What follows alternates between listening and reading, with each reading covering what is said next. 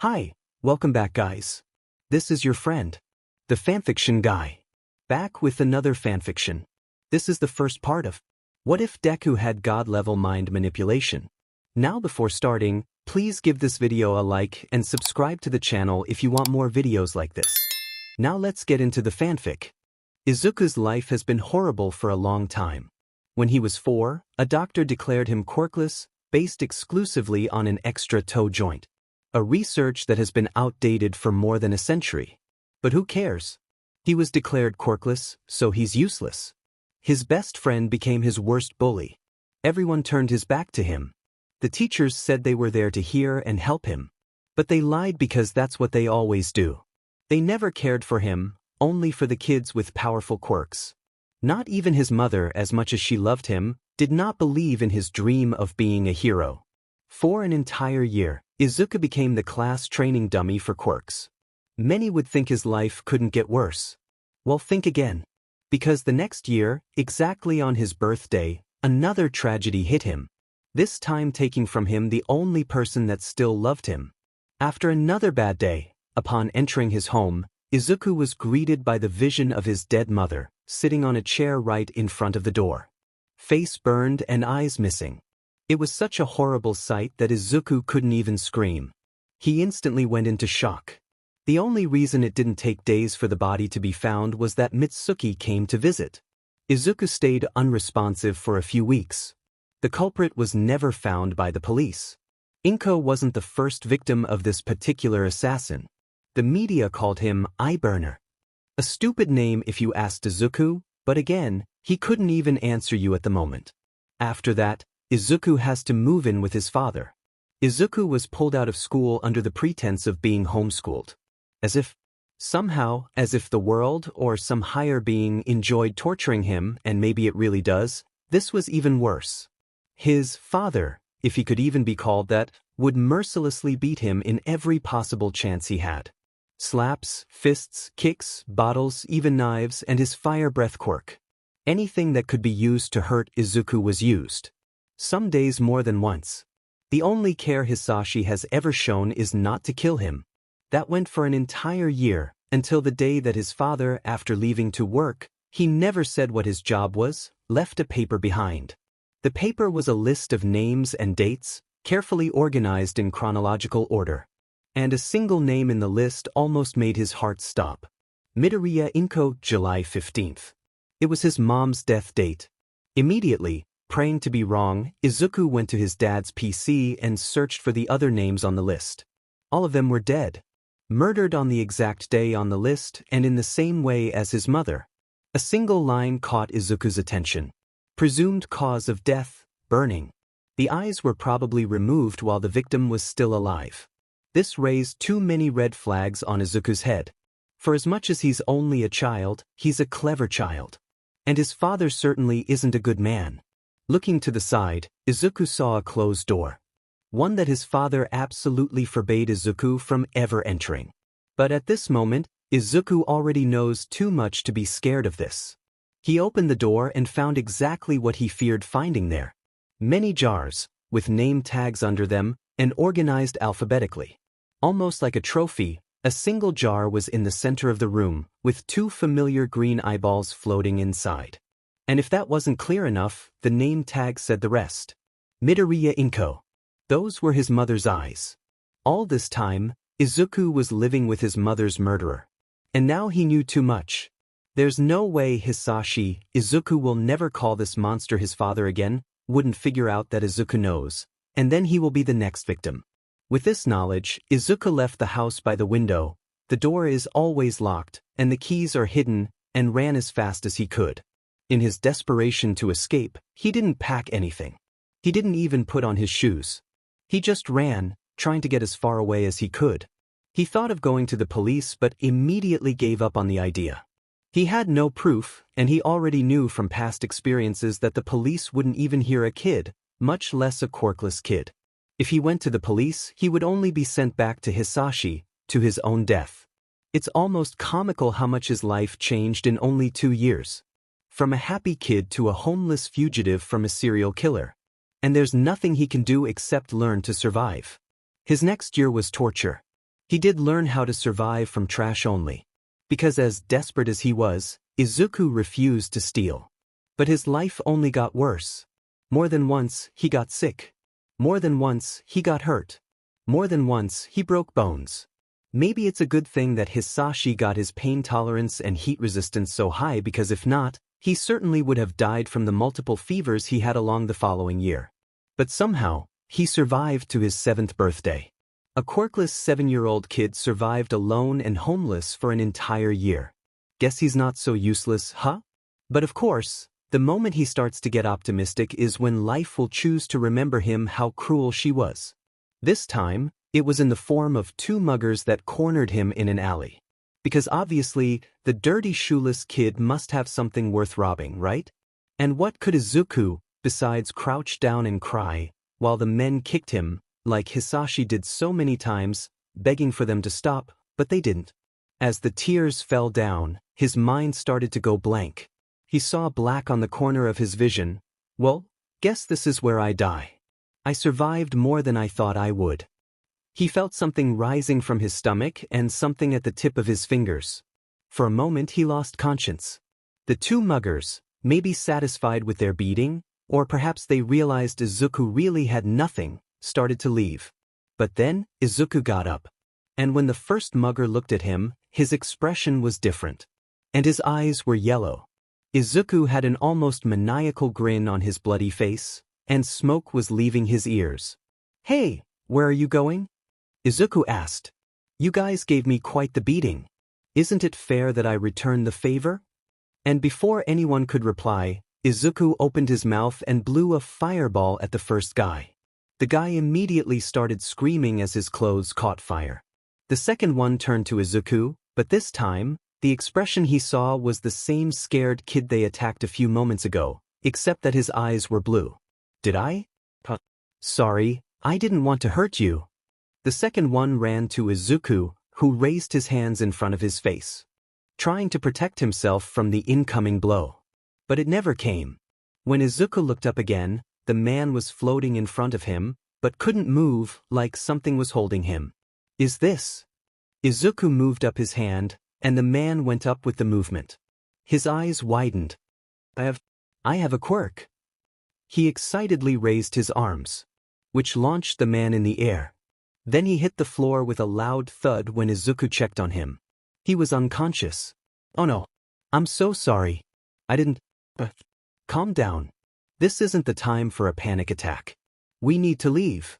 Izuku heard a voice, extremely like his own, saying, "What? Who said that?" Izuku asked, looking around, but there was no one in sight. "In your head? Don't leave first, freak out later. The police will investigate the screaming any second now. Even if it was accidental, this was illegal quirk use. And even if they let us explain, they'll call Hisashi. So, run." The voice urged him, and as scared as Izuku was at the moment, he's even more scared of Hisashi finding him. So Izuku did as the voice said and ran from the alley as fast as possible. "I can question my sanity later." He ran for a good while, looking for somewhere to hide. Thankfully, his time with Hisashi and on the streets made Izuku really silent. Stealth was second nature for him. So no one saw him leaving the alley. About 10 minutes later, Izuku saw the perfect hiding spot. An old bell tower, abandoned and, some say, haunted. No one has come here for years, so as long as Izuku is careful. After entering and making sure that he was indeed alone, he heard the voice again. "Well, that was something. Who are you? And why are you in my head?" Izuku asked between heavy breaths. "Midoriya Izuku, who else could I be?" The voice replied. "What? But I am Midoriya Izuku." Izuku replied indignantly. The voice simply chuckled. "No shit, Sherlock. I thought I was smarter than that." Izuku let out an indignant huff at this. "I'm very smart, okay?" Then he added lower. "Even if everyone says I'm not. Come on, Zoo." Izuku looked up at the nickname. "No one calls me that since..." He felt tears in his eyes and buried his face in his knees. "No, please, don't cry now." The voice said softly. "I'll explain what I gathered, but frankly, this is as confusing for me as it is for you. Okay, but first, Are you really me? Izuku asked, not bothering to look up again. Because this voice obviously isn't a physical person, he can make visual contact to talk. We both are. The voice confirmed. I think we read about this once before. Like a split personality? Izuku replied, struggling with the big word. That's the word. I have a theory.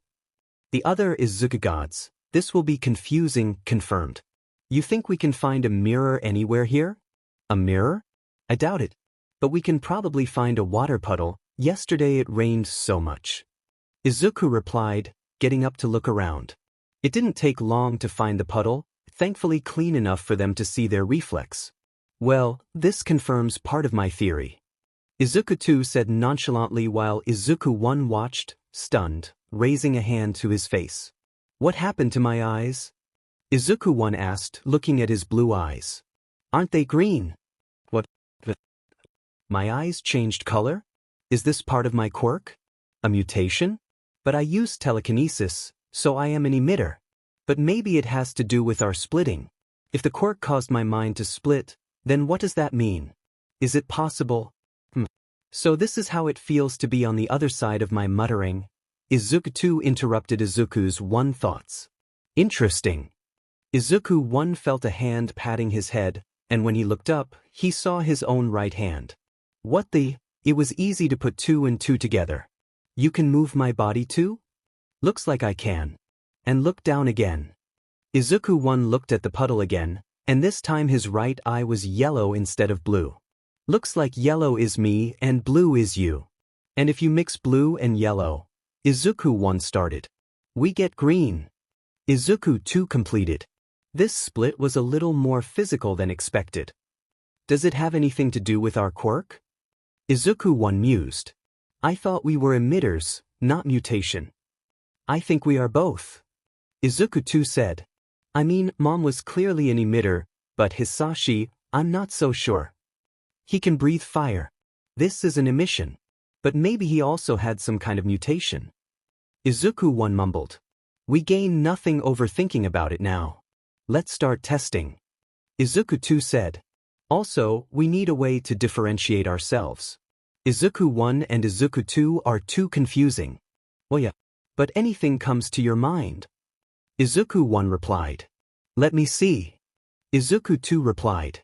For the next few minutes, Izuku 1 could hear the low mumbles on his head. But he wasn't kidding. Being on the other side of my mutterings is really weird. I know. Izuku 2 finally exclaimed. You are Zuku. And I am Kuzu. Zuku and Kuzu? Izuku 1 asked. Really? It's perfect. We are like 2 sides of a coin. So why not just invert our names? Though I will probably keep calling you Zu. Izuku 1 thought for a few seconds. Alright, I like it. He smiled. I know we are kinda the same person. But nice to meet you, Kuzu. Likewise, Zuku. Kuzu replied, and Zuku could hear the smile in his voice. Now, how about we start testing our quirk? I thought I would never suggest it. Zuku said, analysis time. With that, they both moved on to test their limits. Starting with the telekinesis. For starters, as they thought, his quirk was like a better version of his mother's. Pulling things towards him is much easier than moving around. And he's not limited exclusively to small objects. He did launch a grown adult in the air, after all. Also, no matter what they tried, Kuzu couldn't use the telekinesis. Whenever he was in command of the body, it was like the quirk didn't exist. Testing the other side of their quirk had the same results. Kuzu can breathe fire like Hisashi, but he can also let off fire from his nose, ears, and even his eyes. Also, his hair is fireproof. They discovered it after Kuzu ended up with a bonfire in his head for 5 minutes before realizing it, and the rest of his body was really resistant to it. Like Kuzu can't use the telekinesis, Zuku can't use fire. The first round of testing ended around sunset. And with that, they had some idea of what to expect and how to start training. They decided to stay in the bell tower for the time being. That night they talked before going to sleep. Hey Zu. Kuzu started. We have a quirk now. Really have. You think we can be a hero now? Zuku asked expectantly. Maybe. But there's Hisashi. Kuzu replied. Because if it were discovered that Izuku is the son of a villain, they would never be able to be pro-heroes. But now, maybe we don't need to. What do you mean, Kuzu? Zuku asked again. We aren't useless anymore. We can defend ourselves and maybe others, Kuzu replied. And we can catch Hisashi ourselves. You're saying? But that's too dangerous. You know how strong he is. I know. We can't dream of defeating him. Kuzu replied sadly. Not yet, at least. Then what? Oh. Realization finally hit Zuku. Vigilantism. You want us to be vigilantes. That's it. We'll need to train hard. Dominate this quirk. But think about it. Kuzu said excitedly. Imagine the look on his face when we catch him with Mom's quirk. When we burn his face with his own quirk. Zuku thought about it for a few minutes in complete silence. Kuzu would think he was asleep if they weren't sharing a mind, and he couldn't hear every single of Zuku's thoughts. You know what? I'm in. Zuku finally said. We can't be pro-heroes anymore. But we can still be heroes. Great. We start preparing tomorrow. We'll need many things. Kuzu said. Like what? Zuku started. Shoes, for starters. Kuzu pointed, and Zuku looked down to his feet. It's been an entire year since he last wore shoes. There aren't many opportunities to get this kind of thing living on the streets. Especially since his priority is food and water to survive. Some kind of mask too. We need to hide our face. I think we should focus on my telekinesis for now. Zuko said. Until we can get fireproof clothing, we need to be careful with what we have. Good idea. But for now, you should rest, Zu. Kuzu interrupted, seeing how tired Zuku was. I'll keep watch while you sleep. What about you? Zuku asked sleepily. I can sleep later. We can always take turns. Even when you're awake, I can sleep. Kuzu replied. Now go to sleep. If something happens, I promise to wake you up. Good night, Kuzu. Zuku said and then immediately passed out from his exhaustion. With that, the body was fully in Kuzu's control. Kuzu, making sure that Zu wasn't about to wake up anytime soon, got up and started looking around. Glancing one more time at the water puddle, this time both his eyes were yellow. Don't worry, Zu. He whispered to himself. I'll protect you. You won't be ever alone anymore. With that, Kuzu started making his way to the highest part of the bell tower. If anyone tries to hurt Zu again, well, they'll have to get past Kuzu first. Waking up the next day was an experience unlike anything Zuku had ever had in his life. Waking up was as if he had turned on the TV to a program already playing. It was the first time he consciously left Kuzo in charge. His vision was normal, he could see through his own eyes, but his limbs moved by themselves. It's an interesting feeling, to say the least. Especially considering that he had access to all the senses in his body. Kuzo was carrying a stool to the bell tower. Where did he get this from? Good morning, Zu. Kuzu greeted him. How did he know Zuku was awake? Easy. We share your mind, remember? I can hear your every thought, silly. Good morning, Kuzu. Where did you get that from? Zuko asked. From our scavenging site, obviously. So, Dagobah Beach. Makes sense. Really does. It's amazing how many things in good condition they throw on that beach. Entering the bell tower, the place was completely different from last night. There were several trinkets scattered on the floor. Zuko recognized a few things, like old pots and pans and even some clothes. Did you take all of this from the beach? Wow, how long did it take? The entire night. Kuzu shrugged. I went there while you were sleeping. He yawned. Wait, how didn't I wake up with all the movement and noise? Well, I can't say for sure, but I have a theory. Zuko said, putting the stool down. You know how I am controlling our body right now? Yeah. It's a strange feeling. Feeling my body, but not controlling it. You get used to it. Kuzu shrugged and sat down. Anyway, while I'm controlling the body, it's like you are in another part of our mind. While you were asleep, you probably went to a deeper part of our subconscious and disconnected yourself from the external world. With practice, we probably could do this consciously too. He made a motion with his fingers. Or some crap like that too, who knows how our brain really works. You think you could wake me up if something happened? Zuko asked. Probably. Anyway, I left the heavy things to bring here later. We'll need your telekinesis for that. Kuzu yawned again. You should sleep too. If what you said is true, then I can do my things while you sleep too. You read my mind, Zu. Literally. They giggled together. But first, you should start training. Kuzu said. Do you have anything in mind? Zuko asked. It's pretty simple. Can you try using your quirk on yourself? Like lifting yourself in the air? Noticing that he was in command of the body again, Zuko closed his eyes and tried grasping the feeling he had yesterday when he used his quirk. When he felt it in his hands, he tried to direct it to his own body and raised his arms. It took a few minutes, but he felt his feet leaving the floor. It worked. He said excitedly. I did it. Great job, Zu. Kuzu praised. We can test other things later. But for now, you need to get familiar with the feeling. So let's try like this. For the rest of the day, you only move yourself with your quirk. No walking until I wake up, okay? Zuko could see how this would help with his quirk. It made sense for him. It would also help him measure his limits. How long can he keep his quirk active? Alright, let's do this. Zuko nodded. Now, sleep well, Kuzu. Thanks. See you later. A few seconds later, Zuko felt as if something had switched off inside his mind. Before, even if he was quiet, he knew Kuzu was there. And just the same, he knew that at the moment he wasn't. What a strange feeling. We will have to look into this in the future. Zuko mused to himself. He never thought before to make an entry for himself in his hero analysis notebook.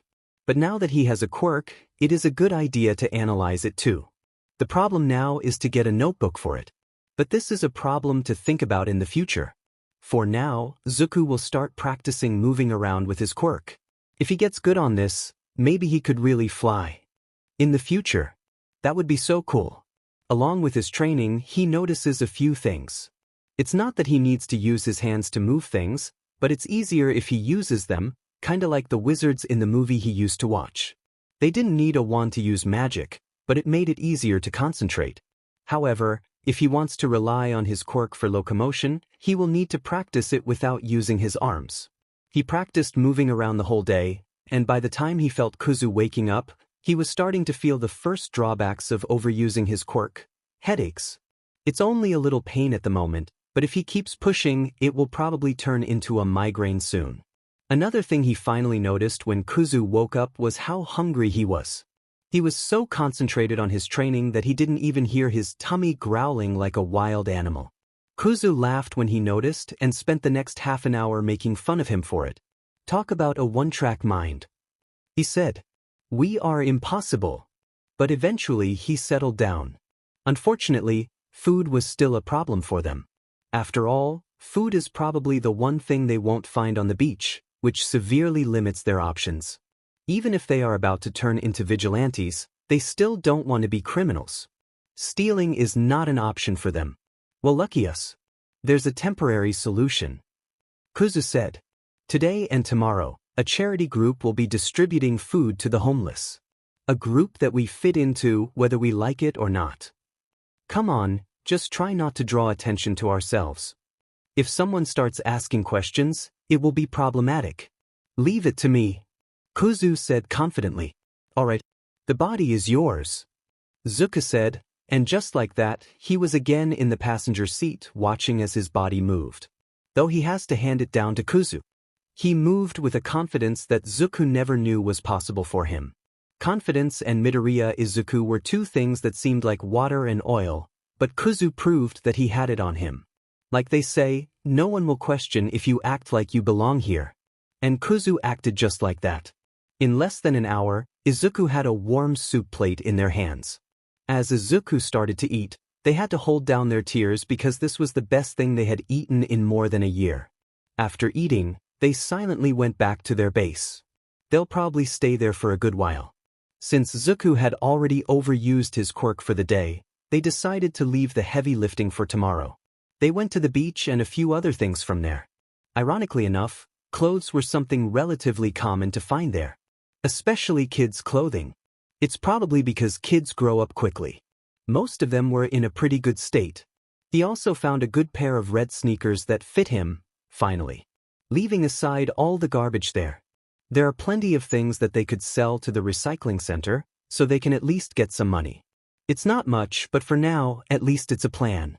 They return to base after mentally separating things into trash, usable, and recyclable. That night, they both end up sleeping at the same time. Although they can rest their minds separately, they still share the same body. It is impossible to escape physical exhaustion. Since they want to keep their base a secret, they choose to go to the beach only in the morning or night. So the next day, while waiting for sunset, they start testing with Kuzu's quirk. They want to use Zuku's telekinesis to bring heavier things to their base, so Zuku won't use his quirk until night. This will also be an excellent opportunity to see how his quirk works on bigger and heavier things. As for Kuzu, his quirk is kinda straightforward. He can breathe fire like Hisashi, but there's more. Apparently, he can create fire from any part of his body, but any part that's not his mouth, nose, ears, or eyes lacks a way to move the fire in a burst. So he can set his hands on fire, but he cannot shoot the flames. This does not mean that it is useless, far from it. As soon as Zuku saw the fire, he began one of his muttering sessions. The flames cannot be thrown by his hands, but he can set fire to any part of the body. Perhaps he can use this in conjunction with punches and kicks to add destructive power. In conjunction with the fire breathing would make him an excellent mid-range fighter. Also, he can set his hair on fire, his whole head actually, which would be great for intimidation. Could he control the temperature? What if I used my telekinesis to control the flames? Are we completely immune to fire, or do we still get burned if it gets too hot? This must be the longest muttering session that no one interrupted. But Kuzu was just as excited as Zuku to test these theories, so of course, he wouldn't interrupt. The first thing he concentrates on is the heat. He thinks about the hottest thing he could. And immediately, he remembers a certain blonde with spiked hair and explosions. Despite not being his intention, he gets a bit angry at the memory. Wow, look, Kuzu! Zuku calls him, and when Kuzu looks at his hand, the flame had a green color. It didn't hurt him, but Kuzu could see it was hotter than usual. Then the fire went back to the normal color. What did you do? I thought about hot things. And Katsuki came to my mind. Kuzu had to explain, because although they share thoughts, they need to pay attention to hear them, and Zuku was muttering until a few seconds ago. It made me angry. So maybe it's related to your emotions? Zuku mused. Let's try again. This time Kuzu thought back to his old school, all the kids ridiculing him for being quirkless, many physically beating him up, and the teachers standing there doing nothing, some even humiliating him too. His anger this time was obvious, and his yellowish flames almost turning red reflected this. I guess you're right, Zu, Kuzu said, looking mesmerized at the flames in his hand. It still didn't burn him, but he was starting to feel it. If he holds it for too long, he'll probably get some first-degree burns. But how farther could it go? Unconsciously, Kuzu thought of Hisashi. With that came to his memory, the vision of his dead mother in that chair and her eyes floating in that pot. Kuzu, stop. He heard Zuku calling him, almost crying. When he looked down, the flames in his hands were a bright blue, but it was flickering into a deep purple color. It's hurting. Hearing this made his anger instantly disappear and be replaced by concern. Sheet. As soon as the flame returned to normal, he shook his hand, putting out the fire. Zu. I'm fine, Zuku said, but Kuzu could hear the tears in his words. Inspecting his hands, they were burned, not too unlike Hisashi's burns. This was at least a second-degree burn. Zuku's tears were probably more related to the memory than pain. Still, Kuzu felt bad for causing it. The silver lining is that he was testing the fire in his left hand, so they didn't hurt their main hand. Sorry, Zu, Kuzu said. Blue flames and higher are too much for us, Zuku said after calming down. Let's try to keep the anger in check. It will be best, Kuzu agreed. After that, They tore up one of the clean clothes they managed to get and used it to wrap the wound. They did some more tests on the quirk, but most of them will have to be left for when they can try somewhere where they won't cause a fire in the entire quarter. After they get anything useful, they could probably use the beach for that. When the sun finally set, they went to the beach and started to work. As it turns out, Izuku's telekinesis is strong enough to lift most of the furniture on the beach, but not too many things at once. They'll have to train more for that. They carry an old but still good coach, a mattress, cabinets. They also get an old stove that looks like it can be repaired, among other things. It takes them a few trips to carry everything, but by the end of it all, the place is finally starting to feel like home. Izuku feels a kind of pride thinking about it. Maybe things are finally starting to look up for them. During the following weeks, they focus on various things. For starters, Izuku wants to keep studying. It is not too difficult to find a library with internet access where he could study online. The hard part was convincing the person in charge of the library why an 8-year-old child was going to the library alone. Kuzu tells a rehearsed sob story about how Izuku lost his parents in a villain attack, partially true, thank you very much, and Izuku was sent to foster care. However, his caretakers were horrible and abusive, so he ran away, but he still wanted to continue studying. By the end of the story, the librarian, a kind middle-aged lady, was crying fat tears. She ended up offering Izuku a part-time job.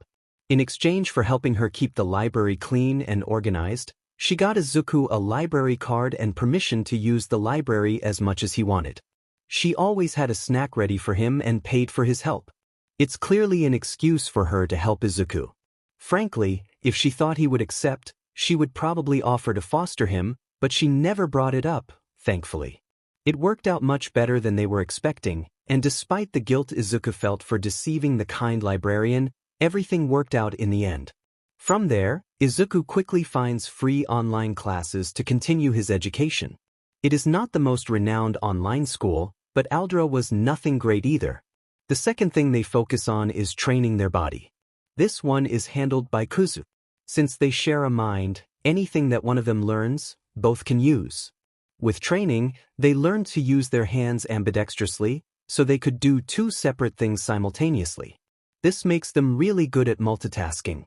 For them, a pretty normal thing is Kuzu working out with a book, notebook and pens floating in front of his face, while Izuku studies. And last but not least, training their quirks. Because as serious as they are about being vigilantes, they are not idiots. To try to fight with a newly acquired quirk is to ask for death, either from them or from others. It is only a few months later, with an improvised disguise, a skull mask that they bought cheaply at a costume store, and a lot of nervousness, that they go out on their first patrol. It was a simple patrol night, nothing weird. It was strangely peaceful, to be honest, but it's not like he never had calm nights. Maybe I can finish earlier today and go home take a nap. But then he got a call from Tsukachi. Spoke too soon. Sighing, he answered the call, not that he didn't know what it was about. Tsukachi only calls for 2 things. So either everyone is dying or Eraserhead. It's them again. Yup, just as he thought. Where it is this time. And how many? Shouta asked calmly. I'm sending the location. It's about 5 minutes from where you are. Tsukachi replied, and a few seconds later, he received the location. 7 muggers, all tied in chains and hanging from the wall, no burnings this time. Well, what do you know? On my way. With that, Shouta hung up the call and started running. Poltergeist and Ifrit, a famous vigilante duo from these parts that Shouta is infuriatingly familiar with.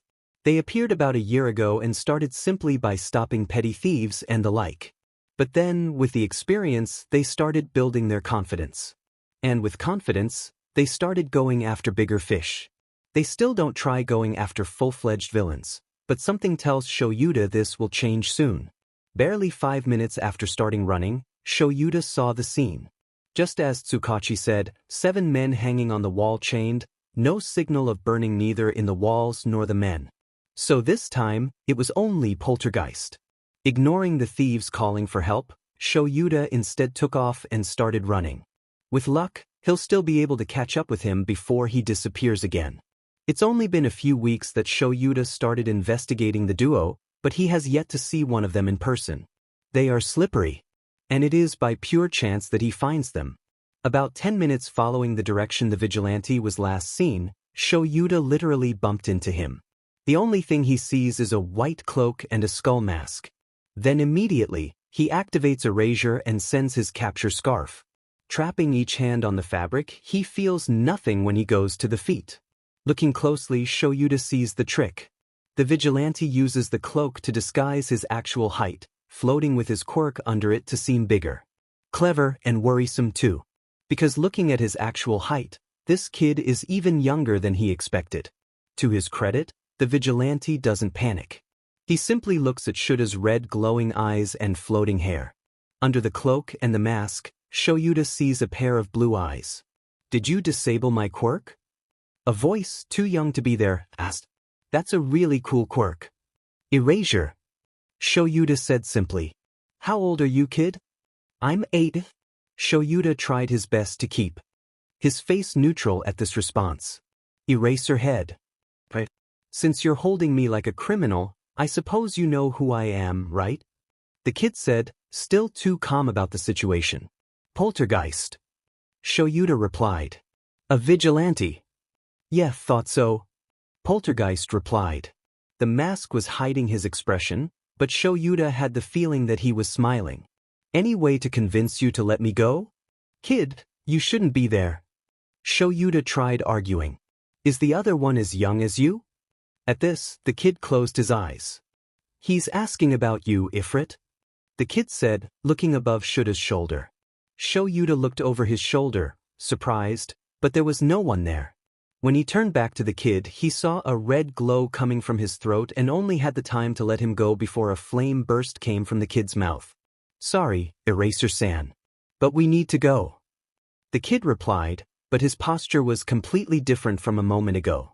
Shouta tried activating Erasure again, but the kid took off his cloak and shoved it on Shouta's face before running away. When Shouta freed himself from the fabric, the only trail the kid left was a burning skull mask on the floor. The kid probably flew away. Shouta could catch him if he wanted. But with a kid this young, this will be a bad idea.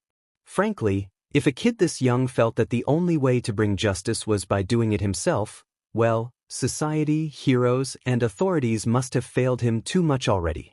This case just went from slightly troublesome to a complete headache. But after this night, there's no way Shouta will let anyone else take over this case. On the other hand, Shouta caught Poltergeist, the first vigilante, who was supposed to have a telekinesis quirk. But then he breathed fire on Shouta's face, and before he shoved his cloak on Shouta's face, Shouta is sure he saw yellow eyes behind the kid's mask, but the kid's eyes were blue. His posture was also completely different. There is also what the kid said. "We need to go." He said we, not I, like there was more than one person. Looks like they are looking at this case from the wrong angle. Maybe Ifrit and Poltergeist are the same person after all. People with dual quirks are not something unheard of. But why the distinction? Looking at the cloak on his hand, Shouta quickly recognized it. It belonged to an arsonist that was caught a few weeks ago. Every witness said that the man used a cloak like that, but he wasn't wearing it when he was caught. The one who caught the incendiary was Ifrit. It seems he decided to keep the cloak as a souvenir. The cloak is fireproof. The fact that Poltergeist was wearing a fireproof cape further reinforces that the two are the same. But still, Shouta will have to further investigate it. And maybe he could give the cloak back to the kid. It's not like he had any use to a fireproof cloak. As they flew away from the pro-hero, Izuku made sure to take as many detours as he could before going back home, just to make sure they weren't being followed. But as soon as they were certain they weren't, Kuzu started complaining. "Diamenet. I loved that cloak." He started saying. "Who was that hobo? I never heard of a pro-hero like him. He must be underground. It's pretty hard to find info on them after all." Zuko chimed in. "You must be right." Kuzu relented. "But where will I get another fireproof cloak now? Maybe he'll give it back to us?" Zuko tried. "Why would he do that?" Kuzu replied. "If we see him again, I doubt we'll escape as easily." "I don't know, Kuzu. I think he let us go today. It sure is weird. Kuzu sighed. If he wanted to catch us, I'm sure he could. But why not? He seemed quite surprised when I said my age. So amused. Maybe he didn't want to arrest a kid. It must be the case. Kuzu replied. What else could be? He wants to help us. A few seconds of silence stretched, then they started laughing. Fat chance. Izuku said, trying to control his laughter. An adult wanting to help us, you're a comedian, Kuzu. I know, right? Kuzu was in no better situation.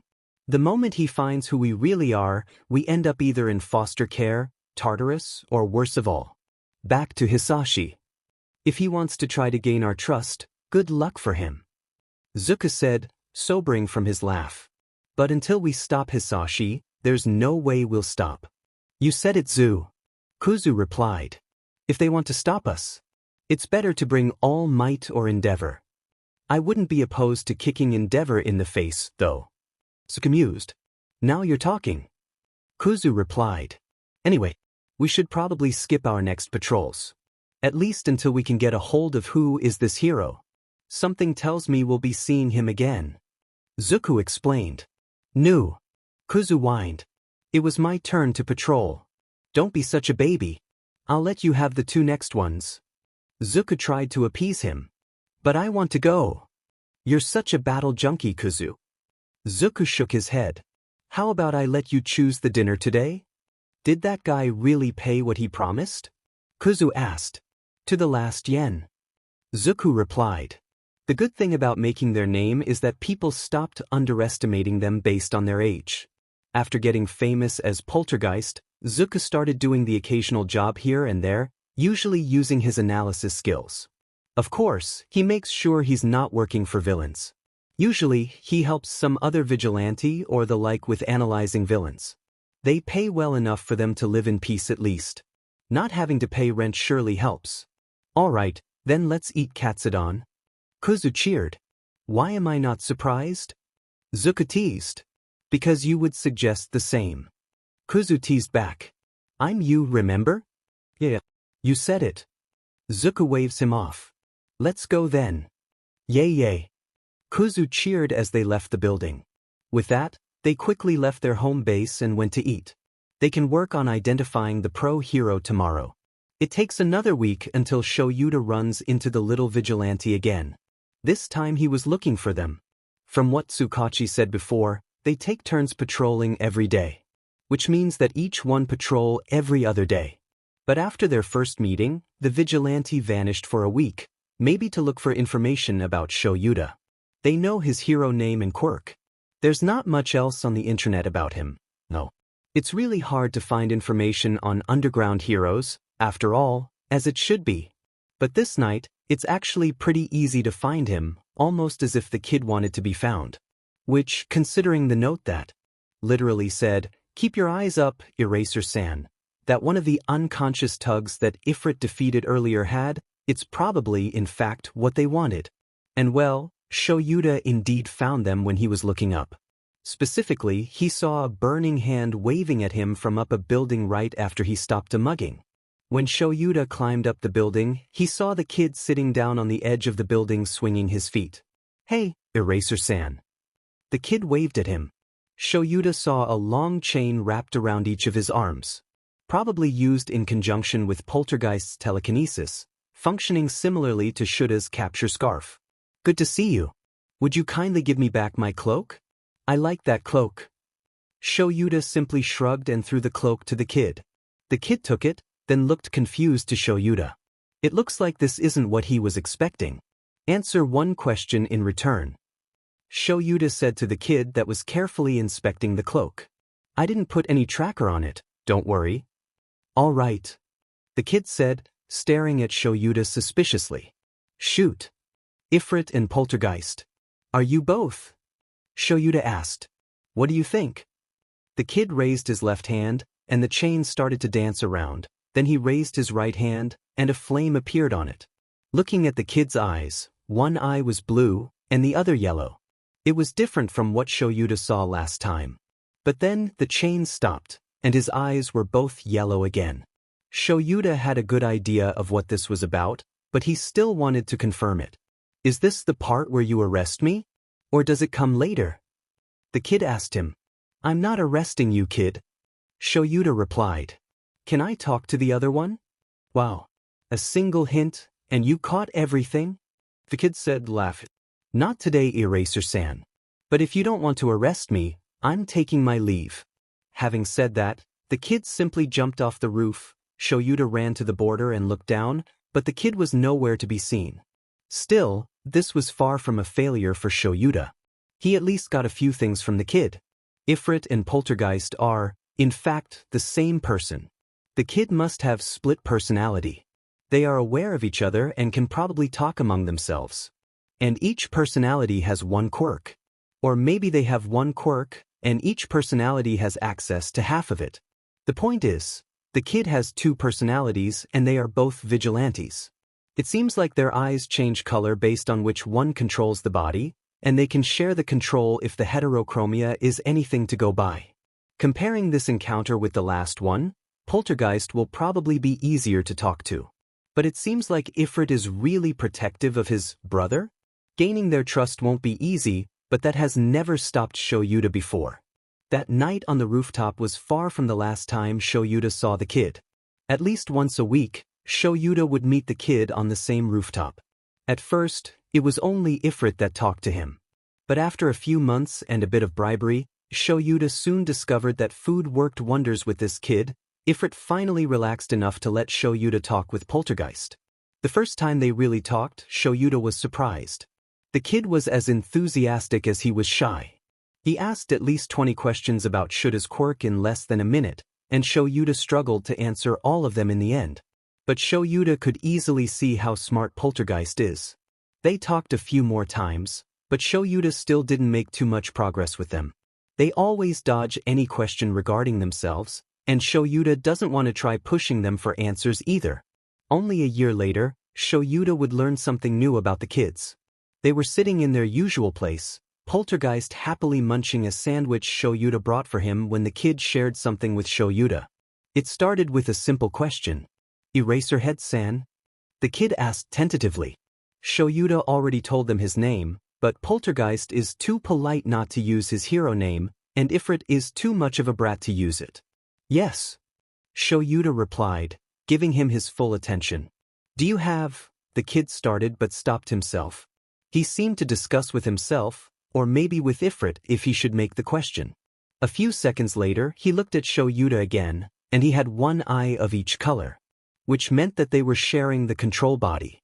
They only did that when they were fighting or wanted to both take part in a talk. Eye burner. He continued. His curt tone made it clear that this was Ifrit talking. Do you know anything about him? At that, Shouta raised an eyebrow.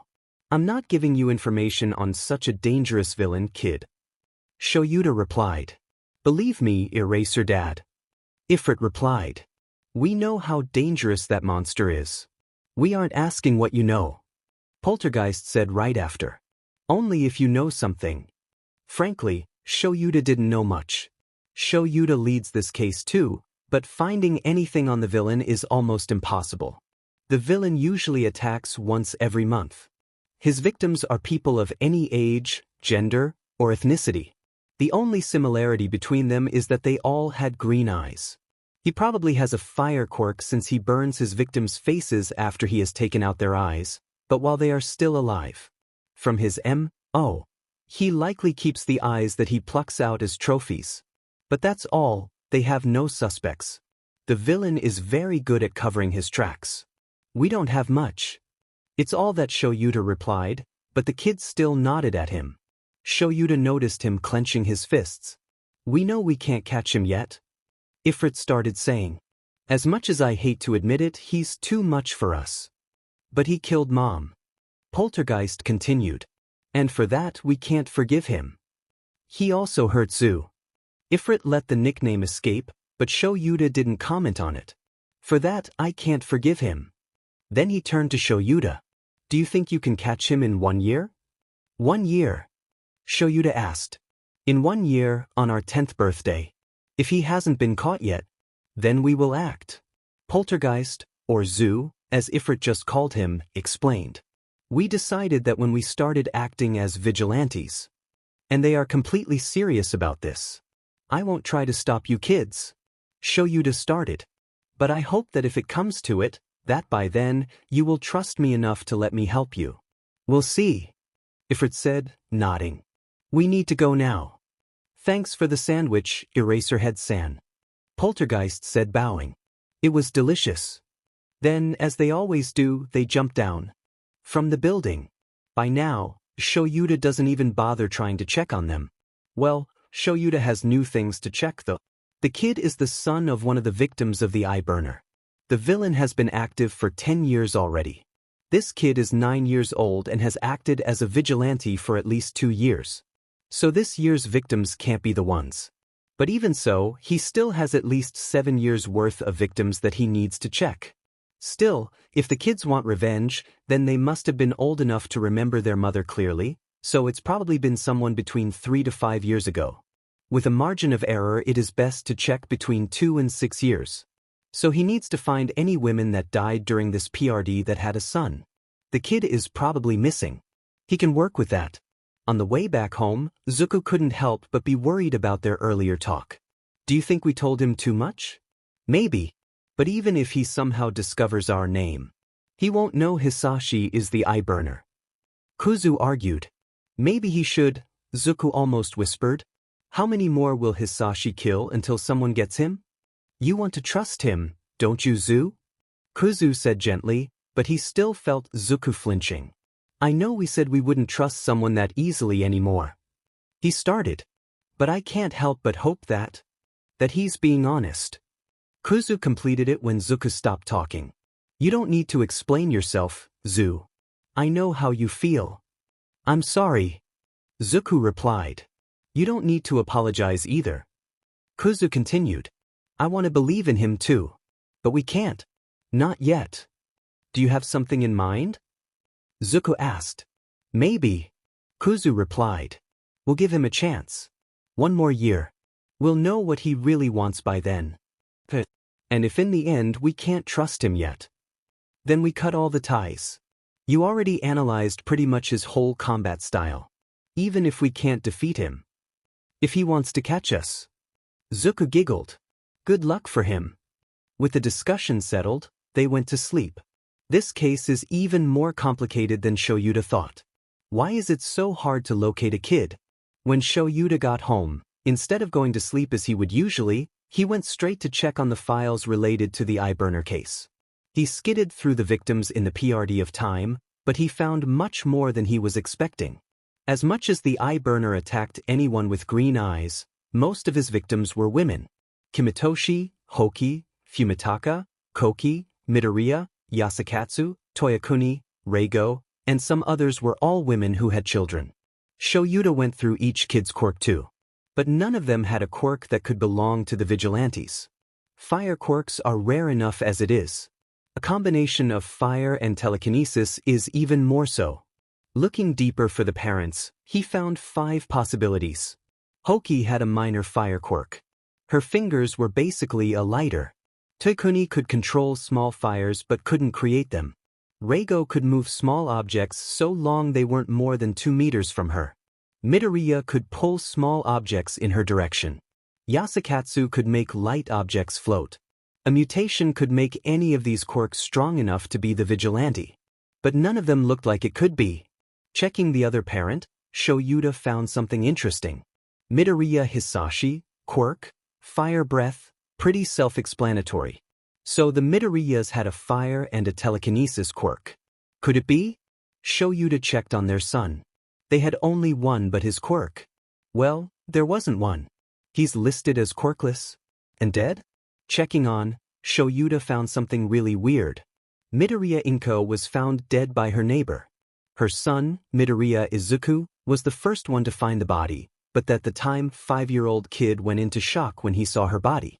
After that, he lived with his father and disappeared from the map. It said that the kid was homeschooled. But then, 1 year later, a fire happened in their home. It says that the father wasn't at home at the moment, and no one knows what caused it. But a single body was found, too burnt to be recognized, but judging by the size, It was declared Midroriya Izuku. After that, the father moved to another house. There's something strange with this case. Shouta's guts are screaming at him. The Midoriyas are, at the moment, Shouta's best lead, both for the vigilante and the eye burner. Still, Shouta will focus for now on building trust with the kid. Hopefully, 2 years are enough for the kid to tell him the truth. In early July, a year after the conversation about the eye burner, Shouta knew his time was running out, but he still didn't have enough to know who the serial killer really was. His investigations into the Midoriyas did not bear much fruit either. Without a valid reason, Shouta cannot reopen the investigation into the child's death. And unfortunately, there is not a single mark on Hisashi's name to justify an investigation. Shouta has not yet confirmed with the problem child, but he is 90% sure that the little vigilante is Midroriya Izuku. Probably stress and trauma caused a forced manifestation of his quirk. The personality disorder likely has the same cause. The point is Shouta will meet the kid today as usual, and he is debating with himself whether he should bring up the case. To his misfortune, the kid beat him to it. "Hey, Eraser." "Oh great, Ifrit is always harder to talk to. It's like Shouta is always walking on eggshells with him. I can hear the gears on your head from the other building. What's on your mind?" "You," Shouta replied before thinking. "Me? Poltergeist?" "Both," Ifrit asked, smirking. "Both," Shouta replied. The absence of his usual sarcastic remark made Ifrit drop his smirk, realizing it must be serious. Shouta sighed before continuing. "You know, my offer still stands. I meant what I said." "I'm sure you meant." Ifrit sighed, closing his eyes. "But still." Shouta already brought this up a few times. The offer to adopt the kid. The first time he offered, Ifrit laughed as if it was the funniest thing he had ever heard in his life. Shouta simply dropped it at the time. But after the third offer, he knew Shouta was serious. To Shouta's surprise, the one who denied it was Poltergeist. Putting in the kid's words, "You don't know who we are. If you knew it, I'm sure you wouldn't want us." Shouta tried many times to assure the kid he didn't care who the kid was, but it was useless. Shouta still brought the offer a few times, but the kid never accepted. A few more days. 2 weeks at most. Poltergeist snapped Shouta of his thoughts. "After that, if you still accept us." Shouta didn't need an explanation to know what the kid was talking about. It was time for the kid's plan. He'll go after the eye burner. "Problem child," Shouta called softly. "As I said before, I won't stop you. But would this help your investigation?" The kid interrupted Shouta, pulling a portable camera from under his cloak. "We've been debating it and we want you to have it." Shouta took the camera and started looking through it. The first image was of a house. The second one had a focus on the house number. The third one had the street name.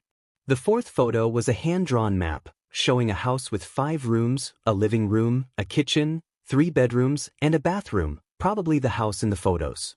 The fifth image was inside the house. It looked like a perfectly normal house.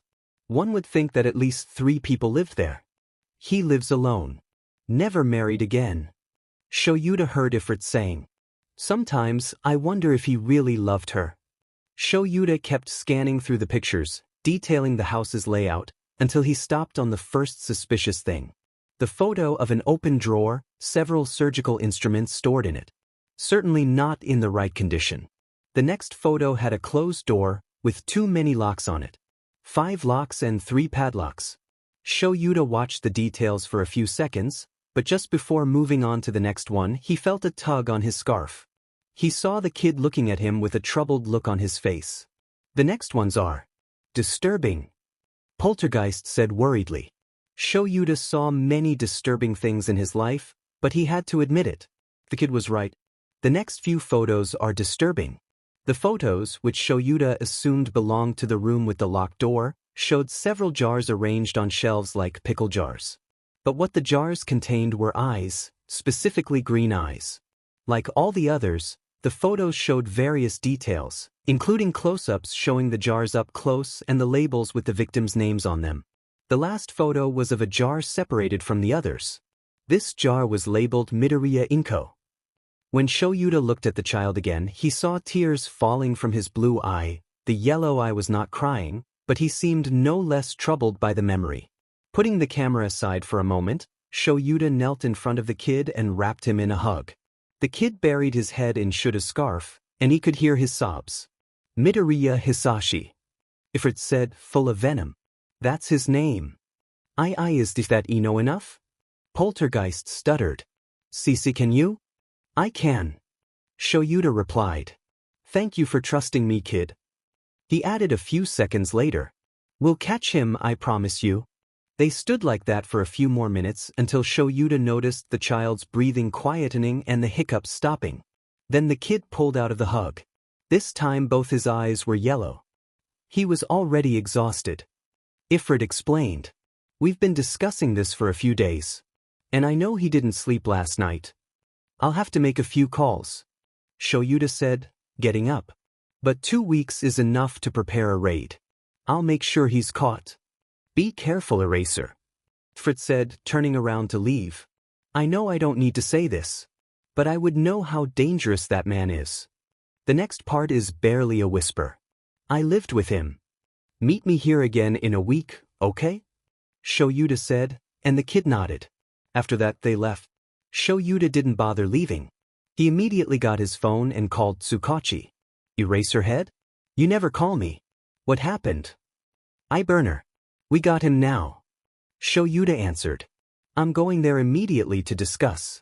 But I have in my hands more than enough proofs of his identity. You what? Tsukachi replied. Shoyuta is sure the man just spat his coffee. All right, I'll be waiting, don't bother knocking. The door will be unlocked. With that, Shoyuta hung up and went straight to the police station. When asked about his sources, Shoyuta simply said he had found a new informant. Tsukachi, who was already involved in the case and knew about Shuta's relationship with the vigilantes, did not question. The evidence was all there and clearly not edited footage. After much discussion, a few phone calls, and a week to prepare everything, a small team was assembled consisting of Eraserhead, 3 other underground heroes, Tsukachi, and some policemen. A small support team has also been set up to evacuate the neighbors if Hisashi tries to start a fire to use as a smokescreen. The raid's objective was simple: surround the house and apprehend Midoriya Hisashi. With everything decided, the date for the attack was set for July 15th. The day before the attack, Shoyuta met with the child once again. He handed a tracker to the child. All he had to do was press the button on it, and Shoyuta would automatically receive the location. He also made the vigilantes promise not to try to participate in the attack. And after all the preparation, the day of the attack finally arrived. On the night of July 15th, Midoriya Hisashi's house was surrounded. The attack began without any problems. The first squad, led by Eraserhead, efficiently broke down the front door and stormed in. The house's layout seemed to be exactly like the map the kid made. But no one inside. Eraserhead went for the first room while another hero checked the kitchen. Clear, he said after checking it. Clear. Another one yelled.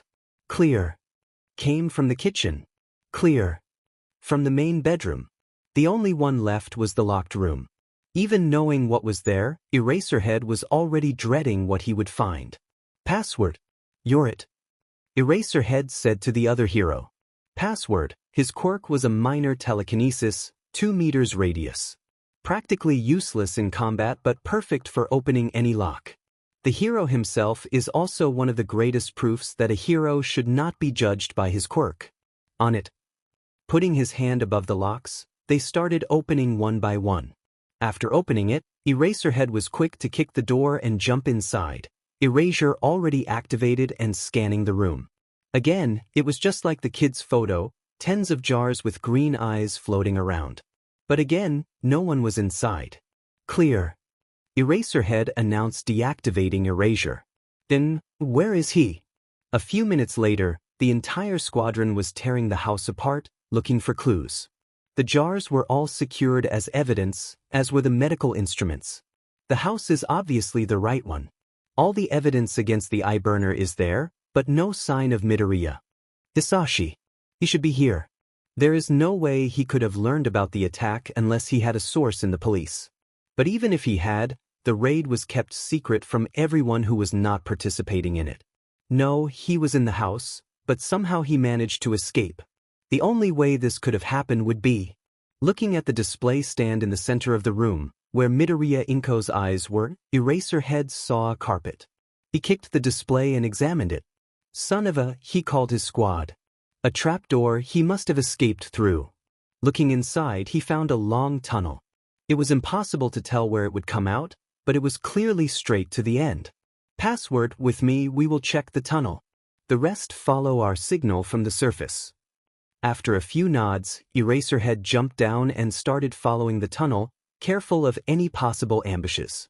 About, probably, halfway through the tunnel, Eraserhead received another signal, but this one wasn't from anyone on his squad, and he knew exactly who it was from. Diamenet. Let's hurry. Eraserhead yelled and started running. Password followed him in shock. He had never seen Eraserhead lose his composure like this. But how could Shouta not lose his composure? Because this signal came from the tracker, Shouta left with the kid. And receiving this signal today can only mean a single thing. The kid, his kid, is facing the eye burner and probably alone against him. Shouta never ran that fast in all his life. Izuku is many things. Vigilante, trouble magnet, trauma box, walking museum of scars, to name a few. However, a liar is not one of them. So when they promised his dad Eraserhead that they would not try to participate in the attack on Hisashi's house, they did indeed keep their promise. However, there was no way they wouldn't watch closely. Eraserhead probably knew that, so he didn't make them promise to stay away, just not to participate. When the attack started, Izuku was there watching everything while hiding nearby. However, after a few minutes, when there was no sign of conflict, Kuzu began to get a bad feeling. Until everything clicked. There is no way Hisashi never prepared for a situation like that. The house probably had a hidden escape route prepared. The only thing that stopped Izuku from having a breakdown right there, because how could he have let something so simple go by, this way Hisashi will run away again, and it's his fault, was Kuzu already starting to run behind the house, still careful to stay away from the police and heroes nearby. Surprisingly, it was not that difficult to find the traces of an underground passage. If they had been looking for it, the heroes would probably have found it by now. Looking at the direction of the trail, Izuku deduced that it would lead to the construction site a few blocks away and immediately began to fly there, praying that he was right because if not, Hisashi would surely have escaped. Izuku arrived at the place just in time to notice something moving on the ground and hide. They saw a hidden trapdoor open, and a very familiar figure came out from inside. Midoriya Hisashi. The man in question got out of the trapdoor, closed it, and covered it with some cement bags, then dusted himself and started walking away. Well, it's all or nothing now. Izuku and Kuzu have spent 3 years waiting for the day when they would meet this man again. And now is the time. Justice, revenge.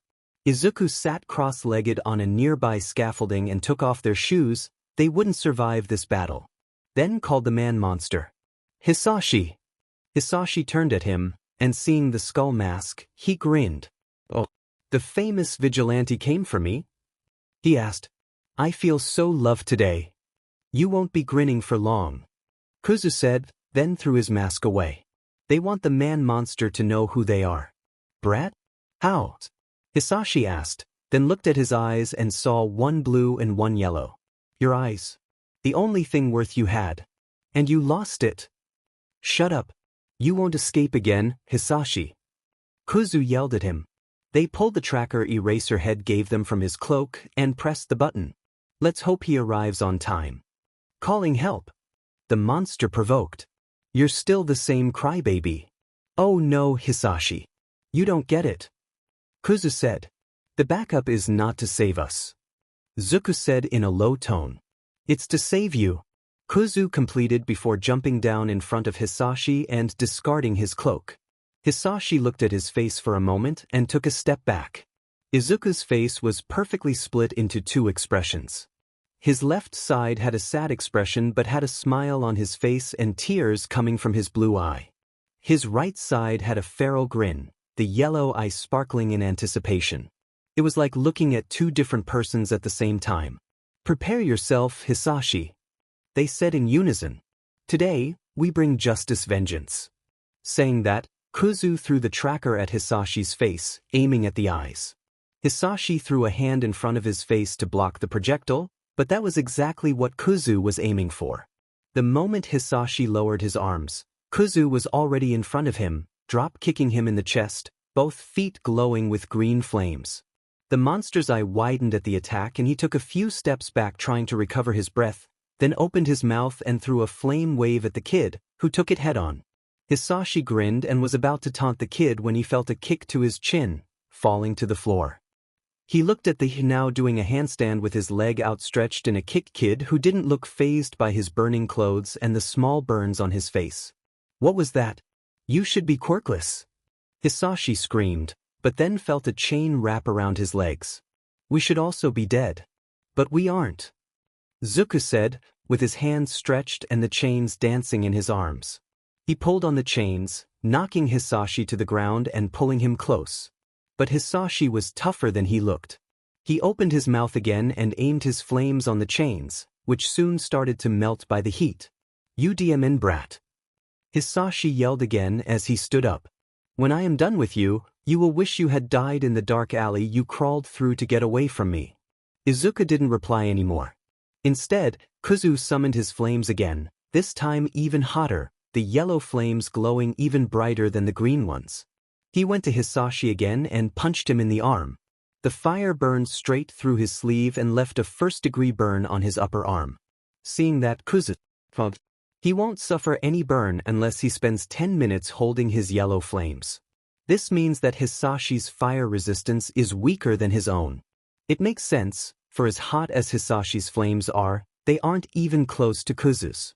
Let's up the heat a bit more.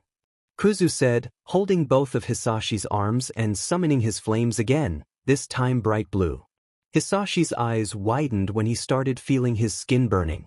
So, Hisashi, how does it feel to be burned? Then he opened his mouth and breathed just as bright blue fire wave on the man's face, who started screaming in pain. What's the problem? Didn't you do the same to Mom? He asked, throwing another punch in his chin. Then, Izuku held him with his telekinesis and threw him up before flying after him. This is Mom's quirk. Izuku said, looking the monster in the eyes. He held Hisashi in place, keeping his mouth shut. I couldn't have asked for a better quirk. Then he dropped Hisashi, looking at his hands, then at the man falling to the ground again. Izuku started remembering everything the man did to him. Kuzu felt his anger spiking. Izuku felt only sadness for what the man had become. But both emotions were at their maximum. Looking at his right hand, Kuzu called on his flames once more. This time, they were a bright purple. This has already gone too far. Kuzu said and heard Izuku humming in agreement. Alright, let's put an end to this. Then Izuku let go of his telekinesis, and they dropped after Hisashi, already aiming their knees at his chest. Shouta found another trapdoor at the end of the tunnel, no doubt leading out. He tried opening it, but there was something heavy holding it down. Minute, Shouta doesn't have time to waste with this. The kid, his kid, is facing a villain and serial killer right at this moment. Shouta needs to get there before it's too late. Shouta started punching the door, but it didn't budge. What the heck is holding this thing? Minute, why doesn't Shouta carry explosives with him? He heard a panting sound behind him. That's right, password is with him. He's a professional at that. Explosives. Do you have it? He asked. The hero gave him a skeptical look. Hurry up. I need to get up there now. This was enough to convince the other hero, who gave Shouta a small stick explosive cluster and a detonator. Shouta didn't waste any time sticking it to the trapdoor, and taking a few steps back, less than he should, he pressed the detonator. As soon as moonlight came through a cloud of dust, Shouta climbed out of the tunnel, leaving a coughing password behind him. Leaving the tunnel, Shouta immediately started looking for the kid. Poltergeist. Ifrit. He started screaming for them. Where are you, kid? Shouta was searching frantically when he saw a shadow right above him. He saw someone falling when he looked up and barely had time to dodge. When he looked at the man on the floor, his eyes widened. This was Midoriya Hisashi. He was completely beaten and full of burnings. He probably had broken bones, if not from the fight, from the fall he just took. The man looked at Shouta and raised his hand. Help M-. Hisashi didn't have time to finish his sentence before someone landed on his stomach with both knees. Shouta had to hide his face from the impact, but when he looked he saw a mop of green hair, a face covered in freckles, upper chest exposed because of his burnt clothes, but besides that, the kid only had minor burns in his body. Shouta's eyes lingered on the many scars on the kid's chest for a moment but then looked up and saw a teary blue and an angry yellow eye. There's no doubt about who the kid is. This is Ifrit and Poltergeist. Midroriya Izuku. The kid grabbed the man by the collar of his shirt and brought his face closer, then he raised his right hand, which was glowing a bright purple from his flames, and started bringing it down to the man's face. Kid, Shouta said, and the kid's hand stopped just an inch from the man's face. The kid looked up and saw Shouta, then looked once more at the man's face, then at his hands, and dropped the man back to the floor. The man hit his head on the floor with a loud thud. Hisashi wasn't conscious anymore. The purple glow on the kid's hand slowly dimmed. Eraserhead-san. He heard the kid's voice as the kid looked at him again. He didn't look sad or angry anymore, only lost. Does he deserve to live? Poltergeist asked him. He looked at the man one more time and brought his left arm above his eyes. After everything he did, why shouldn't I pluck his eyes out as he did to Mom? Then the kid grabbed his collar again and brought him closer. Shouta saw a purple glow on his throat as he started talking again. Shouta-san. Ifrit said. Why shouldn't I burn him alive as he did to Mom? As he did so many times to Zu? Then the kid looked Shouta in the eyes and asked. Why, Dad? Why does this man get to live but not Mom? And this question almost broke Shouta's heart. How was he supposed to answer this? Shouta's answer will be what decides if this kid will dirt his hands with blood or not. Does Hisashi deserve to live? Frankly, probably not. And even if he does live, the man will be forever locked in Tartarus. But this kid, his kid, shouldn't have this monster's blood on his hands. Izuku, Shouta said, and the kid looked at him in shock, then brought a hand to his face, apparently remembering that he wasn't wearing a mask. Maybe this man deserves to die. Maybe he doesn't. But one thing you can be certain of. I won't love any less regardless of your decision. And these must have been the right words because the kid drops the man again and jumps at Shouta, hugging him and sobbing uncontrollably. When the rest of the squad arrived, Shouta simply gestured to the unconscious man on the floor and asked for an ambulance to check on the kid. Shouta can see the kid has at least a third-degree burn on his right hand, but he might have other wounds. When Zuku woke up, the first thing he felt was the pain in his right hand. He looked down and saw it wrapped in bandages. Right, he used his purple flames against Hisashi. No matter how resistant he is against fire, flames that hot are bound to hurt him. He wondered how bad it looked. He tried moving his left hand to brush the bandages but felt a tug on his wrist. When he looked down, he was cuffed to the bed. We've been cuffed since we got transferred to this room. He heard Shouta almost punched the policeman when he heard it. This brought a smile to Zuku's face. I guess this is better than waking up on Tartarus. Right? Zuku said, shrugging. Where is Aizawa-san? He left a few minutes ago, saying something like. Kuzu cleared his throat and took a deeper voice. This is completely illogical. This is a kid, not a criminal. Someone will lose their job. Zuku giggled. He was about to reply when he heard someone approaching. Let me deal with them. Zuku nodded and closed his eyes, passing control of the body to Kuzu. When he opened his eyes again, both were yellow. The door opened a few seconds later, and a furious duo of Tsukachi and Eraserhead entered, followed by another policeman. What are you waiting for? Shouta asked. Uncuff the kid. The policeman turned to Tsukachi with an uncertain expression, but the detective just gave him a glare. Are you deaf? Uncuff the kid and leave. Tsukachi said angrily. The policeman nodded and immediately went to uncuff Izuku. Then he took the cuffs and left the room, ensuring to avoid both Tsukachi and Shouta's glares. Kuzu saw a small bruise on his wrist and tried to massage it with his right hand, but his fingers were immobilized by the bands. He frowned for a second and gave up on trying. When he dropped his arm back, he felt a hand gently rubbing his wrist, and when he looked, he saw Shouta sitting next to his bed, looking at him with a worried expression.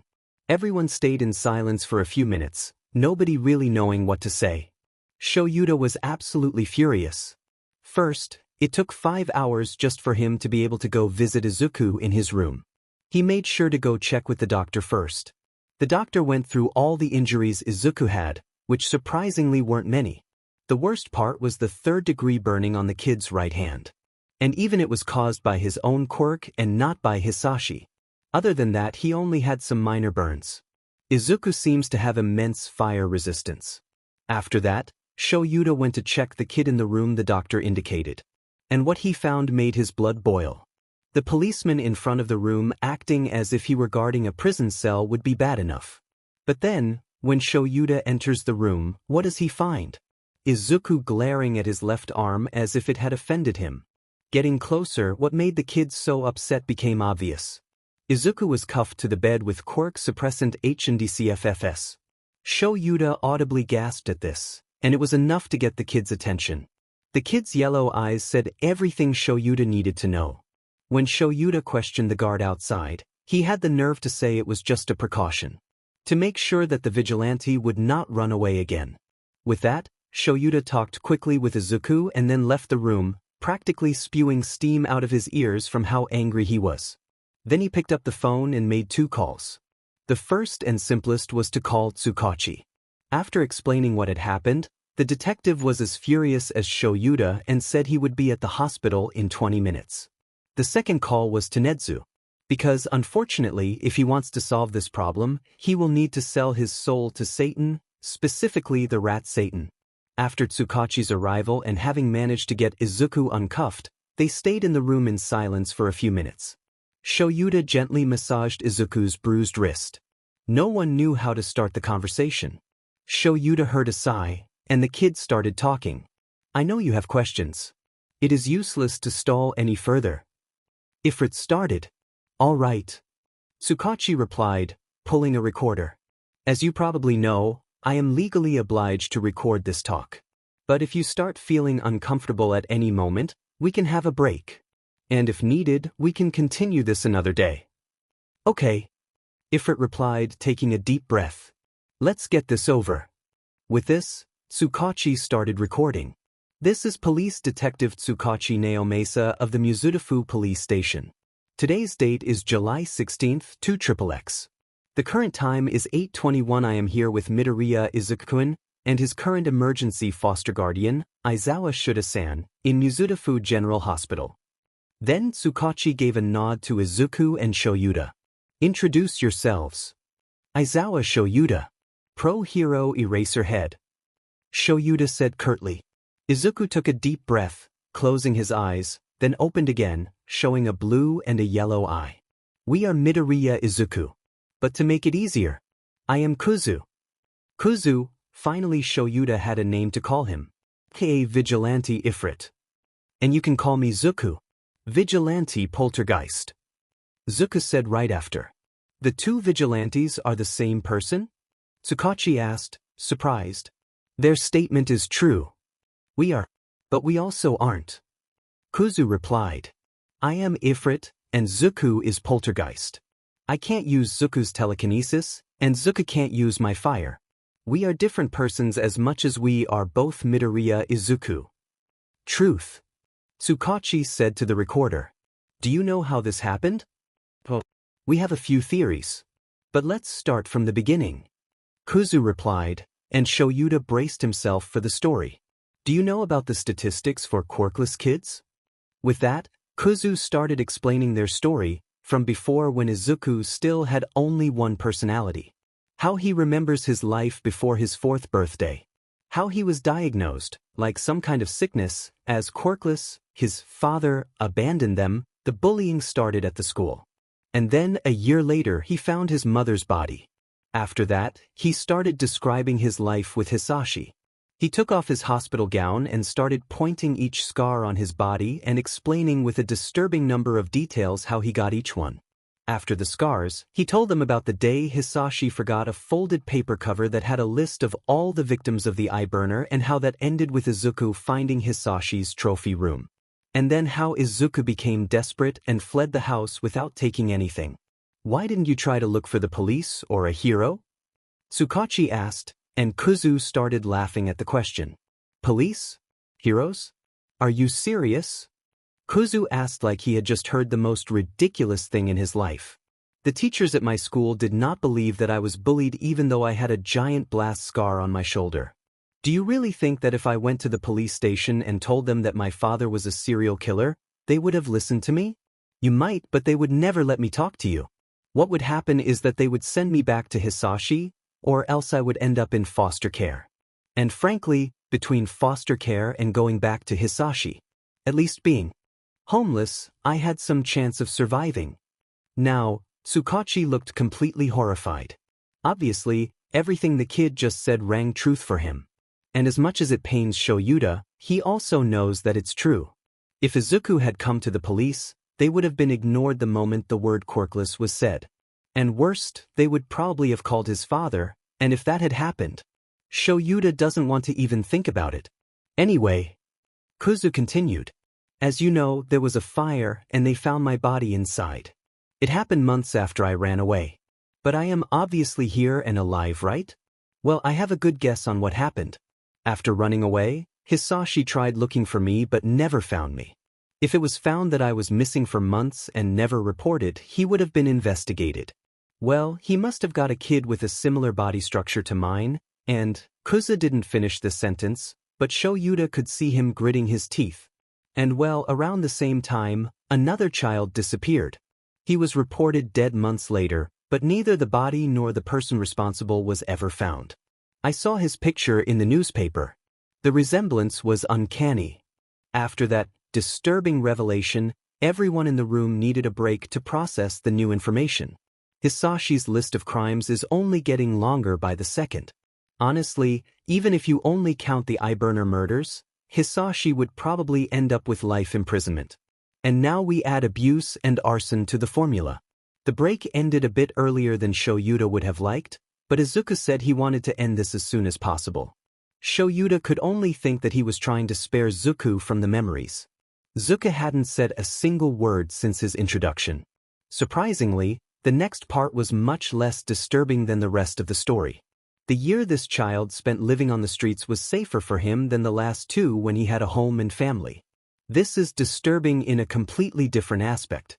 After explaining the event that led Izuku to develop both his quirk and his dual personality, Kuzu delved into his theory of how the two work. What I am going to talk about now are just theories. After all, I am not some kind of mental expert. But it is the only explanation that makes sense. Kuzu said, and with Shouta and Tsukachi's nod he started. For starters, although Zuku has retained most of our original personality, it's not like he's the original Izuku. Just like me, he has some things missing. He emphasized the quotation marks on the missing. It is quite simple to tell the truth. I am a different side of Izuku Midoriya's personality. I was born out of his anger.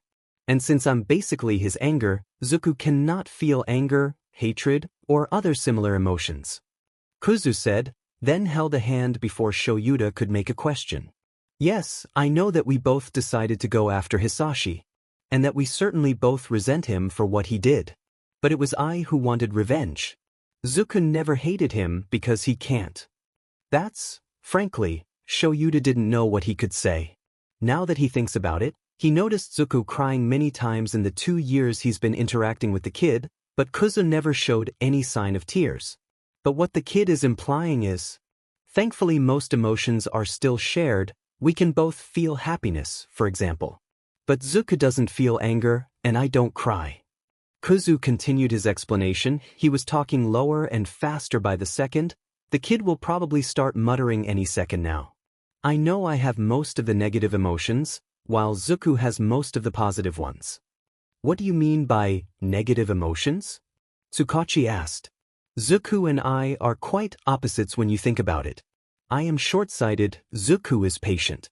I am resentful and Zuku is forgiving. I am distrustful and Zuku is trustful. I am petty and angry and Zuku is all sunshine and smiles. Kuzu replied simply. I'm not saying that these emotions are bad, they are both part of us. Denying them would be denying who I am. Then, before he could get too philosophical, he shook his head and looked unsurely at Tsukachi. Anyway, this is my story. With the statement concluded, Tsukachi turned off the recorder, but for the next few minutes, no one dared to say any word. This was honestly much more than Shouta expected. After this story, Shouta is honestly thankful the kid ended up as a vigilante because if he had turned on a villain, Shouta wouldn't be surprised. Is this the part where you send us to Tartarus? To everyone's surprise, the one to break the silence was Poltergeist, Izuku. What? Shouta asked, horrified at the kid thinking he would be sent to Tartarus. Just the prospect is terrifying. It makes sense, doesn't it? The kid continued.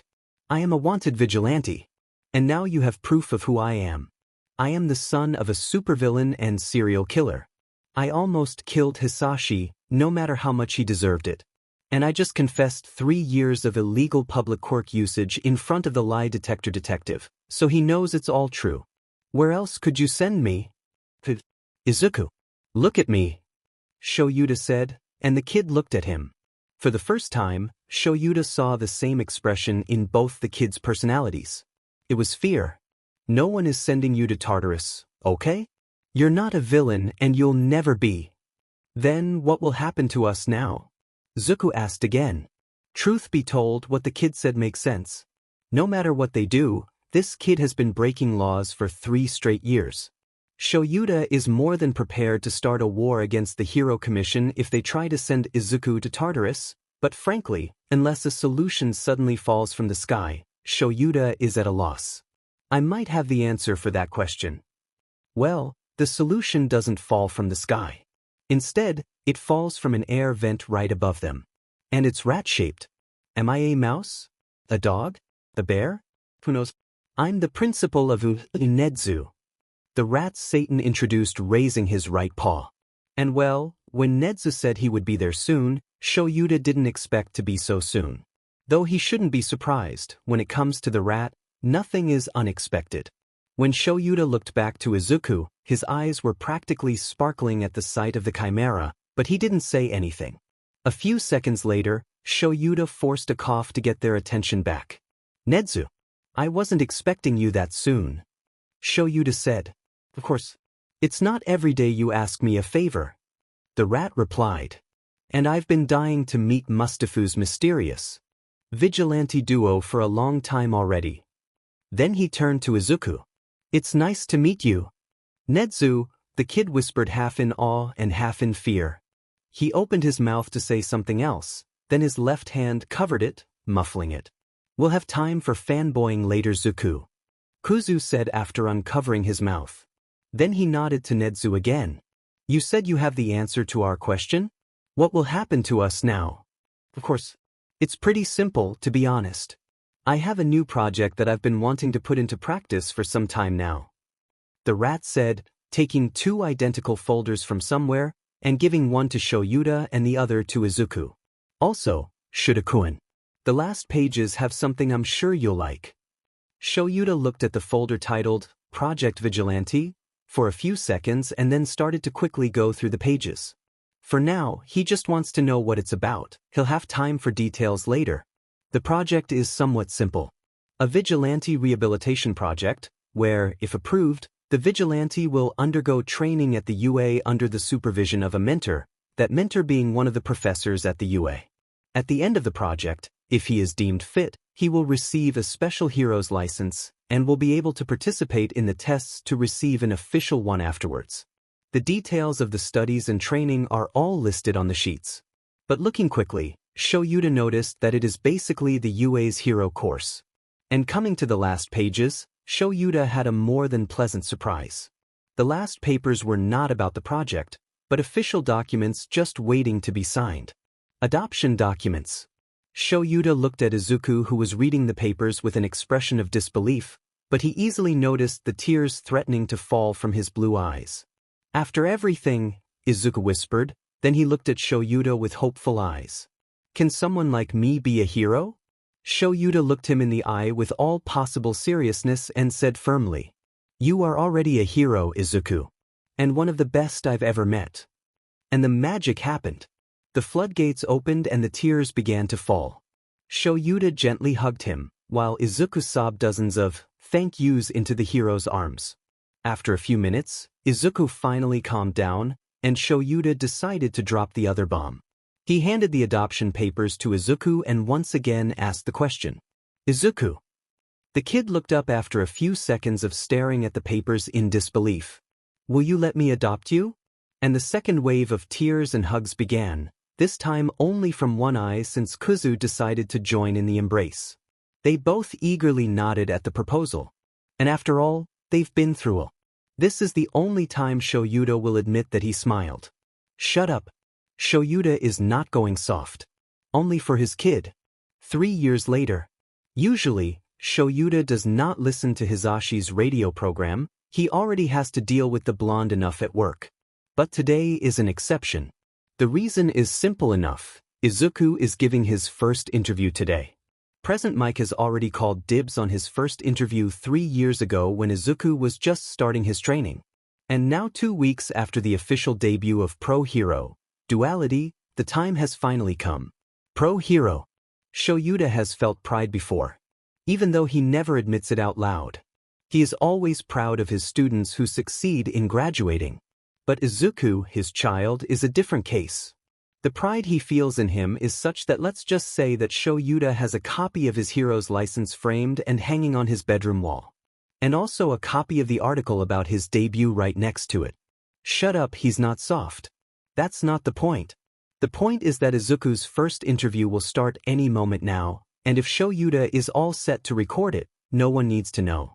Suddenly a song starts playing on the radio, indicating the beginning of the program, and a few seconds later Hisashi's clear voice begins to speak. Izuku is nervous. He's about to give an interview at Uncle Mick's program and he's almost panicking. They have already rehearsed what they are going to say, just a few simple questions, kind of a way to introduce Izuku to the world. It doesn't mean that Izuku is any less nervous because of it. And Kuzu, the traitor, is simply in the back of their minds, laughing at Izuku's torment. All right, Izuku, deep breaths, you can do it. It's just Uncle Mike, you will end up giving interviews to strangers, better start practicing now. Truth be told, Izuku would love to be an underground hero like his father, but unfortunately for Project Vigilante to be approved, it was clearly stated by the Hero Commission that the participants needed to become limelight heroes. The best they could do in this situation was for Izuku to become a kind of hybrid hero. He will have a media presence, give interviews, and have his own merchandise like any other hero. But most of his personal information as well as details about his quirk will be kept secret by the commission. The fact that his deeds are public means that his secrets will not last long. But at least Kuzu likes the attention, so a silver line. Anyway, the starting song is about to finish, it's showtime. Showtime.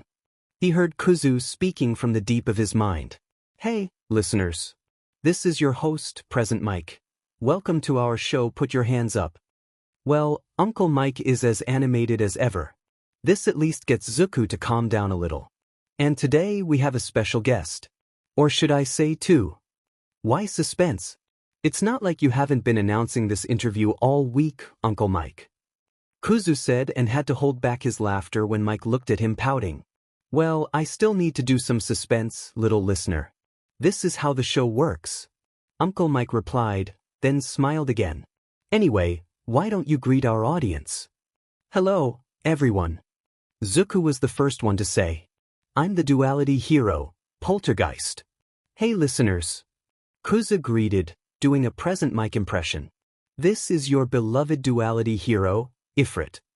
It's nice to be here. They said in unison. Sometimes it's funny how they can do two voices at the same time. That's right, listeners. Here we have Pro Hero, Duality, about to do their first ever interview. These young pro heroes debuted less than a month ago and already gathered quite a good fanbase. Between their quick thinking, skillful quirk usage, and a great balance and dynamic between the two of them, they already make civilians feel safety and admiration, and villains feel fear. Good thing that Interview is by radio because the right half of Izuku's face is already completely red from hearing the praises. Can we please go straight to the questions? Izuku whispered in embarrassment, but the studio microphone is so good that it surely picked up. All right. Present Mike thankfully had mercy on his soul and picked a paper sheet where they had most of the questions written. We asked the listeners to send us the questions they would like answered. They sent in a lot, and our team selected the best ones. First question, Uncle Mike took a few seconds of suspense before continuing. You look younger than my grandson. How old are you, dear? He read the question exactly as it was sent, including doing his best impression of an old lady. Izuku had to cover his mouth tightly to prevent Kuzu's laughter from escaping. After they calmed down, Izuku decided to answer first. We are both 13 at the moment. And yes, I know. Aren't you too young to be pro-heroes? Kuzu made a mocking question. Yes, we are. But we wouldn't have been chosen as part of Project Vigilante if they didn't trust our abilities. Izuku explained. They had already decided in advance that they would open the game. After all, Project Vigilante was never a secret.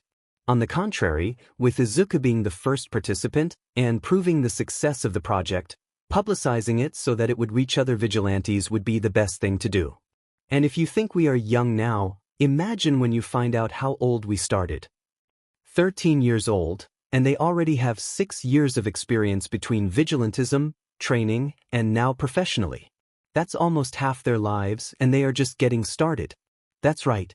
I may not have been your mentor during the project, but all of us in the UA have seen how skilled you are. Uncle Mike said before looking down at the paper again. Next question, when are you going to start releasing hero merch? Uncle Mike looked at Izuku and grinned. So, Diamond, people want our hero merch? Izuku said, scratching the back of his head. Of course they want. Kuzu replied before Mike could. Dad said already they would. Then he turned to Mike smiling. That depends, my dear listeners. But I'd like to say soon. God knows that this bonehead could use a little boost of confidence. Then he made a small next sign while patting his own head. Anyone who doesn't know them would find it a weird scene, but Mike is more than used to seeing Kuzu comforting Izuku.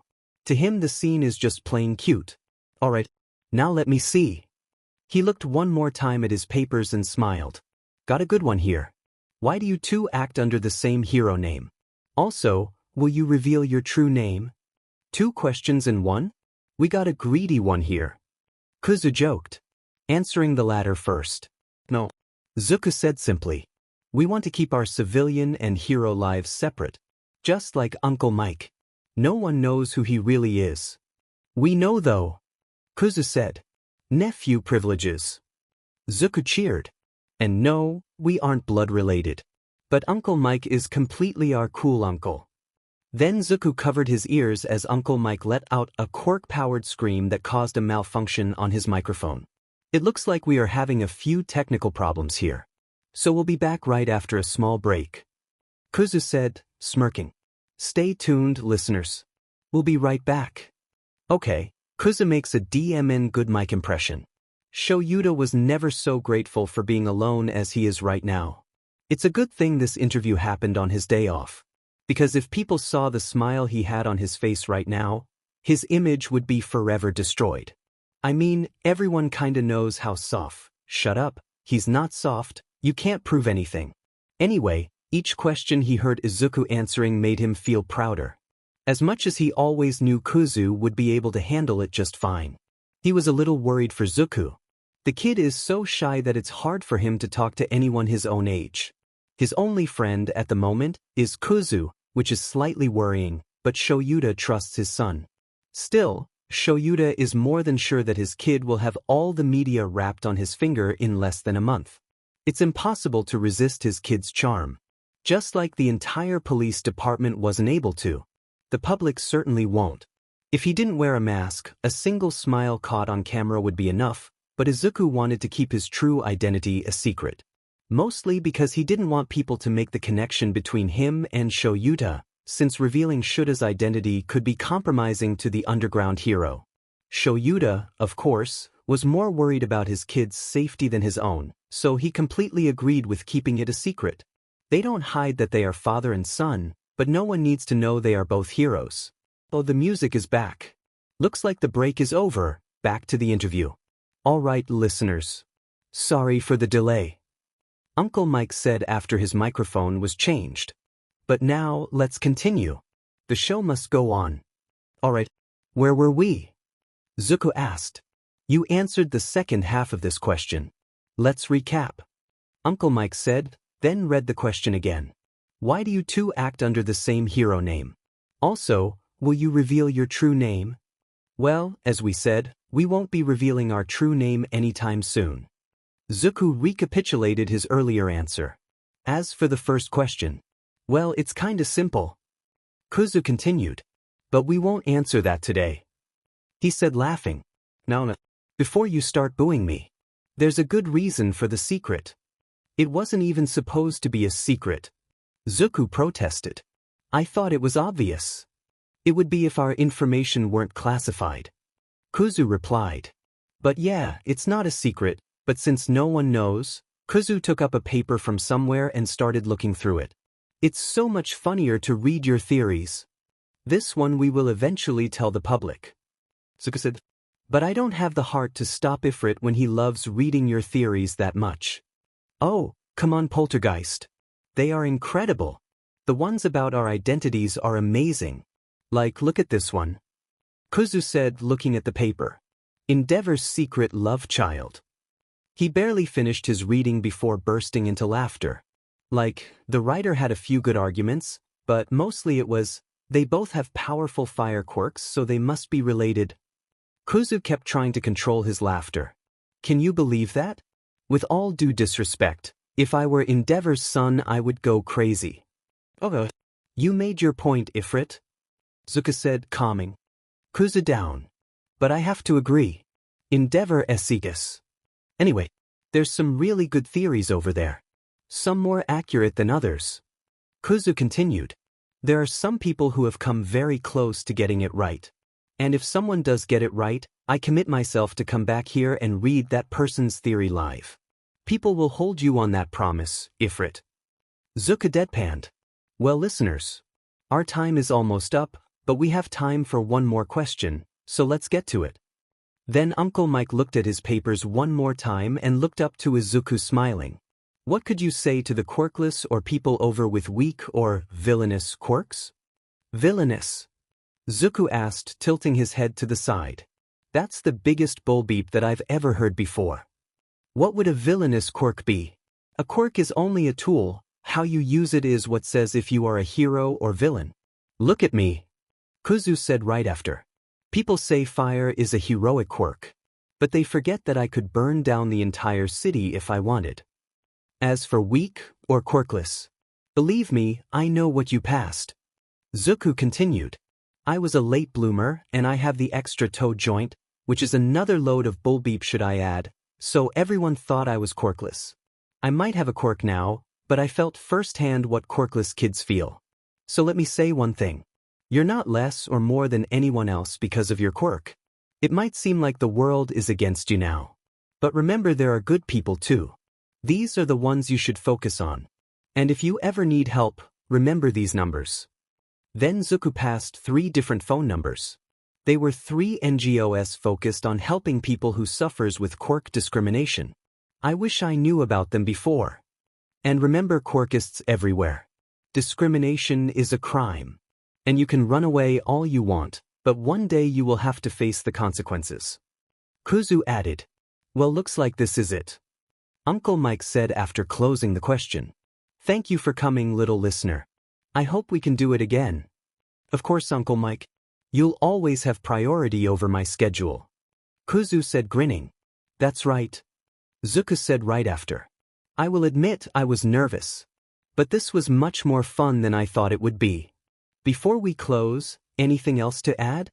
Mike asked again. For all the dreamers out there. Zuko said, never let anyone tell you that you can't do it. It doesn't matter if your dream is to be a hero, a doctor, a teacher, a janitor, or a pizza parlor night watchman. You can do it. Pizza parlor night watchman? That was oddly specific. Kuzu teased. But I couldn't have said it better myself. You can do it. You heard them, listeners. Uncle Mike said, then activated his quirk. You can do it. Thankfully, the new microphone was prepared for the sudden raise of volume, so this one didn't break. See you all on our next program. Same time. Same frequency. With that, Uncle Mike started playing another music indicating the end of the program. The cherry on top of his day was when he got home later that day and found his Aizawa cooking katsudon for dinner. 1 year later. It was their day off, no patrols, no villains, just them, their father, their cats, curled up in front of the TV, watching whatever was playing. Lazy days like that always were their favorites. But then, how did he end up having to spend the afternoon running after a demon villain made of sludge? The short answer: All Might is a moron. Oh, you want the long explanation? Okay, sit down, here comes the story. As already said, it was Izuku and his dad's day off. They spent most of their day curled on their sofa with their cats BSRD and Pablo. I doubt you can guess who named whom. Since they didn't have to patrol that night, Aizawa had just expelled his whole class, again. But it was starting to get late, so Dad went to start dinner and asked Izuku to go to the mall to get some things they were missing at home. Izuku promptly accepted and went. So far so good. But then he had to take a shortcut through a tunnel. That's when everything started to go wrong. Starting when he heard a voice saying, "A medium-sized vessel." The voice immediately caught Izuku's attention, and when he turned around he saw some kind of slime thing crawling towards him. "You'll make the perfect skin suit for me to hide in, kid." Well, great. Just on his day off too. Izuku, unfazed by the villain he has seen worse, sidestepped when the sludge tried to catch him. "Leave this one to me," Izuku said, raising his arm and making a grabbing motion. The villain stopped moving and their exposed eyes widened. "You know, there are few things that I really hate," Kuzu started saying, while Izuku compressed the villain. "Being bothered on my day off is definitely one of them." Saying that, Kuzu opened his mouth and shot a fire burst on the villain, who screamed in pain. Even if he is immune to physical damage, fire is hot. "I said leave to me, Kuzu," Izuku said, pouting. Then he took a bottle from his grocery bag and emptied it. "What a waste. Now, be a good villain and enter the bottle," he said, shoving the villain inside the bottle. "Great. Now we'll need to go to the police station." Kuzu sighed. "Hopefully, Suka-san will be there. We don't have our suit." Izuku replied. "At least we brought the license." Kuzu said. "Imagine the Hiata dash." "Have no fear, you are safe," a voice said from the other side of the tunnel. "Now that I am," then he stopped when he saw just a kid there. "I'm sure I heard a screaming from there. Probably from this guy," Kuzu said, showing the bottle. "Whatever he is, tried to attack me, said something about using me as a skin suit." "I see. I've been searching for this villain for some time already. Thank you for the help, kid," All Might replied, taking the bottle and putting it in his pocket. "It seems like it will fall any second now. I'll bring him to the police station." Saying that, All Might turned around and prepared to jump, which no doubt will end up with him dropping the bottle. "Wait, All Might." Izuku tried to call him. "Sorry, kid. I can't give you an autograph right now, I have to go," he said, then jumped up. Izuku could see the exact moment that the bottle fell down from his pocket, and the giant bouffon continued without noticing it. "Great. Just great," Kuzu said angrily. "What an imbecile. I can't believe he used to be our favorite hero," Izuku said, facepalming. Then he took his phone and dialed his dad's number. "Problem child?" Dad answered rather quickly. "Did something happen?" "Hi, Dad. We are fine, but we'll be a little late," Izuku replied. "What happened?" Aizawa asked, and Izuku sighed. "Well, some kind of swamp villain attacked us," Izuku explained. "We are fine, he didn't lay a finger on us, and we trapped him in a bottle." Then All Moron showed up and took the villain, saying he would bring him to the police. Kuzu continued. "The imbecile jumped out, dropped the bottle, and probably still didn't notice it. So now we need to find the villain. This is why I hate that buffoon." Their dad replied. "Be careful. Don't worry. We'll call you if we need backup. Probably it won't be necessary, but it's always good to be prepared." Alright kid. See you soon. Aizawa said, then hung up. One problem solved. Now where is the villain? If I were a giant mud ball trying to hide, where would I go? Kuzu asked. He said he wanted to use us as a skin suit. He probably will try to find another kid. Zuko said, where would we find many kids? They thought for a few seconds, then it clicked. Aldera. They said in unison. Alright, let's run. Kuzu said. It's better if we fly. Zuko replied. They don't have their hero suit, but thankfully, they always carry their mask with them. That, combined with the hoodie they are wearing, will, hopefully, be enough to hide their identity if they have to engage. So they fly at max speed in the direction of Aldera Junior High. But on the way, they hear the sound of an explosion. An extremely familiar explosion, despite being about 9 years since he last heard it. F-. Why is this happening to him? Katsuki is about to die suffocated by a FENG pile of sludge. Where the hell did this demon villain come from? What's all this about a skin suit? And why aren't any heroes doing anything to help him? He saw at least 3 heroes coming before the villain blocked his vision as well. Why doesn't anyone do anything? Why don't his explosions affect this demon villain? Katsuki has never faced someone he couldn't defeat with his explosions. What is this feeling of helplessness? He hates that feeling.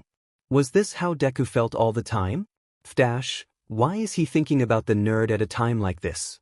It's been almost 10 years since he disappeared. At least 7 since the Bakugas saw about his death on the news. The nerd died in a fire. Was it the flames, or did he suffocate from the smoke? Strange to think that he is about to die of suffocation too. Katsuki can't die like this. He still needs to become a hero. He has to surpass All Might and become the #1 hero. He already broke his promise with Izuku once. The two of them can no longer become heroes together, and it's all his fault. When Katsuki heard about Izuku's death, he promised that he would become a hero for him too. He can't break this promise too. But it's getting harder and harder to hold on. How long has this pile of mud been suffocating Katsuki? It can't be more than a few seconds, minutes at most, but he feels like hours have passed. His explosions are weakening. The outside sound is getting lower. No. If he loses consciousness now, he will be dead without a doubt. Suddenly, he feels as if something is holding him by the shoulders, and then he is being pulled from inside the villain. As suddenly as it started, he feels air again and starts coughing, desperately trying to pull in as much air as possible while trying to expel the sludge that has no doubt entered his lungs. For the next few minutes, Katsuki is not quite sure what happened. He briefly remembers seeing a skull mask, blue eyes, and a mop of dark green hair. Very familiar hair, but it can't be. He is dead. Still, unconsciously, Katsuki raises an arm toward the figure. Izuku. The last thing Katsuki sees before passing out is the mysterious figure turning around and looking at him wide-eyed. To say that Izuku is furious would be an understatement. The moment he heard the explosions, extremely familiar explosions, he flew at full speed to see what it was all about. Imagine his surprise when he saw the scene in front of him. There were so many things going wrong there. First, the slime villain holding a child hostage, trying to invade his body by entering through his mouth and nose. And the child? Katsuki Bakugu, Kaken. It has been almost 10 years since Izuku has seen him. If only it were under better circumstances. Second, 3 heroes watching the scene doing nothing because, and I quote, "We don't have the right quirk to deal with this villain." How can they call themselves heroes and stand by and watch a child die? And no sign of All Might. It's not possible that he's such an idiot that he hasn't noticed that the villain has escaped yet, right? Whatever the reason, the symbol of peace has not yet arrived. Well, if these heroes won't do their job, then Izuku will have to do it for them. Without bothering to ask them to make way. Izuku immediately jumps in front of them, putting on his mask on the way, and extends both arms, focusing on Katsuki, who is struggling less and less. The moment he locates the blonde, he makes a pulling motion with his full force, yanking Katsuki out of the villain's grasp and holding him in his arms. Then Izuku holds the villain and compresses him, the same way he did earlier, and puts him into another bottle. Second bottle wasted. The villain only has the moment to widen his eyes in surprise. He can't even speak a word.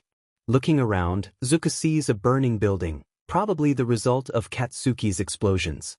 Backdraft, another hero present, had been trying to put out the fire since Izuku arrived. Strange priorities since Katsuki was still letting off explosions uncontrollably the whole time. Anything the hero put out soon burned again because of that. But at least he was trying to do something. The same couldn't be said for Kamui Woods, Mountain Lady, and Death Arms. Sighing, Izuku raised his arms again and started gathering the fire on the buildings, compressing them into a small fireball and holding it in his right hand. Then he quickly swallowed it like a pill and went to check on Katsuki. The kid was coughing and desperately trying to gather any air possible. Putting his hand gently on his chest, Izuku tries to feel inside his lungs, and there's no doubt he has sludge there. Looking around, the others were still just watching, so Izuku sighs again and passes control to Kuzu. He is better at this. At least he can show anger. Do I really need to do everything here? Can someone call a goddamn ambulance before this child dies? Kuzu said angrily, practically growling at the other heroes. It does the work. The heroes start moving around to call the rescue. He has sludge in the lungs. So tell them to hurry up. And of course, the press, which simply does not know the meaning of bad timing, chooses just now to try to interview Izuku. Poltergeist, can you make a statement? A journalist shoves a microphone in his face. Kuzu simply pushes the microphone back, glaring at the cameras. I can't, I'm too busy doing their work. He says, pointing at the other heroes, who at least have the decency to look embarrassed. Then, making sure that the ambulance is on its way, Izuku goes to the heroes, making sure to send them a glare that would make his father proud, and starts lecturing them. The scene is honestly comical. For adults, staring at the ground while a child scolds them, and they look terrified. What saves them from an hour-long lecture is the voice Izuku hears coming from behind him. Izuku. Izuku was the only one who heard, being used to picking up low voices even in the middle of crowds. He turns around, looking at Katsuki on the ground with wide eyes. There's no way Katsuki recognized him, right? But he has his arm extended towards Izuku. Is that a coincidence? Then the arm goes limp and Katsuki closes his eyes. Izuku's confusion immediately turns to concern and he practically throws himself on his knees in front of his former childhood friend. No. Come on, don't pass out now. The rescue is almost here. You're going to be okay. Izuku tries to say but has no answer. He presses his ear to Katsuki's chest, and at least his heart is still beating. He also hears a wheezing sound coming from his lungs. Where is the demon ambulance? Almost like an invocation, he hears the sirens approaching, and unlike the heroes, at least the doctors are fast and efficient. In a matter of a few minutes, Katsuki is in the ambulance and being taken straight to the hospital where he can be treated. After all this, Izuku goes home, mentally exhausted after this roller coaster of emotions. And to think that all this happened because the imbecile named All Might is incapable of guarding a bottle properly. Frankly, Izuku even forgot why he had come out in the first place. In the midst of the chaos, he ended up losing all the groceries he had bought. What a waste. His father listened attentively and patiently while Izuku explained in detail everything that had happened. And in the end, they decided to order a pizza, because frankly it was already too late to cook, and they would have to go to the grocery store again for that. One thing Izuku knows now. Katsuki is fine, and stronger than ever. He will probably go to UA. After all, being a hero has always been his dream. The biggest problem is that he will find out that Izuku is alive. Izuku is already dreading the conversation they will have. The blonde will certainly be angry. Izuku only hopes that he has matured at least a little in these 9 years, because he doesn't want a new scar for his collection. But Izuku is no longer the quirkless Deku. He is a pro hero now. In an all-out fight he is even able to match his father. Not to mention that the staff of UA will not stand idly by if something happens. Director Nedzu's anti-bullying policy is unforgiving. If Katsuki tries anything, he won't get away with it. The exams are 9 months away. Izuku wonders what kind of class will come this time. He just hopes his father doesn't expel everyone again. Although this time Nezu has contingencies in place to prevent this. On the day of the exam, Izuku arrived early with his father. They went soon to the staff room so everyone could be prepared to do their jobs. What? You thought Izuku would be taking the exam? No, they won't. Izuku has technically already graduated. So from this year on, they will act as teaching assistant in Eraserhead's homeroom. Technically, they were supposed to start last year, but a certain someone expelled his whole class, so there were no classes for Izuku to assist. As for the exam, Izuku has two functions. The first, like the other teachers, is to keep an eye on the participants to distribute rescue points during the practical part. The second is to look out for promising students who don't have the right quirks for the test, thus making this biased test a little fairer. Unfortunately, they can only choose one person to pass this way, so they have to make sure they make the right choice. Especially since the chosen one will be taking someone else's spot. The responsibility is great, but everyone agrees that Izuku can handle it, and they wouldn't have agreed if they didn't think they could too. The participants look relatively promising this year. Some of them already draw attention, good or bad, mostly good, though. The amazing part is how many quirks Izuku can see and analyze in a single day. Obviously, the ones with mutations draw the most attention, like the boy with the crow's head, or the one with engines on his legs, clearly a relative of Ingenium. But the floating uniform, invisibility, draws just as much attention. On the other hand, there is also a short boy, somehow smaller even than Izuku himself, with hair that looks like a grape bunch. This one drew attention for all the wrong reasons. He doesn't seem to be taking the tests even a little bit seriously. And all the time, Izuku could see him trying to make conversation with the girls. And they all seem to get extremely uncomfortable as soon as he starts talking. This one is a great candidate to be removed in Aizawa's purge if he gets in. But who knows? And of course, another one that draws attention is the boy with purple hair that defies the laws of gravity, combined with dark circles under his eyes that could give Eraserheads a run for his money. If Izuku didn't know better, he would think this kid is his dad's secret love child. Having most of the students' files in hand, Izuku quickly looks for the ones they need to keep an eye on, and what a nice surprise, the purple-haired one has a mental quirk. Izuku will watch this one closely. On the written test, there is not much to comment on. Izuku takes this test every year for fun, and frankly, it's too easy. If it were up to Nezu, the test would be much longer and more difficult.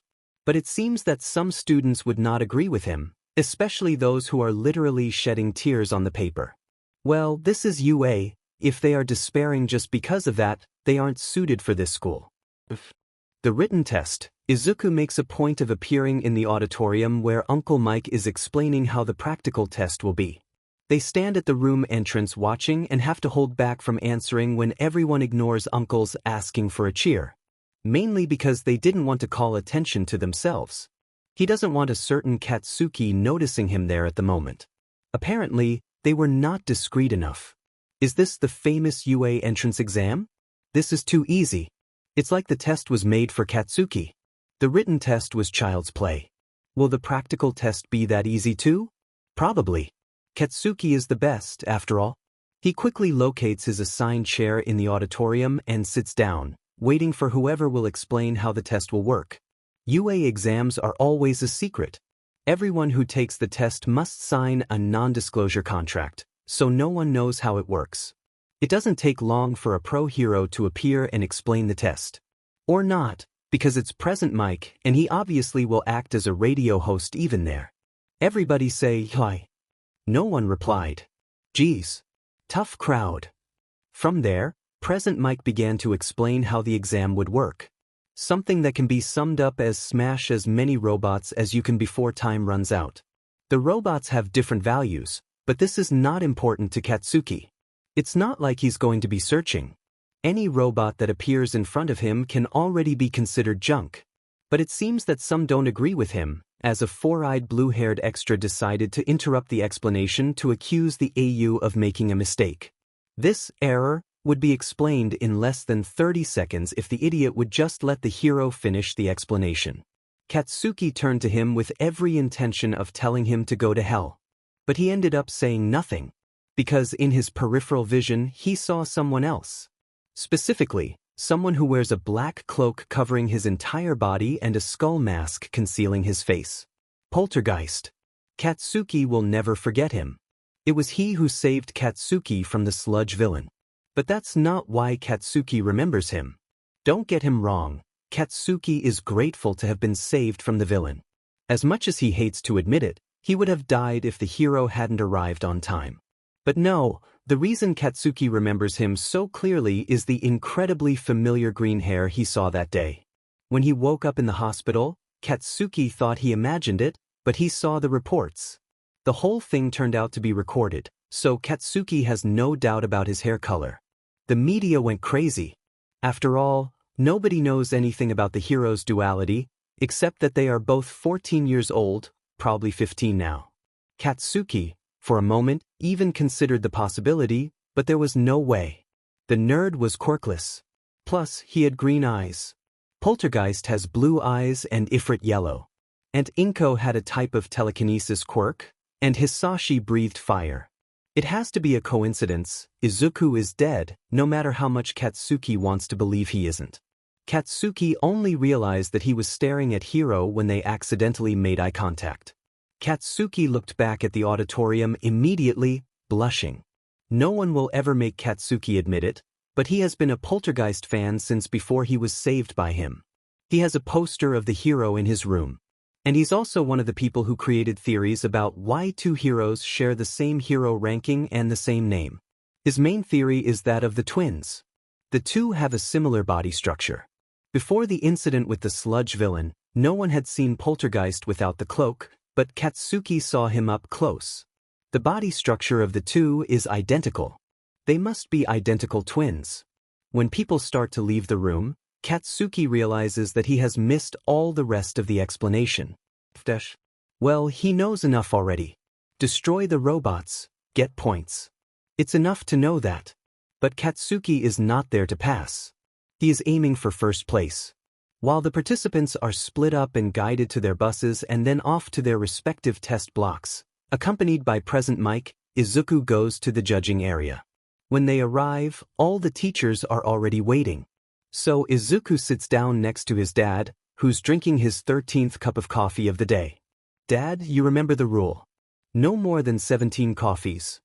Kuzu said, reaching for the bottle and pouring him a cup of coffee as well. I still don't know how you two like this bitter stuff. Zuka said, glaring at the cup in their hands. Blacker than a moonless night. Kuzu started saying. Hotter and more bitter than hell itself, Shoyuta continued. That is coffee. They finished together, then made a toast and downed their drink. You guys are impossible. Zuka sighed. Anyway, has anyone caught your eye? No one yet. Shoyuta replied, but no surprises there. His dad is really hard to impress. What about you? A few. Zuku replied, opening his notebook. But let's see how they fare against the robots. Then he looked at Nedzu. Anyway, how many 0-pointers do we have this year? 1 for each area. Nedzu replied. Then I'll make a bet.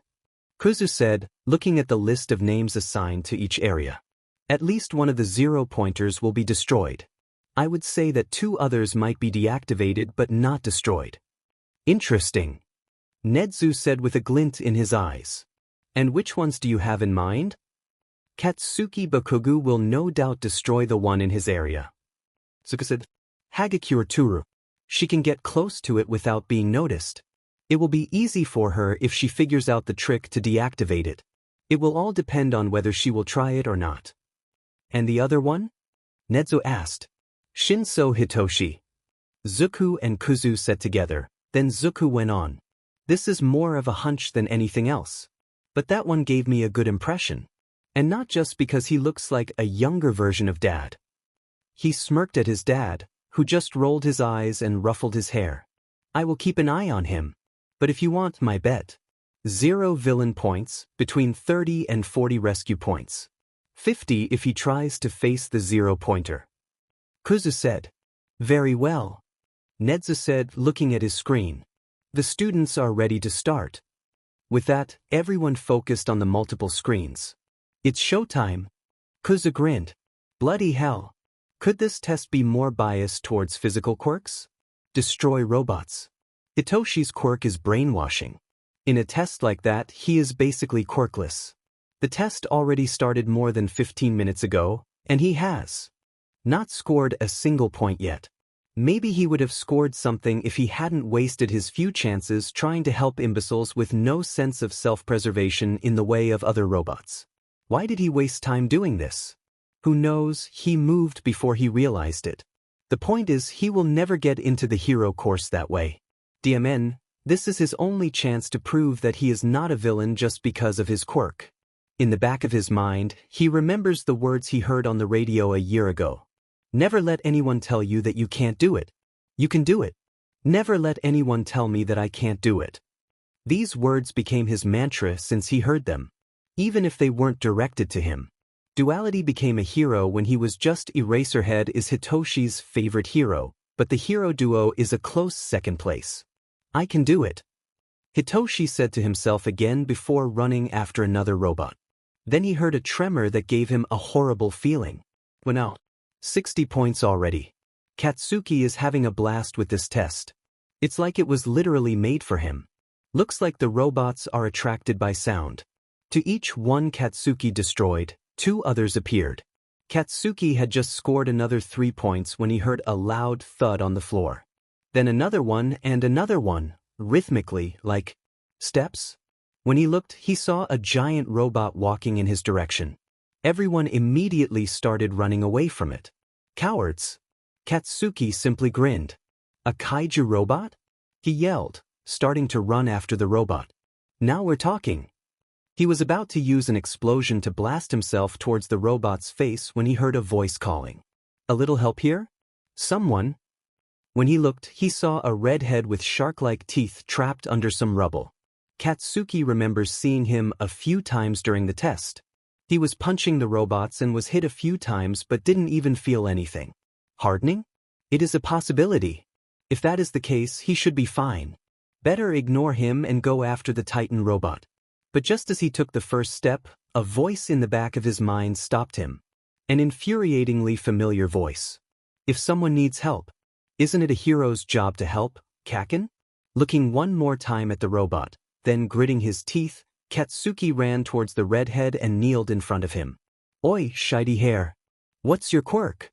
He asked to confirm his suspicion. Shiny hair? We have practically the same haircut. The redhead protested. My quirk is hardening. I can harden any part of my body. Then do it. I'll blow this rubble. And protect your eyes. Katsuki replied, putting his hands on the rubble covering him. When he saw the redhead covering his eyes, he activated his explosions and blasted all the rubble away. The redhead then tried to get up. It seems he's okay. Thanks, bro. This was so manly. The redhead grinned at him. Katsuki was about to tell the shiny hair to go die when they heard the giant robot again. And he was too close for comfort. F-. Katsuki cursed, then he had an idea. Throw me. What? Shiny hair asked. Are you effing deaf? Katsuki asked. Throw me at the effing robot. I'll blow him to pieces. Are you sure? Shiny hair asked again. We have no FING time. Just FA throw me. This seemed to do the job. Shiny hair grabbed Katsuki and threw him against the robot with all his strength, which was a bit more than Katsuki expected. Maybe his hardening also gave him a lesser strength augment? Anyway, Katsuki flew against the robot, using his explosions to correct his trajectory. He saw the giant Zero-P painted in the robot carcass and grinned. Up. I'll show you who is up. He stopped above the robot's head and aimed his strongest explosion down. Dai. The result was instantaneous. The robot's head could not withstand the explosion and was completely destroyed, and the rest of the robot collapsed under its own weight. It seems that this one also only had size. The moment Katsuki returned to the ground, he heard a signal. The test is over. How many points was the Titan worth again? Isn't that thing a bit too much, plus ultra? A giant Titan robot? Really? And this thing is worth 0 points? This school has too much money. Nope. There's no way Hitoshi will be facing this thing. No FING way. He was just turning around to flee with the others when he heard someone calling. Help! No, stop Hitoshi. This is the UA. There's no way they will really let anyone in danger. Just run. He didn't run. Before he could think logically, he started running in the direction he heard the scream. And he quickly saw it. A girl trapped under a pile of rubble. She has a broken leg at the very least. Hitoshi ran to her and started trying to lift the ruble to help her. He managed to raise it just enough for the girl to crawl from under it. But by the time he did, the kaiju robot was already too close. God damn it. Hold on. Hitoshi yelled and started running towards the robot, who noticed him and aimed a punch at him. Hitoshi jumped to the side, avoiding the punch, but the shockwave made him lose balance. He looked at the giant fist buried in the floor. This thing could have smashed him.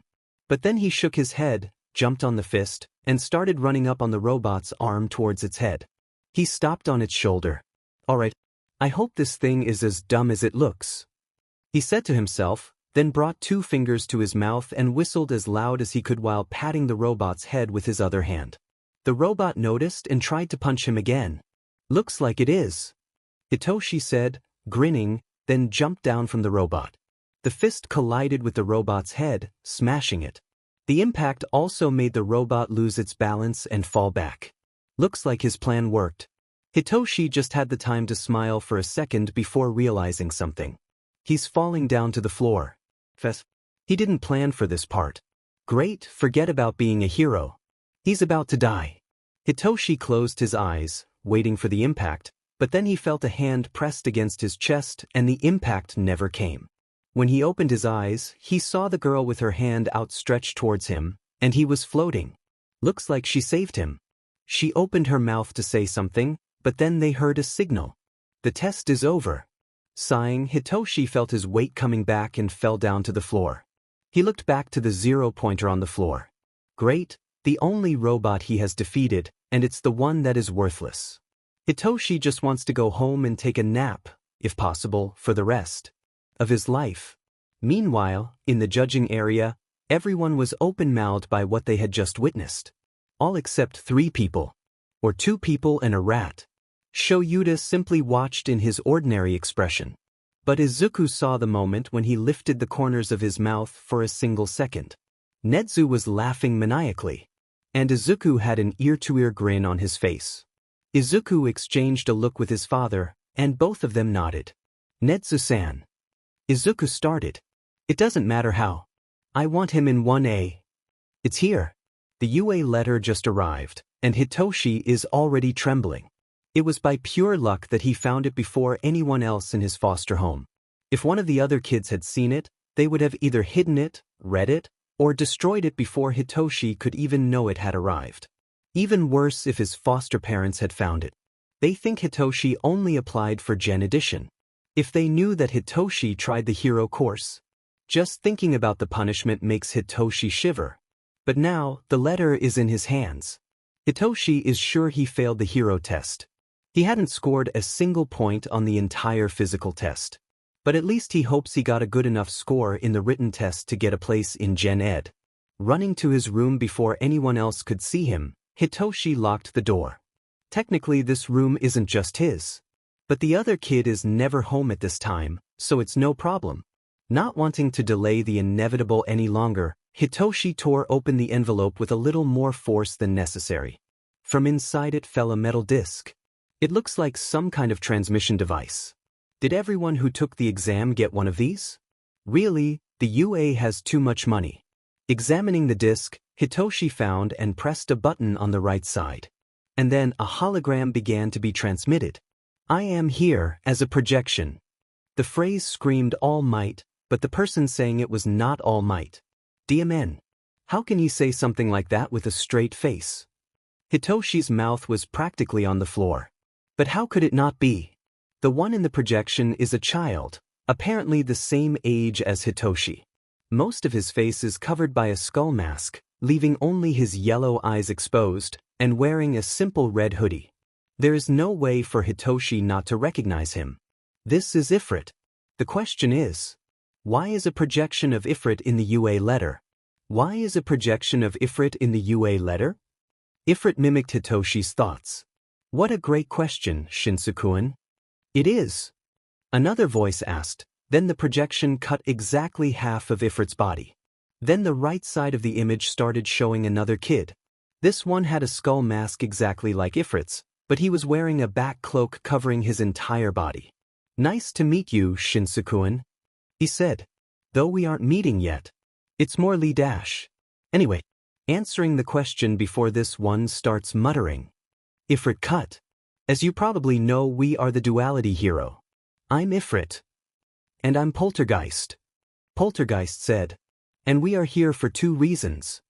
First reason, starting this year, we will act as an assistant teacher in Class 1A. The two keep completing each other's sentences. Is this a rehearsed speech? It's like they know exactly what the other is thinking. Maybe they really are twins. Second reason, to give your exam results. So without further ado, Ifrit cleaned his throat. Shinso Hitoshi. In the written test, you passed with a score of 87, which puts you between the top 10 of the exams. Congratulations. 87? That's so much higher than Hitoshi thought he could get. Now, as for the practical test. Poltergeist continued, and Hitoshi's expression instantly fell. He knows he failed completely. You scored 0 villain points. This isn't enough to pass the test. Is he mocking Hitoshi? It's obviously not enough. It's a 0. But being a hero is not just about defeating villains. And what kind of hero school would UA be if we didn't take that into consideration? Let's take a look at some interesting images we got during the test.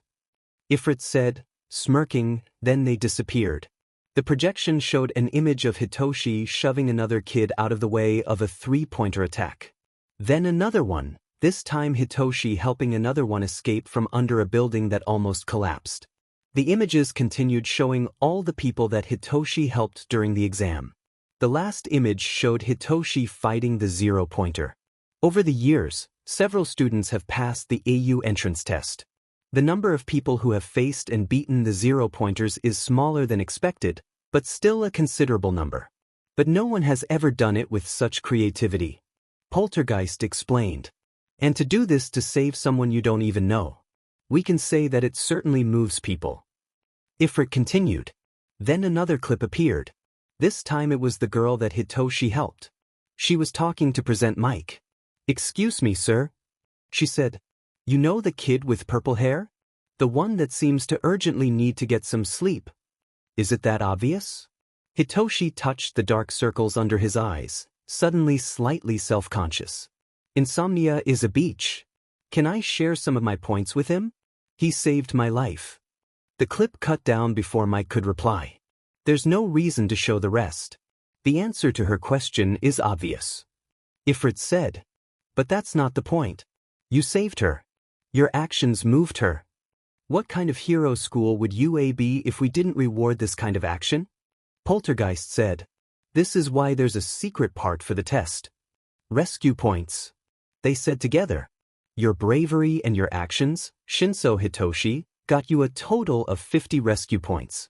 Ifrit announced. We had a program here, made for helping the kids with mental quirks. Poltergeist continued.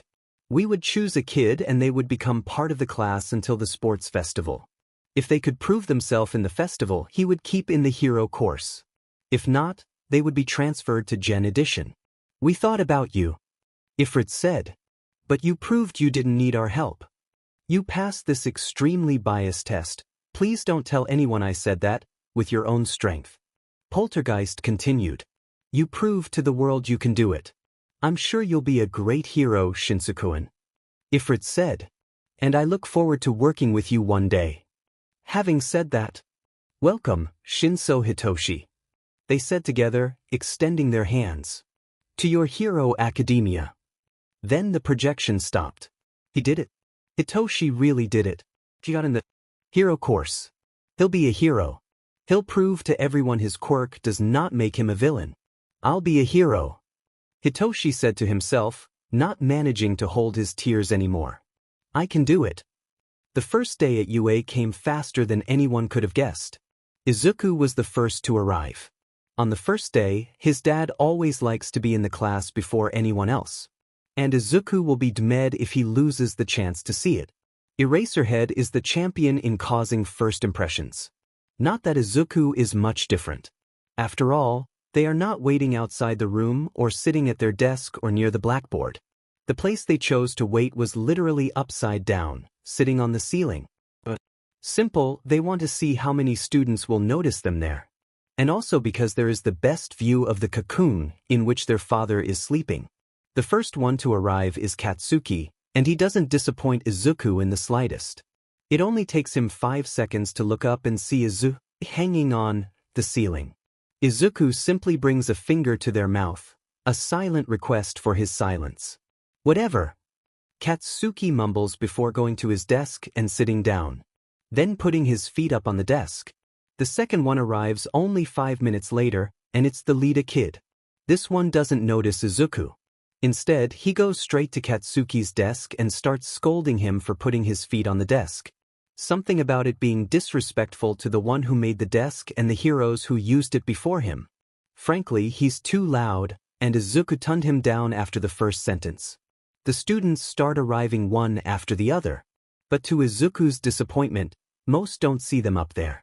The only exceptions are Todoroki Shudo and Shinso Hitoshi.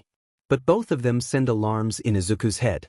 Before entering, they both scan the entire room, mapping everything and everyone.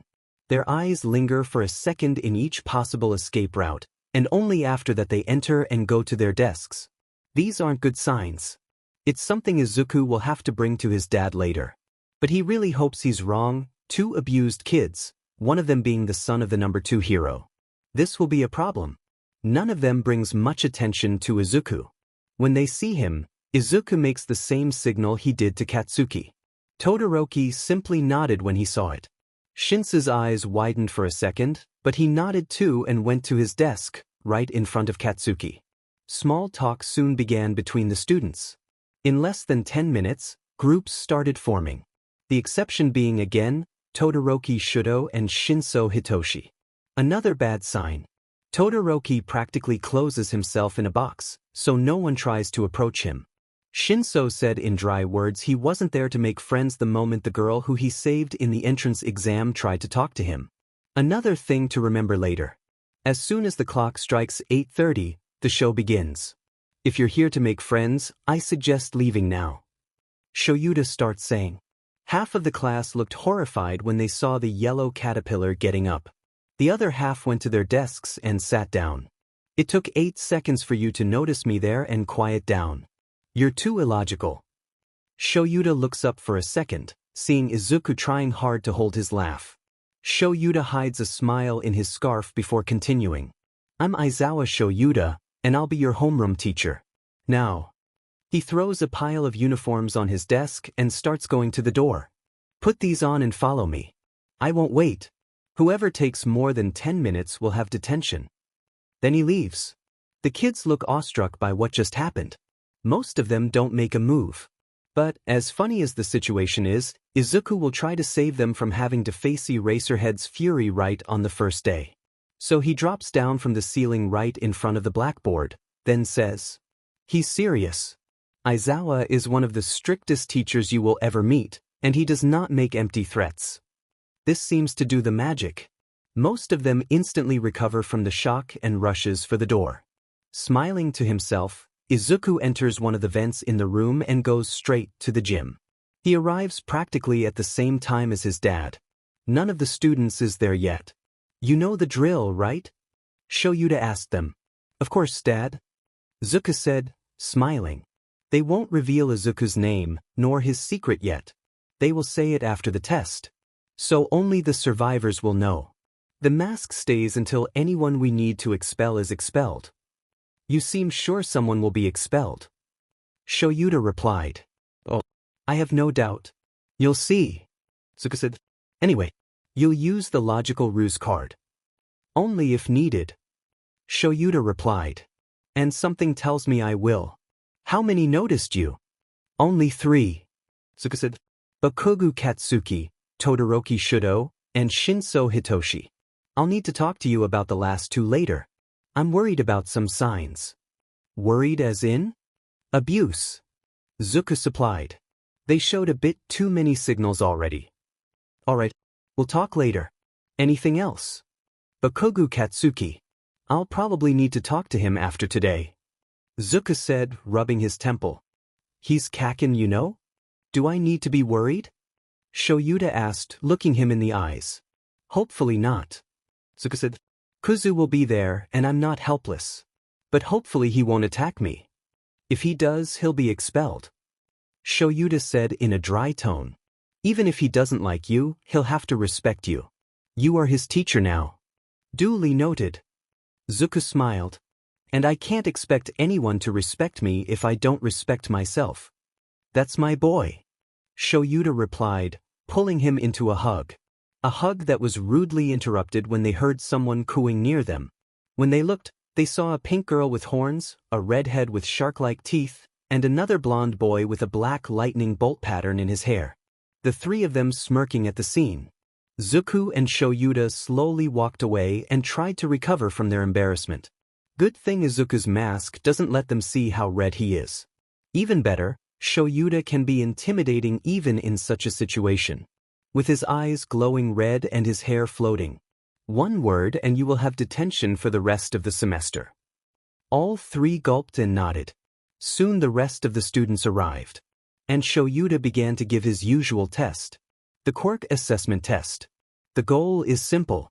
To see where the students are in terms of power, control, and creativity with their quirks. And also to filter out those who clearly do not have any potential. This test is surprisingly effective. Everything was going very well. Until some idiot dared to say the word fun in Shouta's presence. They dug their own grave. Fun? Do you think you are here to have fun in the next 3 years? Then let's raise the stakes a bit. Whoever finishes last will be considered without potential and immediately expelled. It looks like the logical ruse card will be used now. Well, they deserved it. We have worked so hard to get here. You can't kick us out on the first day, that's not fair. Okay, they need to shut up. Now, Kuzu, a little help here? Zuko mumbled, then felt Kuzu smiling. I'm on it. Adjusting his cloak so the hood would cast a shadow on his right eye, Zuko passed half his control to Kuzu, who started talking. Fair. Everyone turned to him.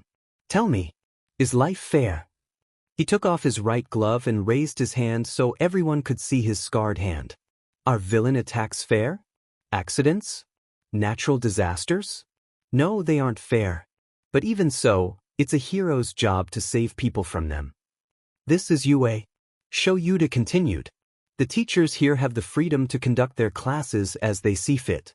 In the next 3 years you'll have to prove time after time you all have what it takes to be a hero. And to do this, you had to overcome challenges no matter how unfair they may be. That is the motto of the school. Go beyond, plus ultra. Kuzu said, then smirked under his mask. They're all yours now, Zuko. He whispered, then gave the control back to Zuko. So, if you want to stay there, prove to us you have what it takes to. Zuko said, then nodded to his dad. Well said. Shouta nodded. Let's start. Yes, Aizawa-sensei. The class echoed. Good, at least they learned fast. Fortunately, the test went smoothly. Most students excel in at least one of the tests. The exceptions being Shinso and Mineta. Shinso proves to be average in all tests. He does not excel in any test. But he doesn't come last in any of them either.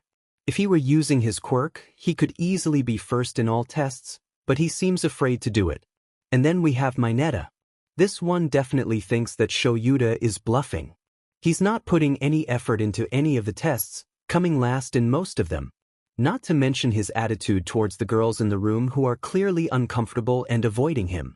Seeing how hard Shouta is holding his clipboard, it is obvious that he is at his limit not to stop the exercise and expel the bunch of grapes with legs now. Izuku is not much different. Fortunately, it doesn't take long to get to the last test. The ball toss. The last one is Shinso, and Shouta seems to have noticed the same as Izuku because he makes sure to emphasize his words again. As long as you don't leave the circle. Anything goes. Izuku also decides to give him a little help, making sure to stay in Shinsu's field of vision. When their eyes meet, Izuku nods slightly, and Shinsu's eyes widen. "Are you sure?" he asked Izuku. "Absolutely," Izuku replied, and instantly he felt his conscience slipping. How interesting. It's the same feeling as when he passes control to Kuzu. And how to watch from the passenger's seat while someone else is driving it. Use your quirk and throw this ball as far as you can without hurting yourself. Then his body started moving. It would be a disconcerting feeling if Izuku were not already used to it. As stupid as the prejudice is, he can see why idiots would be afraid of this quirk.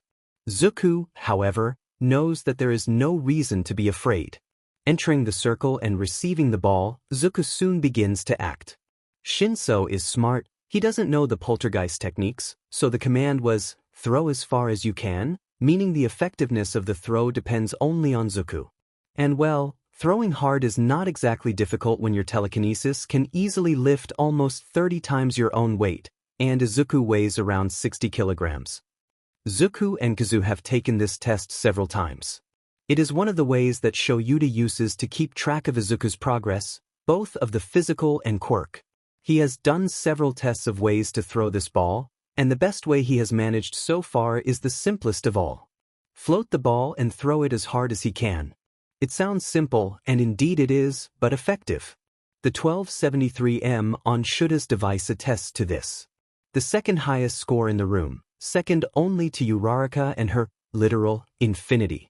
After this, Shinso immediately releases Izuku from the brainwashing. This is the kind of creativity we are searching for, Izuku said, grinning at Shinso. And that's it. Shouta said after the tests are over. I can't be bothered to announce it, so see for yourselves. He turns his screen to the students and shows the results. Yaoyorozu Momo, Todoroki Shuto, Bakugu Katsuki, Lida Tenya, Tokoyami Fumikage, Shijimez, Ojiro Mashireo, Kurishima Iger, Ishido Mina, Shinso Hitoshi, Uraraka Chogo, Kuda, Sada, Eshutsu, Oyama Yuga, Kaminari Denki, Siro Hanta, Jirakyuka, Hagakure, Mineta Minoru. After showing the results, Izuku and Shouta exchanged a glance and a nod. Having said that, Shouta sent the students a glare that could make all might shiver. Mineta Minoru, go to the principal's office. You are expelled. What? You can't do that. The grape kid starts whining. I can't be expelled. I didn't even get to touch any melons yet. You have 5 minutes to go to the principal's office. I won't repeat myself. Shouta repeated, this time activating his quirk for extra intimidation. Why me? Mineta tried again. Why not the kid with the villain's quirk? What is he even doing there? That does it. It's not usual for Kuzu to simply barge in. But since Izuku can't feel anger, Kuzu always knows when he should feel angry for both. Zu! On it. Raising his right hand, a chain slips from under Izuku's cloak sleeve and wraps Mineta, effectively trapping him. Now listen to me. Kuzu starts. You are being expelled for 3 reasons. Number 1. You didn't show any intention of taking this test seriously. I know when someone is not even trying, Aizawa knows too. Number 2. In less than a single day, you sexually harassed every single girl in this class. So be grateful we aren't calling the police, because we have proof. And number 3, quirk discrimination will not be tolerated here. So this is your last chance, you can go to the principal's office, or I can drag you there. With each word, Kuzu took a step closer to the grape kid, letting all the venom drip in his voice. Mineta looked, rightfully, terrified, which was exactly what Kuzu was aiming for. And why should I listen to you? Who are you? But apparently not enough to cut the talk. What do you mean, who am I? Kuzu asked angrily. Didn't the acceptance letter say? He shot a look to the rest of the class, who looked completely confused, except for Shinso. Really? All Might was supposed to have introduced me in the letter. He sighed. Just one more mess with All Moron. Doesn't this guy have a single brain cell? Looks like he forgot. Shouta sighed, then leveled the class with another quirked glare. This is the duality hero, Poltergeist. Ifrit and I will be assistant teachers in Class 1A. Zuku explained as he unwrapped the chains from Mineta's body and turned to look at the class. And while I am just an assistant, I have Nedzu's full permission to expel someone if I find it necessary. So remember. But before Zuku could finish, he was hit in the face by something sticky, and he immediately tried to pry off his face. And surprise, it's one of Mineta's hairballs. And that it's with Izuku's mask stuck on, which means everyone can see his face. Zuka hears Kuzu saying in the back of his mind, but he's so in shock that he doesn't even scold Kuzu for his language. DKU? And Katsuki recognized him. Great. Silence. Shouta said in his most angry voice, already trapping Mineta in his capture scarf. All of you, go back to the classroom and wait for me. Poltergeist will be watching. If anyone starts crowding, they will be immediately expelled. Understood? Yes, Aizawa-sensei. The class replied in unison. Then he left, dragging Mineta in his capture scarf. Probably to Nedzu's office. Originally, he would just be transferred to Gen Ed and have a chance to return to Hero class if he did well in the sports festival. But after what he just did, he will be lucky if he is accepted in any other hero school on this continent. Bakugo-kun, wait here for a moment. The rest, to the changing room and then straight to class. Zuka said, trying to hide his trembling voice. Just great, Izuku wanted to, at least, be the one to take off his own mask. The plan was to introduce himself at the end of the class, not like this. Izuku just can't catch a break. At least it isn't a serial killer this time. Shouta was furious. By now, this is practically his second nature. Shouta's moods can be resumed to either tired or furious. But still, he has a good reason. He just had to drag Mineta to Nedzu's office after the great boy literally attacked Izuku, and to make it better, he also ended up making Izuku lose their mask. So now, they'll have to explain it to the entire class. Yes, this was the plan from the beginning. But still, it would be in Izuku's time. They wanted to reveal themselves, not be unmasked. Shouta knows the reason. It's called Bakugo Katsuki. Izuku wanted to tell the kid on his own because Zuka thinks he owes it to Bakugo for never having reached out to say he was alive. It's honestly stupid. Izuku doesn't own anything to anyone, even more since Shouta knows Katsuki wasn't Zuka's friend. He was his bully. But Zuka never saw it like this. His kid can be pretty dumb at times. He can only hope that Izuku can handle it for now. But it doesn't look like that's the case. Shouta could feel the tension from outside the classroom. Sighing, he opened the door and took in the scene. The students were talking quietly among themselves while occasionally glancing at the front of the room or Bakugo's desk. Bakugo, who up to now had not shut up about anything, was quiet in his seat and promptly ignoring the stares. And finally, sitting at Shouta's desk, was Izuku with their head down and their eyes unfocused and their lips moving silently. Shouta would be alarmed if he hadn't seen this happen before. Because of the different way that Izuku's mind works, disassociation works differently for them. Technically, any time one of the two is asleep is a form of disassociation. As long as the two do not disassociate at the same time, the other can bring him back to reality. The moving lips indicate that they are talking. Can someone explain to me what is going on? Shouta asked, entering the room. After you left, Poltergeist asked Bakugo to wait a bit. They spoke for less than 10 minutes. When they got to the room, Poltergeist said to just wait for you. Lita explained, then pointed to Izuku. He's been like that since we got here. It seems like the talk didn't go well. Will he have to expel Bakugo? Izuku.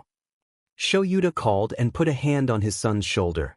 Then yellow eyes instantly focused back and turned to look back at Shouta. Are you okay? I can deal with this if you want. We can handle it. Kuzu replied, and Shouta saw him signing something. Zu is not really fine. Expect a breakdown when we get home, Shouta nodded, then got up.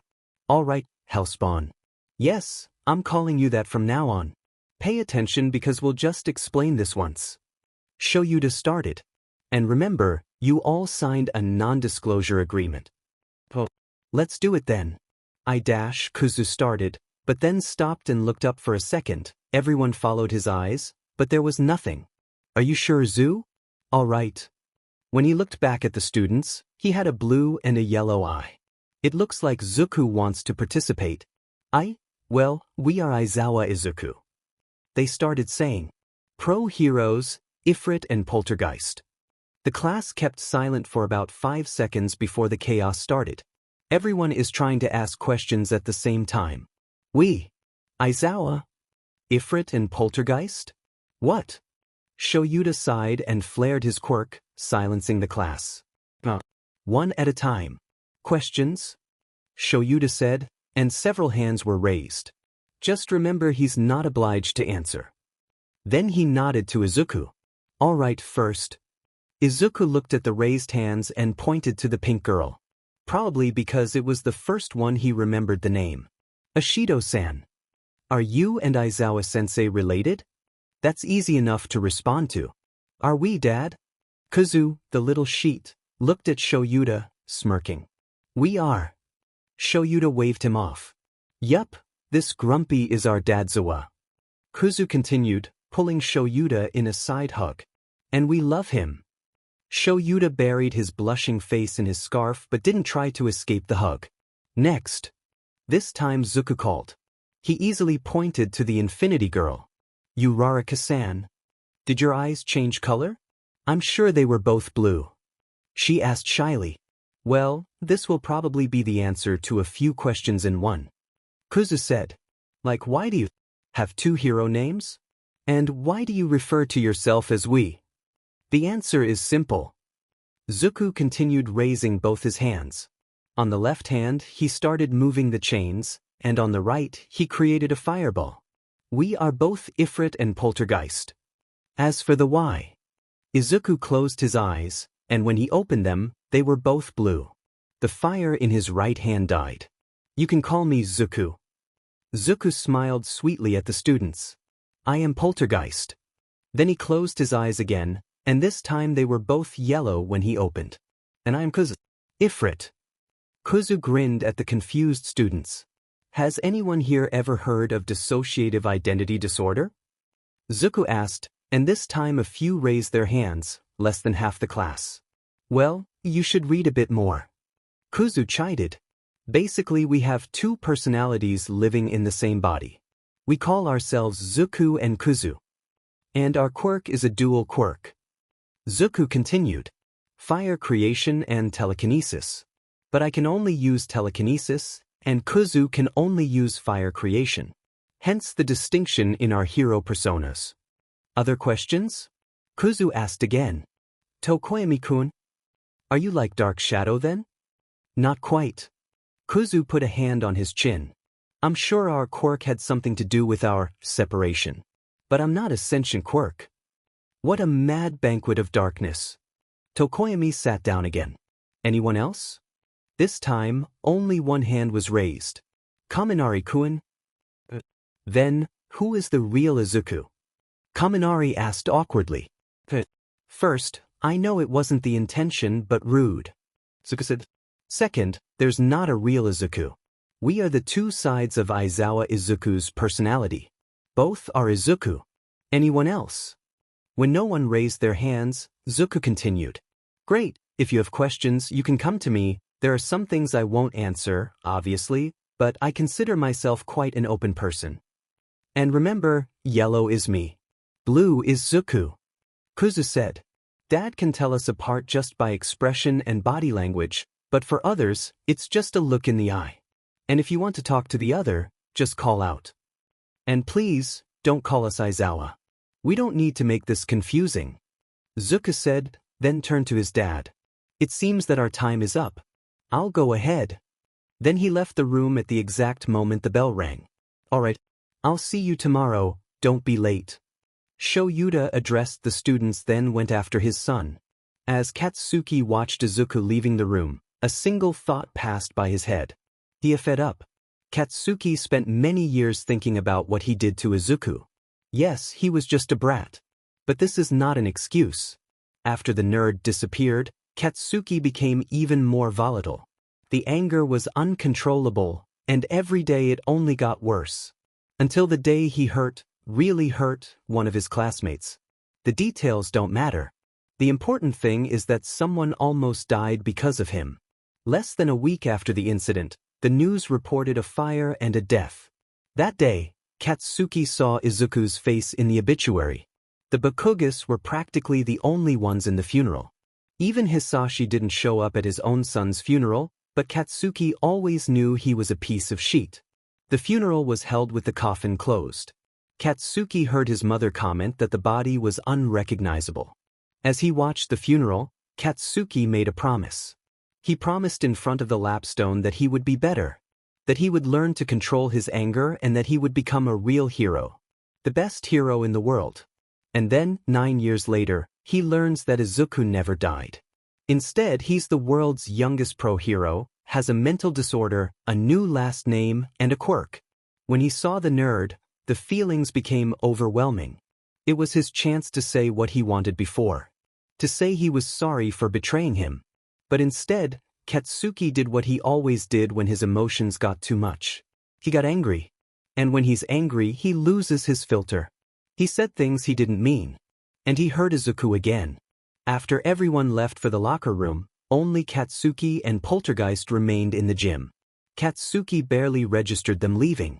The only thing in his mind was one question. Is this really Izuku? Poltergeist started, but Katsuki cut him. Are you really Izuki? He asked, not sure of what he wanted to hear. Yes, Kaken. And this answer didn't leave any room to doubt. Only the nerd would call him Kaken. I am. And this should be good news, Izuku is alive. God knows how many times Katsuki wished he could see him again, to say the words he never said. This was his chance to say it. Just 2 words. But when he looked at that smile, that hopeful face, only old memories resurfaced. And with them, old habits came back. What he said couldn't be further from the, I'm sorry, he wanted to say. You're useless, D. And later, even Katsuki would be surprised by the amount of venom in his words. Why was he so angry? Shouldn't he be happy? Hearing his old nickname only made him angrier for some reason. Shut up. Don't call me that. And then, Katsuki started bombarding him with his words without letting him respond. You died. And then, 9 years later, you simply come back like nothing ever happened. Been playing the hero since then? What kind of joke is that? How a useless quirkless do you like you even did that? And with each word, the smile in Izuku's face fell, slowly, the hopeful expression in his face disappeared. Why aren't you dead? When Katsuki had to stop to breathe, Izuku finally said something. I guess it was too much to expect that you would stop hating me just because I have a quirk now. When he looked up, Katsuki saw a single tear falling from his blue eyes. But I never thought you really wanted me dead. This isn't what he meant. He doesn't want Izuku dead. But when he tried to reply, to his surprise, the sadness in Izuku's face changed to anger, and his blue eyes became yellow. It was like looking at a completely different person. Go back to the class, Bakugu. Even his tone changed. What just happened? Katsuki wanted to say something, to ask what happened to him. But he froze when he looked at those eyes. Eyes filled with anger. It was an expression he never expected to see in this face, especially not directed at him. So he simply nodded and turned to walk to the changing room. He could hear Izuku mumbling something to himself. At least he didn't attack us. It's a win, right? He heard a tear-strained voice asking. He attacked you. Not physically, but he attacked. The angry voice replied. I was better than we expected, but still. Katsuki left the question of why Izuku was talking to himself for later. Instead, what stuck in his head the moment was another thing. He thought Katsuki would attack him. Izuku was expecting to be hurt. And he wasn't wrong. Katsuki hurt him, just not the same way Izuku was expecting. And the worst part is that Katsuki can't blame him for thinking like that. He never gave Izuku any reason to expect something else from him. And now, after everyone has left, Katsuki can't help but wonder if he'll ever have another chance. Izuku is Aizawa-sensei's son. Katsuki could easily be expelled for what he said today. And he couldn't even say he didn't deserve it. He effed up completely. To Zuku's credit, he managed to keep himself together and seemed fine until they got home. They heard a purring as soon as they entered the apartment. When they looked, they saw Pablo, their white cat. They found him about 2 years ago, or more specifically, Izuku found him during one of his patrols. No one wanted him, the main reason being his face. Pablo was one serious case of animal cruelty. Someone sliced the corners of his mouth, and thanks to that, his face looks like he always has a Cheshire cat smile on it. Add this to the ears that look almost like horns and eyes that always seem to be judging you, and you have possibly the scariest cat in existence. And Pablo also has the power to back up his scariness. He's one of the rare animals with a quirk. Izuku learned this the hard way. When he met the cat, he was wary of everything and everyone. When Izuku tried to approach it, he felt a headache similar to when he overused his quirk. It took weeks of leaving food for the cat until Izuku gained his trust enough to approach him without being attacked. Pablo's quirk was named aneurysm. A mental quirk activated by eye contact, the cat, can make the target feel severe headaches, and if held too long, it can even cause a slide. Guess no one needs to mention how dangerous this quirk is. But even with all this, for Shouta and Izuku, this cat is simply the sweetest thing they know, and they will fight anyone who says otherwise. "Hey, sweetie," Izuku said, kneeling next to the cat, who instantly jumped on his arms and started rubbing his head against Izuku's face. "I'm fine now, don't worry." "No, Zu, you aren't." Kuzu interrupted him. "Will you tell me what happened?" Dad asked. "Will you keep calm?" Izuku asked back. Izuku knows that his dad will be angry when he hears what happened. But he doesn't want him to expel Katsuki.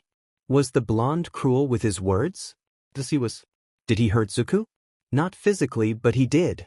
But Katsuki has much more than a powerful quirk.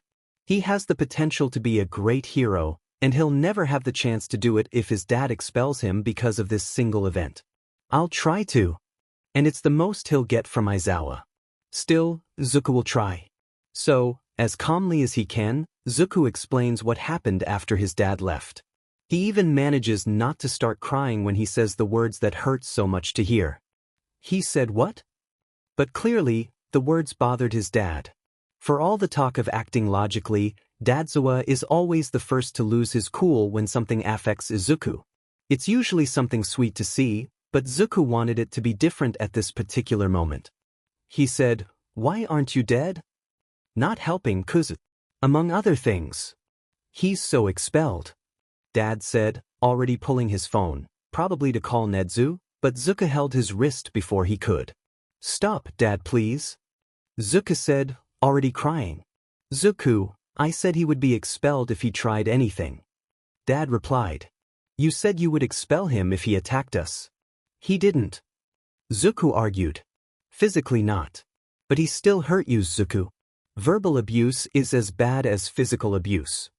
Dad said back. "We can't just let this go." "Zu. Stop, please." Kuzu interrupted. "He doesn't deserve your forgiveness. Not if he doesn't apologize." "I know, but..." "Please, Zu. He already hurt you too much. He's not your friend. You don't owe him anything, kid." Izuku knows it. Deep down he knows it. The memories of when Izuku and Katsuki were 4 years old and attached by the hip are just that, memories. Logically, he knows that the only reason he doesn't resent the blonde is that he is incapable of feeling anger. After all, Kuzu clearly resents him. But at this point, it is precisely because he is incapable of feeling anger that Izuku knows he can be logical. Yes, he doesn't owe Katsuki anything. If he hates Izuku, it's a shame, but Izuku will survive without his childhood friend. However, that doesn't mean that Izuku will let all his chances be destroyed because of this. Reluctantly, Izuku let go of his dad's wrist. But he didn't give up. "Please, Dad. I know you saw his potential. Just give him a chance to change." Izuku argued again. "You don't need to forgive him, neither you nor Kuzu need to. You don't need to let this slide, you can give him another form of punishment, like detention. You can make him have counseling with Inui-san." His dad pondered for a few seconds, really pondered, then he looked at him with a serious expression. At this moment, this wasn't his dad. This was Eraserhead. "Why?" he asked. "Why should I give him a chance?" "Because if you don't, no one will." Zuku replied in an equally serious tone. I know what he did. I am not forgetting, nor just forgiving. But I know if someone can help him be better, it's you, Dad. Kuzu? Eraserhead asked. I don't want to forgive him. He hurt Zu too much. Kuzu said, then sighed. But Zu is not wrong either. If we just expel him, he'll never learn to be better. He could be a great hero with the right guidance. And at that, Eraserhead sighed. Then his expression softened as he put a hand on Izuku's head and ruffled their hair. I'm proud of you, Dad said, smiling at them. I'll give him a chance. But it'll be his last. Thank you, Dad, Zuka said, hugging him. He'll need to follow a few rules if he wants to stay. Dad continued. First one is he'll treat you with respect.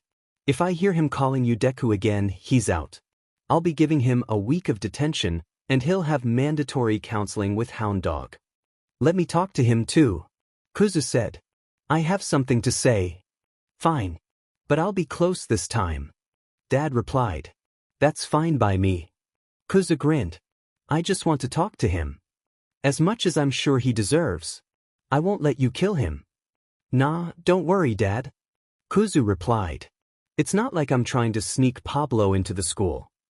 Please, don't, Zuku pleaded, and the cat purred at the same time. You know Pablo won't hesitate to kill someone if we ask. You remember what happened when that thief tried to invade. I remember how it took Dad 2 hours to notice we had an unconscious man in our living room. Kuzu teased. I had just returned from my patrol and hadn't had my nap yet. Dad defended. Aren't you the one who is always talking about situational awareness? On another note, Dad tried to change the subject. But the red ears were obvious. Tomorrow will be the first heroics class. Great. A full class with all moron. Kuzu replied. I can't wait to be ignored the entire day. All Might is a good person and a great hero. But he has one fatal flaw. The imbecile always thinks he knows everything, and as a result, he ignores everyone's opinion. In class tomorrow, Zuku won't be surprised if he completely ignores the script and puts the students in some dangerous situation like battles with quirks before any training or safety instruction. Did Majima-san say something about our new costume? Zuku asked. He said it will be ready by tomorrow. Dad replied. He also said he finished most of your support gear. Finally. I can't believe we've been doing this for more than a year and just now the commission approved our costume. Kuzu huffed. Honestly, one would think after getting a license you would get better gear than when we were a vigilante, but no. Better late than never, I guess. Zuku shrugged. Anyway, I'm exhausted and we don't have to patrol today, so I'll go to sleep. Don't stay up too late, Kuzu. Then less than 5 minutes later, Kuzu felt Zuku sleeping in their mind. Kuzu almost followed him up, but then he felt his phone vibrating. He got a new message and he knew exactly from whom. Burning down the house? Are you free? Crazy not crazy, maybe. Is it important? Burning down the house. Would I be messaging you if it wasn't? Crazy not crazy. Fair enough. Same place as always? Burning down the house. I'll be there in 20 minutes. Also, prepare for a donation. She's hungry. Crazy not crazy. Dad. Kuzu called and Shouta looked at him. I'm going out for a while. I need to meet my adult problem. Be careful. Dad replied, handing him a pot of burn ointment. Great, so he knows exactly who Kuzu is talking about. I'll be. Kuzu chirped, already moving for the door, picking his coat, then putting on his red shoes. These shoes, to this day, are still something that never fails to sour his mood. As someone who has been quirkless, Izuku knows better than anyone what they mean. It's pretty simple. Quirkless people have an extra joint in their pinky toe, so normal shoes don't fit them comfortably. Quirkless people are about 20% of the population, but something that isn't usually considered is that this number has been dropping with each generation. That is to say, in fact, 20% of the world's population is quirkless, but most of these people are in the elder groups. If we think only of those under 30, this percentage would be something like 2% of the population. Making shoes for such a small group is certainly not very profitable, so most companies don't even consider it. In fact, only one company manufactures the so-called primordial shoes in all of Japan. And that is not the problem. The problem is that the company owner is basically a quirkiest of the worst possible strain. His motive for making the primordial shoes is not at all noble. All the primordial shoes are made in the same bright red model, so that anyone on the street can identify someone quirkless just by looking at their feet. And since no other company even considers making shoes for the quirkless, it's either that or go barefoot, which would be just as obvious even if it were a good idea. The purpose is obvious. It would be easier to make all quirkless people walk around with a sign on their chest or something. Izuku may be a false positive, but they still have the extra joint. Yes, Majima-san would be more than happy to make shoes adapted for him if they asked. He made boots for his costume after all. But he doesn't do that. On the contrary, Izuku makes a point of continuing to wear primordial shoes. Simply to prove a point. Izuku is not the first false positive to exist, nor will he be the last. They are rare, but they still exist. This whole thing about the extra joint is completely outdated nonsense. It is much more superstition than anything else. Practically anyone with some kind of bird mutation has the joint. It is a natural part of their anatomy. One of Izuku's biggest battles is to make everyone aware of this fact. This is why they are entirely open about being a false positive. That is why they always wear primordial shoes. But that doesn't mean they like them.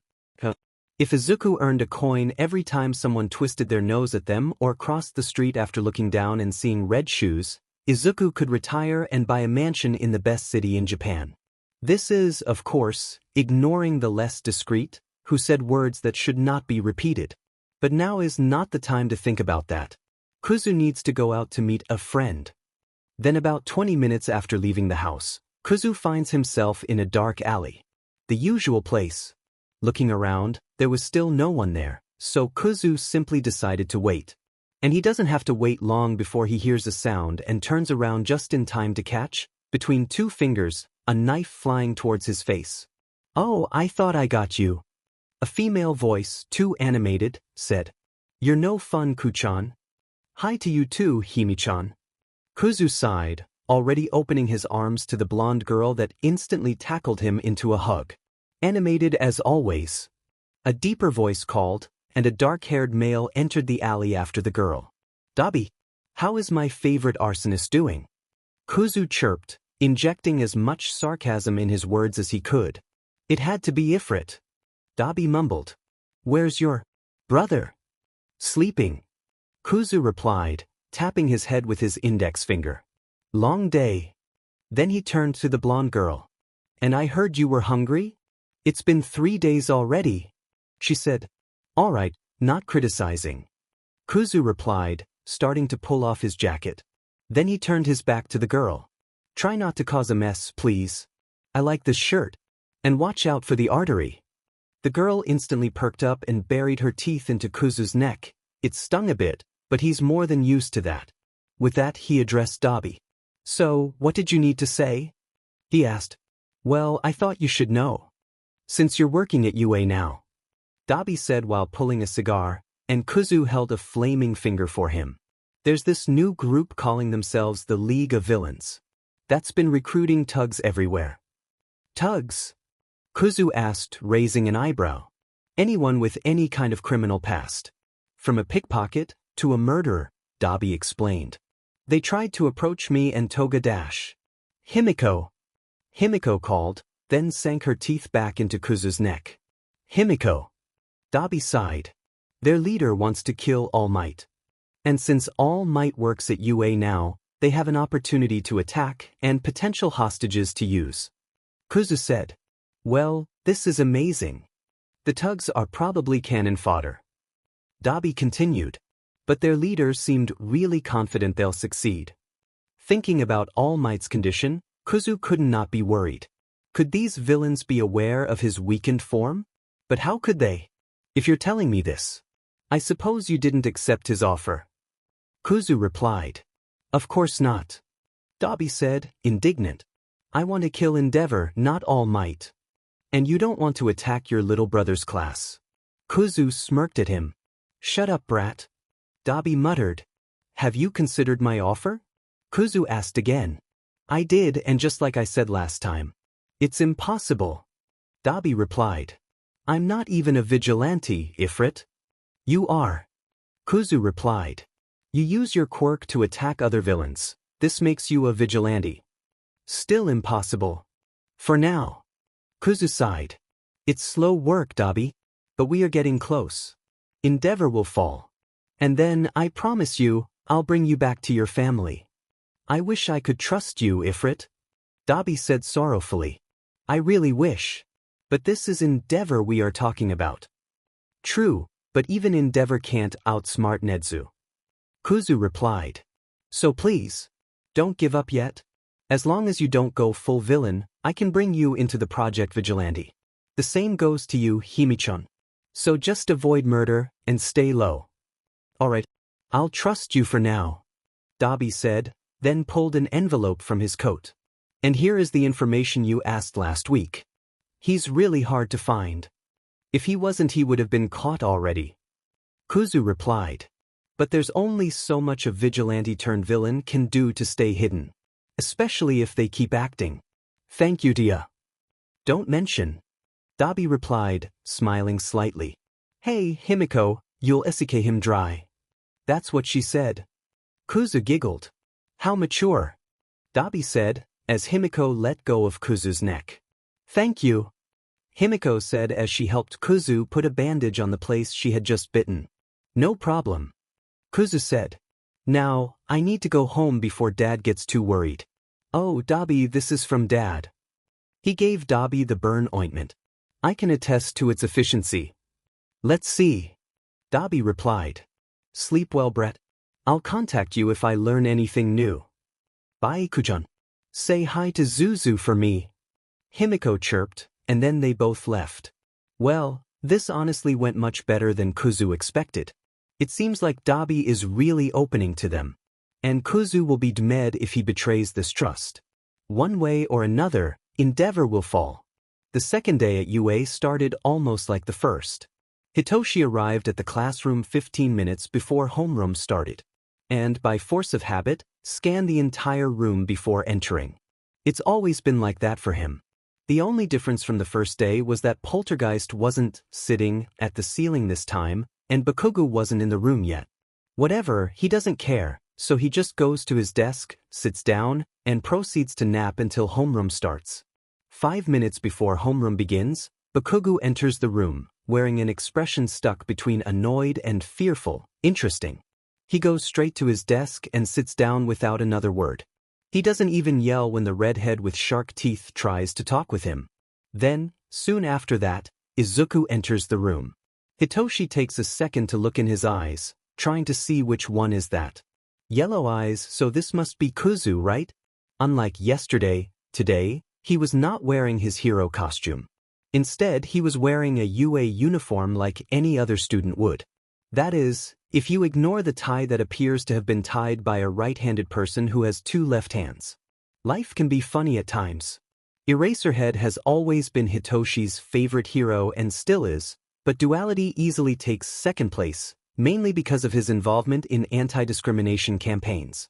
After finding out about the NGOs they talked about on the radio program, Hitoshi went after them. And what did he find out? Apparently, Ifrit and Poltergeist constantly donate 80% of everything they earn to these NGOs focused on fighting discrimination and openly take a stand against any kind of prejudice, be it against mutation quirks, villainous, or quirkless. It didn't take long for the duo to become the second best hero, in his opinion. And now, their favorite heroes have become their teachers. Frankly, few things are more incredible. Scanning the room, Kuzu grinned at Hitoshi for a second, then sat down at Aizawa's desk. Just like yesterday, Aizawa-sensei seems to immediately teleport to the room's door the moment the signal rings. This time, the room immediately falls silent and watches him. 5 seconds, that's better. Aizawa-sensei nods at the class, which almost bursts into cheers, but a single glare with glowing eyes and floating hair silences them. From there, an incredibly normal day follows up. Homeroom with Aizawa. Mathematics with ectoplasm. Science with Snipe. Then lunch. After that, it's study hall, again with Aizawa. And then it's time for fundamentals of heroics. Before the class started, most of the students were theorizing about who would teach this subject. Izuku looked like they wanted to be dead, which obviously meant it wouldn't be Aizawa. So who could it be? I am here. There's no mistaking this voice. Coming through the door, each word made Izuku look like he was sinking more in his chair. Seems like All Might isn't his favorite teacher.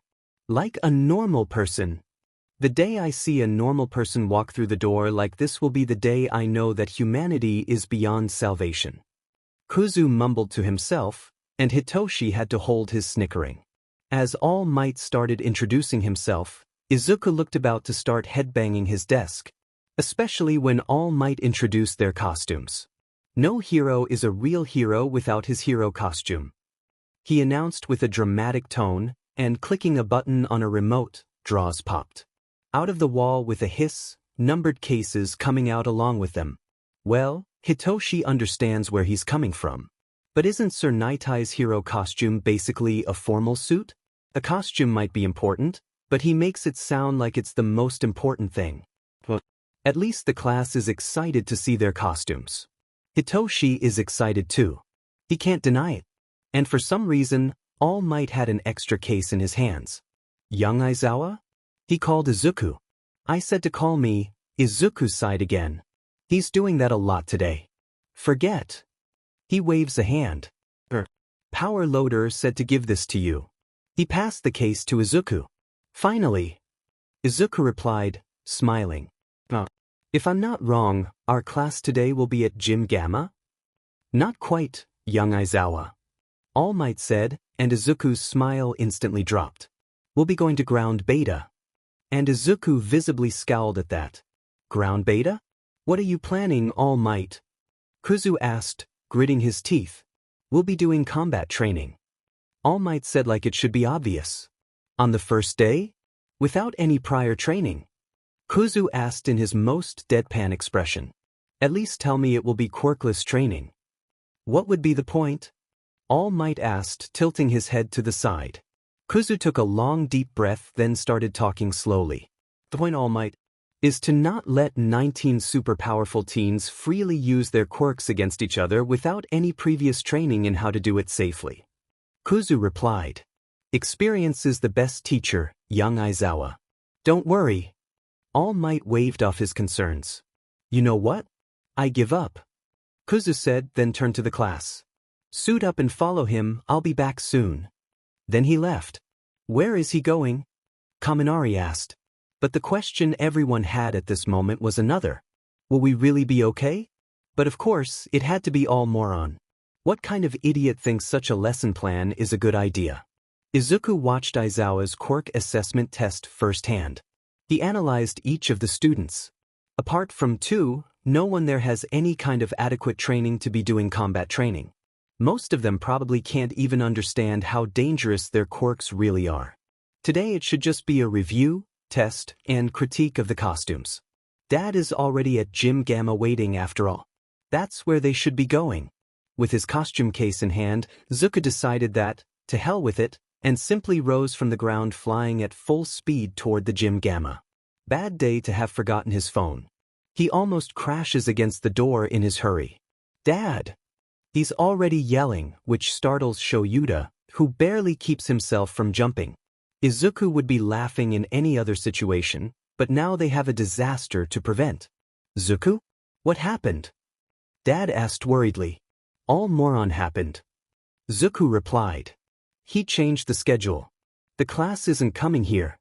Where are they going? Dad asked hesitantly. Ground Beta. Izuku replied. He wants to do combat training. Combat training? Izuku could practically see his dad's soul leaving his body. Damn it. What is he thinking? I have been working here for 2 days and I already want to ask for a raise. Taking care of an almost 50-year-old child was not in the job description. Izuku face-bombed. Anyway, we need to run. Because there's no way this won't end with broken bones, at the very least. Can I carry you? It will be the fastest way. Dad nodded. Then Izuku carefully lifted his dad and took flight again, full speed towards Ground Beta. When they arrived, only All Might was there. Which means the students must be changing. At least no, they didn't start yet. It looks like we're just in time. Go put on your costume. I'll take care of the imbecile, Dad said, then Zuko nodded. He entered the changing room just in time to hear his father kicking the door open. Dramatic as always. The sound of the kick must have been louder than expected because the moment Izuku enters the changing room, everyone looks between him and the door with expressions caught between surprise, confusion, and fear. Aizawa is having a little conversation with All Might. No need to worry, Zuko said with a sweet smile that soon became a mischievous smirk when his eyes turned yellow. Actually, I'll bring a batch of cookies for whoever records the conversation and sends me the video afterwards, Kuzu said as he passed through the boys to start putting on his costume. Most of the boys had already changed and were just waiting for the rest. Zuko almost stopped for a moment to look at their clothes but decided to leave the analysis for a few minutes. When he and Dadzawa will do the critiques.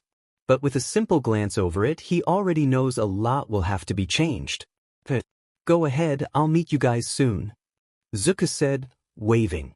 A few seconds later, everyone started leaving the changing room, some more skittish than others. Zuko could faintly hear his dad's voice from outside as he spoke to All Might. Then Izuku put down their case and opened it carefully, already grinning at his costume. They've been waiting for years for this. They finally have a real hero costume, and it seems that Majima-san didn't hold back on it. First, the costume consisted of a jumpsuit, similar to his dad's. Yeah, Izuku asked specifically for it, sue him, and with the same reinforcements to protect his vital parts. The right half of the suit was red, and the left half was black, with a circular switch in the chest region. Next, the boots were a simple and functional pair of combat boots. The left boot was red, and the right boot was black, opposing the suit's colors. The soles had several holes, perfect for the flames.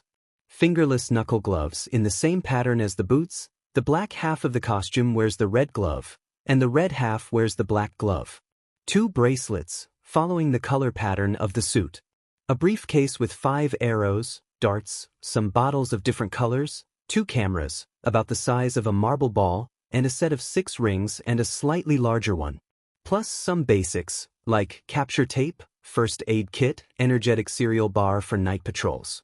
A black cloak, with several pockets on the inside, similar to the one they always used. The difference being that the button that fastens it is shaped like a skull. Nice detail. And last but not least, the mask.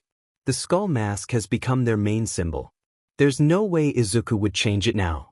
And of course, Majima-san did a fantastic job with it. The style of the mask is the same as the one Izuku has always worn. But with a bonus, protected eyes.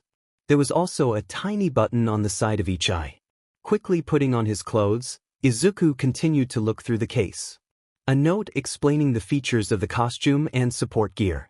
Hello, Izuku. Sorry for the delay, but I finally finished your costume. As you requested, the costume can freely change between you two as you wish. Just turn the switch on the chest. Right for black, left for red, and center for bicolor. Testing it. When Izuku turned the switch to the left, the suit, boots, and gloves turned completely red. Then, turning it to the right, it became black. Perfect. Grinning under his mask, Izuku turned it back to the center, and the suit went back to the original half black, half red. Then he looked back at the note. The gloves are for Ifrit. They have plating in the knuckles for extra punching and protection, and they are heat conductive.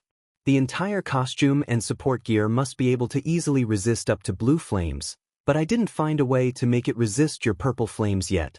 The cloak was the simplest part. I kept the original design of your cloak and only added a few details. The black color should absorb any light, so you will be untraceable in the dark unless the person has some sort of detection quirk. The inside is full of pockets to store your gadgets. The arrows we talked about are stored in the case. 5 arrows, they must be durable enough to withstand yellow flames without melting. But take it easy. The vials, be careful with them, okay? The blue one is a tranquilizing drag. The yellow is paralyzing. The darts are hollow so you can put the drag inside them. The moment they pierce the target, the drag is released. The dosage can be adjusted. The transparent bottle has a flammable liquid. Coat the arrow, then apply a small flame and boom. Flaming arrow. A coating should last about 10 minutes. Simply wrap the arrow in your cloak if you need to put out the fire sooner. The oxygen cut should extinguish the fire instantly. The rings. Press them against the person, and they will trap them like HNDCFFS. Since you said, it's harder to hold on to humans or animals when they are resisting. They are designed to attach to key areas of the body. The recommendation is wrists, shoulders, ankles, and knees. The largest ring is for the neck. The mask is reinforced, so it should give your face some protection, but it's not too much, so be careful. The eyes are protected, and the glass is one way only. If you press the switch on the chest, the eyes will glow in the color your suit currently is. And the mouth can open up so you can breathe fire through it. I made it to detect when you open your mouth in the right way. The buttons on your mask work together with the cameras. You will see an R and an L on each camera. The R camera is connected to the button on the right, the L to the button on the left. Press the button, and the camera starts recording. Any recording will be transmitted directly to the corresponding eye in the mask, besides keeping a copy of the recording on the memory card that I have installed in the hood of your cloak. Be careful. An electric shock will fry the cameras instantly. The video recording will be safe, but these cameras are difficult to build. Finally, the bracelets. These gave me a little trouble, but I managed to make them just as you wanted.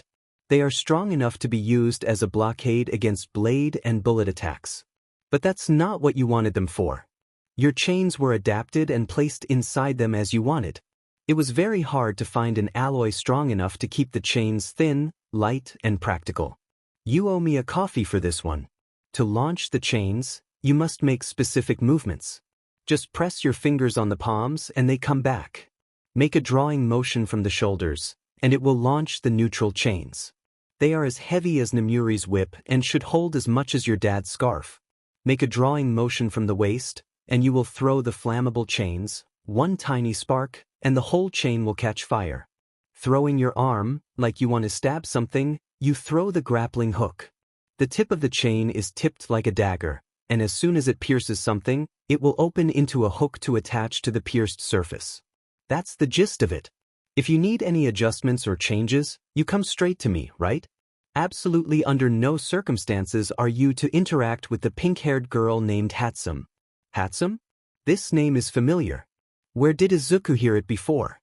Oh well, they can look at it later. For now, Izuku finished putting on the bracelets and the cloak. Then he slid the vials and arrows in the pockets of his cloak, in the waistline, together with a few other utility things, like a first aid kit. And of course, there is no shortage of space for jelly pouches. Well, he's Aizawa's son. Of course, he eats, drinks, this stuff.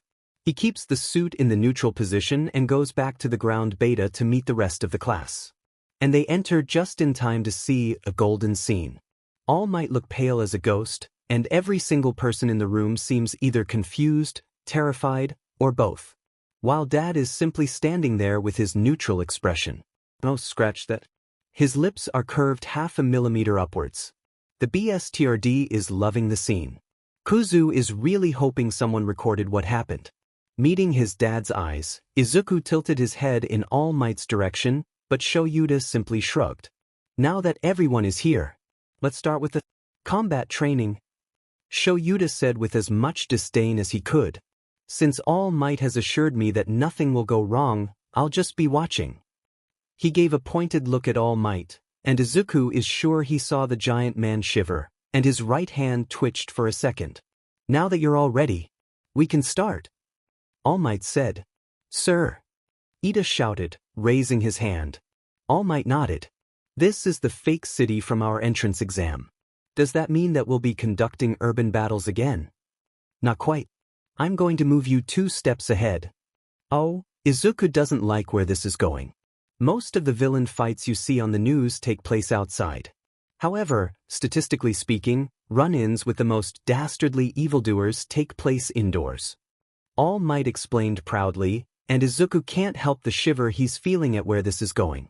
We won't be using robots this time. Which can only mean one thing. And it's bad. Sir, will you be the one deciding who wins? Ida asked. Do. We need to worry about the losers getting expelled like earlier. Uraraka asked. Will you be splitting us up based on chance or comparative skill? Yaoyorozu asked. Isn't this cape beautiful? Aoyama asked, and at that, Izuku blinked and looked at the boy. Yeah, it's a cool cape, but it doesn't look practical. Mental note for later. Calm down, calm down. I'll explain everything in a second. Then All Might put on a pair of glasses. Huh, what do you know? And a goddammit script. Couldn't even memorize his lesson plan? Really? The situation is this. The villains have hidden a nuclear missile somewhere in their hideout. The heroes must try to foil their plans. The class had quieted down by then. To do that, the good guys either have to catch the evildoers or recover the weapon. Likewise, the bad guys succeed if they protect their payload or capture the heroes. Dad looked torn between trying not to laugh and trying not to facepalm. Izuku rarely felt as tired as his dad, but this is one of those times. We'll be deciding the teams by drawing lots. Isn't there a better way? Ida asked. It's logical if you think about it. Yaoyorozu replied to him. Most of the time pro-heroes have to team up with heroes from other agencies on the spot. Yes, it makes sense. Pro-heroes rarely get to choose who they team up with. But this something being All Might's confused face, tells Izuku this isn't the reason All Might decided to do it this way. Anyway, with the explanation out of the way, they started drawing the teams. As it said, the draws were mostly random, but the last team wasn't. Dad made sure that those three would be last and paired together. But because Zuko asked him for a chance to observe them closer. Tokoyami Fumikichi, Todoroki Shuto, and Kaminari Denki. Due to the expulsion of a student, the options were for someone to fight alone or for a team to have 3 people. Therefore, these 3 will form a team. Sensei? Kaminari raised his hand. All the teams are paired already. Will someone fight twice? No, young Kaminari. All Might replied. Instead, your team will face another person. Me. Zuko chirped. Exactly. The last battle will be young Tokoyami, Todoroki, and Kaminari against young Aizawa. All Might said. Wait, they'll face a pro-hero? Ashido asked. Is that fair? Absolutely not. Zuko replied. That's why we are making it fair. He raised his hand, showing 3 fingers. They'll be fighting as a trio. Kuzu won't participate, only me. And last, I'll be fighting quirkless. How will you fight without your quirk? Ida asked. Isn't that too dangerous? At this statement, Zuko simply lifted his mask, showing his face to the students. Don't underestimate the quirkless Ida-kun. Zuko said, grinning. You'll regret it. This combat exercise went a little better than Izuku expected. Not that it's surprising, their expectation was so low that the surprise would be if it didn't go better than he expected. But to be fair, even with Aizawa having let All Might get on with his lesson plan, he made sure to give the class a big lecture on self-control, caution, and safety. And, probably out of fear of the hobo teacher, most took the warning seriously. After all, nobody wants to be expelled. Thankfully, most students suffered only light wounds. The first match was Siro and Hagakure as heroes, against Ashido and Kirishima as villains. Siro discovered just how corrosive Ashido's acid is, and that his tape is a horrible matchup against it. But, thankfully, he just had some light burns and Hagakure was simply made for this task. The moment she ended in the heroes' team, the exercise was basically won. Sadly, since Kirishima never saw Hagakure approaching, he never got to even start showing how he fights. Nobody had any doubt when the MVP went to Hagakure. Shinso and Uraraka as heroes, against Ida and Bakugo as villains, went better than Izuku expected. Once more, Shinso proved how much he deserves to be there, when he tricked Bakugo into replying to him and activated his quirk. In a show of coordination and strategy, Shinso used Bakugo's explosions to break the floor where Ida was guarding the bomb. And Uraraka used the opportunity to touch and float Ida to the ceiling and capture the bomb. A great show of teamwork. And again, everyone agreed to consider Shinso the MVP, since the plan was basically his. Except Shinso himself, who tried to say it should be Uraraka. Mental note, build Shinsu's self-confidence ASAP. The victim of this match was Uraraka, who had to go to the infirmary after her breakfast decided to drop by to say hello. Drawback of her quirk. Satu and Ojiro as heroes, against Kuda and Jairu as villains, was really interesting. There weren't any animals that Kuda could call for help. But with the help of Jairu's quirk, they made a sound like a dog's whistle that called dozens of birds to help them. Again, a great show of teamwork and creativity. Satu and Ojiro fought well, each in their own style, but as soon as Satu's sugar started to run out, they ended up overwhelmed by the swarm of birds and lost. This time, the MVP went to both Kuda and Jairu. No one was hurt too badly here, but Ojiro and Satu may have developed a healthy fear of birds. Azui and Shuji as heroes, against Yaoyorozu and Aoyama as villains, could have gone better. Azui and Shuji showed great synergy between Shuji's brute strength with his 6 arms, and Azui frog-like agility. Yaoyorozu and Aoyama were a bit less coordinated. Aoyama was too distracted by his cape and was ambushed and captured early on. From there, Yaoyorozu barricaded herself inside the room with the bomb and used defensive strategies to buy time. With flash grenades, barricades and well-placed traps, she almost won by herself. However, with a well-matched joint attack, Shuji managed to distract her long enough for Azui to be able to jump over her and reach the bomb in the last 10 seconds. Despite losing, Yaoyorozu deservedly took the MVP of the match. This was the cleanest match of all, no one suffered more than a few scratches. After each match, Aizawa commented on the key points, as well as offering criticism on what could be improved. After this, the last match was about to begin. Zuku as hero, against Kaminari, Tokoyami, and Todoroki as villains.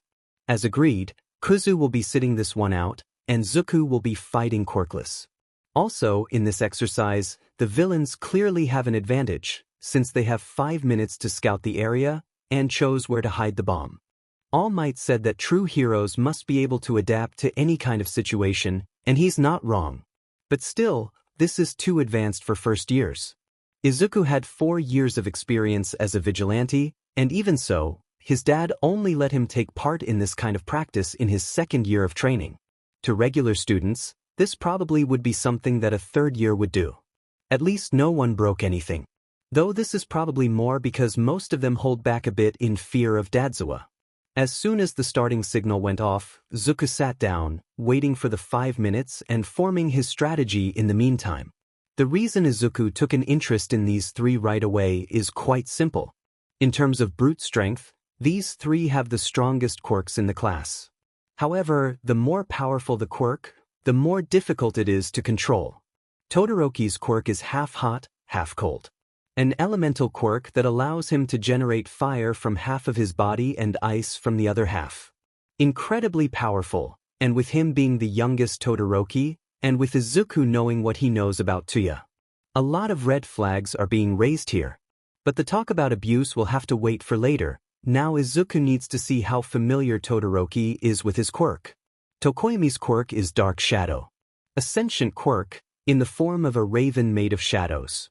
The mere fact that it is sentient should make it extremely difficult to control. But the name Dark Shadow already gives Izuku some ideas of what their strengths and weaknesses might be. Kaminari's quirk is Electrification. An emitter quirk that allows him to use electricity to attack, and frankly, the scariest of the bunch. If Kaminari has good control of his quirk, he can easily be one of the strongest in the class. However, if he doesn't have good control, it can be very dangerous for him. Taking a deep breath, Izuku stands up and prepares his gear. Taking 2 darts, he puts the sleeping dragon one and the paralyzing dragon the other, then reduces the dosage to the minimum. He checks the bracelets, making sure they are working as intended. His costume is left all black, and his eyes are deactivated. Young Aizawa, time is up. You can go in now. All Might called through the communicator. Instead of running through the door or a window, Zuku calmly walks along the side of the building, following the visible electricity wiring to the power box. Grabbing his pocket knife, Izuku quickly opens the box and cuts all the wires, effectively shutting down all the power in the building and turning off all the lights. Everyone knows how Limelight heroes fight. break in through the front door and smash everything in their path. The more show-off the better. But what Izuku will show everyone are the tactics of an underground hero. If he can inspire some students, all the better. Next, Izuku throws his grappling hook just below the second-floor window and climbs up to it. He hears a voice from inside and stops before entering. It's all out. It's Kaminari's voice. But no sign of him. Todoroki is still with the bomb, right? Indeed he is. This is Tokoyami. And he'll freeze the entire building any second now if someone doesn't stop him. The entire building? What a show-off. Kaminari joked. If he does, we'll be caught on his attack too. Well, he doesn't seem to care. A third voice called. Oh, it's Dark Shadow. And frankly, I want to fight too. Behave, Shadow. Tokoyami chided. Let's check the next floor. He might have climbed through a window. Alright, I'll stay here and dash. Then Kaminari stopped. No sign of him. Oh, he's talking to Todoroki. It must be a communicator. I'm on the second floor, and Tokoyami is about to go check the third. A few seconds pass again. Alright, we'll try. Revel in the darkness. Tokoyami calls and starts walking again. Izuku waits a few seconds in case someone comes back, then enters through the window. Thanks to the window, it is not too dark, but a few rooms inside, there's much less light, which is perfect for Izuku to hide. As expected, Kaminari is patrolling the area, his quirk sparking around his body making it glow. A good strategy, since he doesn't have a flashlight. But it also shows exactly his position. The fastest knockdown would be to hit him with a sleeping dart. Izuku sneaks closer to him, taking the dart in his hand, and stops just behind Kaminari. He approaches the arrow to the back of his neck, then stops, puts the dart away, and instead lightly touches Kaminari's shoulder. In a real situation, you would already have been caught. He said, then jumped back when Kaminari turned to look at him, already hiding in the shadows again. What the? Where are you? He asked. Izuku, smiling under his mask, started circling him through the room. He pressed the switch in his suit, activating the glowing eyes. I'm right here, villain-kun. Izuku said in a teasing tone, then deactivated the eyes again and jumped out of the way of Kaminari's charge. You're too slow. Want to try again? Okay, try to dodge that one. Kaminari said, joining his hands. Izuku saw the electricity crawling through Kaminari's body, then he directed all to the floor. Indiscriminate shock 1.3 million volts. And then, there was electricity flying everywhere. Izuku quickly aimed his grappling hook to the ceiling and reeled, avoiding the attack completely. I have to admit, this is pretty powerful but dash. Izuku stopped talking when he saw Kaminari's face. The boy had a hollow expression, and was walking around with two thumbs up and making an unrecognizable sound. What? Are you okay, Kaminari-kun?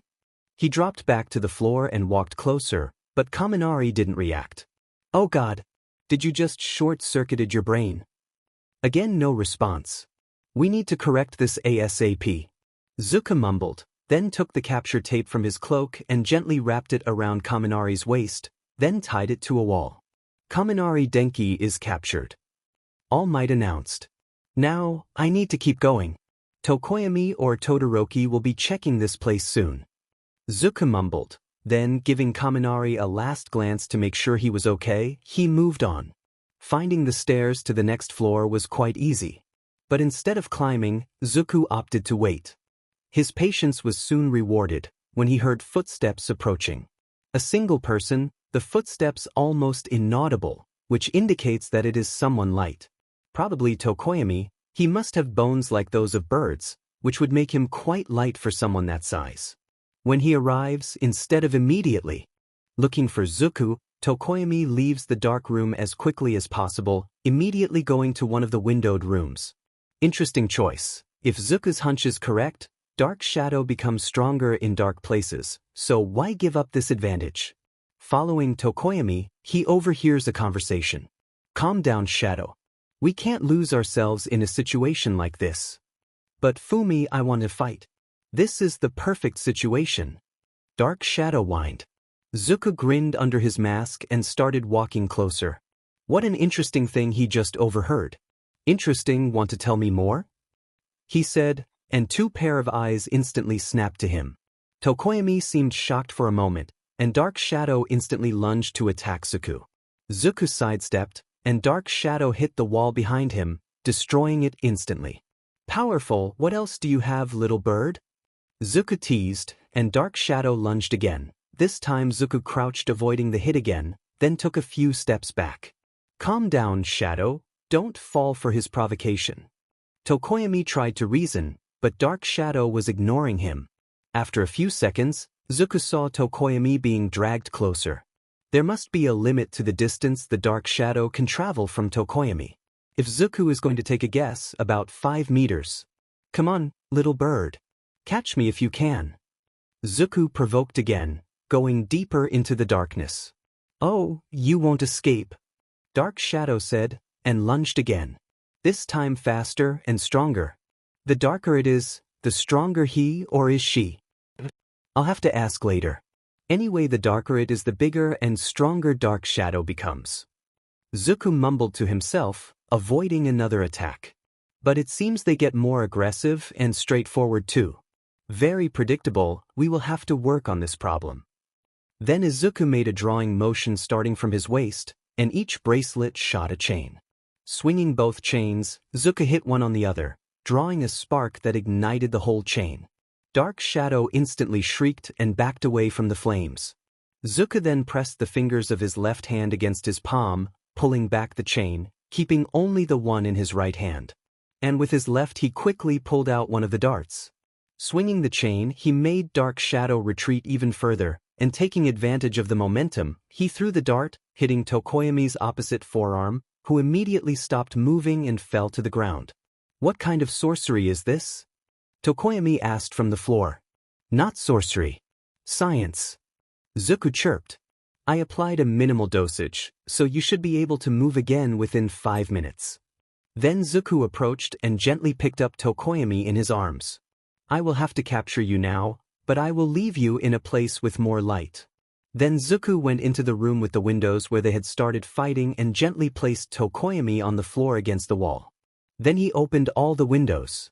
Thank you, Tokoyami said softly as Zuku approached him with the capture tape. Don't worry.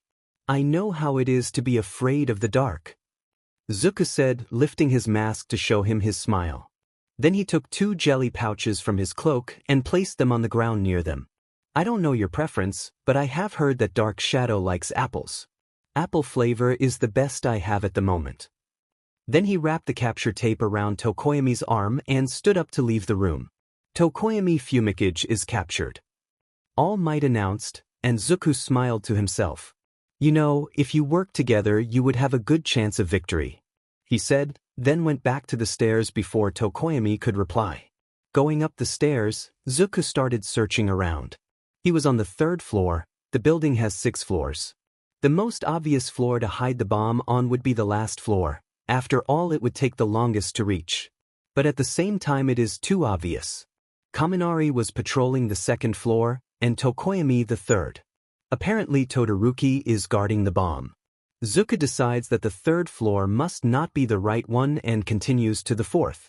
He should have tried to ask. Dark Shadow would probably have let something slip. Oh well, too late now. To his surprise, he easily finds the bomb on the 4th floor just 2 rooms away from the stairs.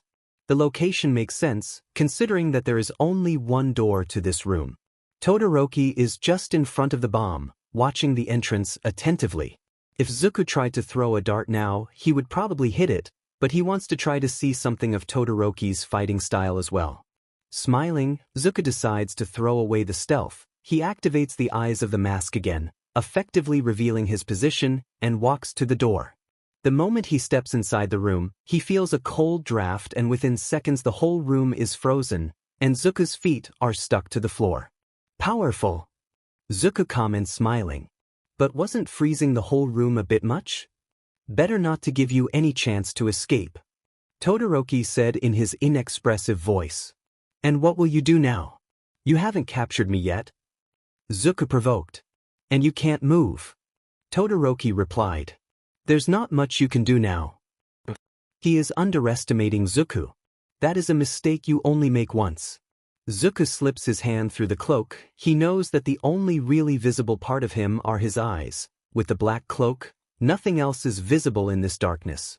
Careful not to make any noise, Izuku picked up his javelin and threw it, hitting Todoroki right in the neck.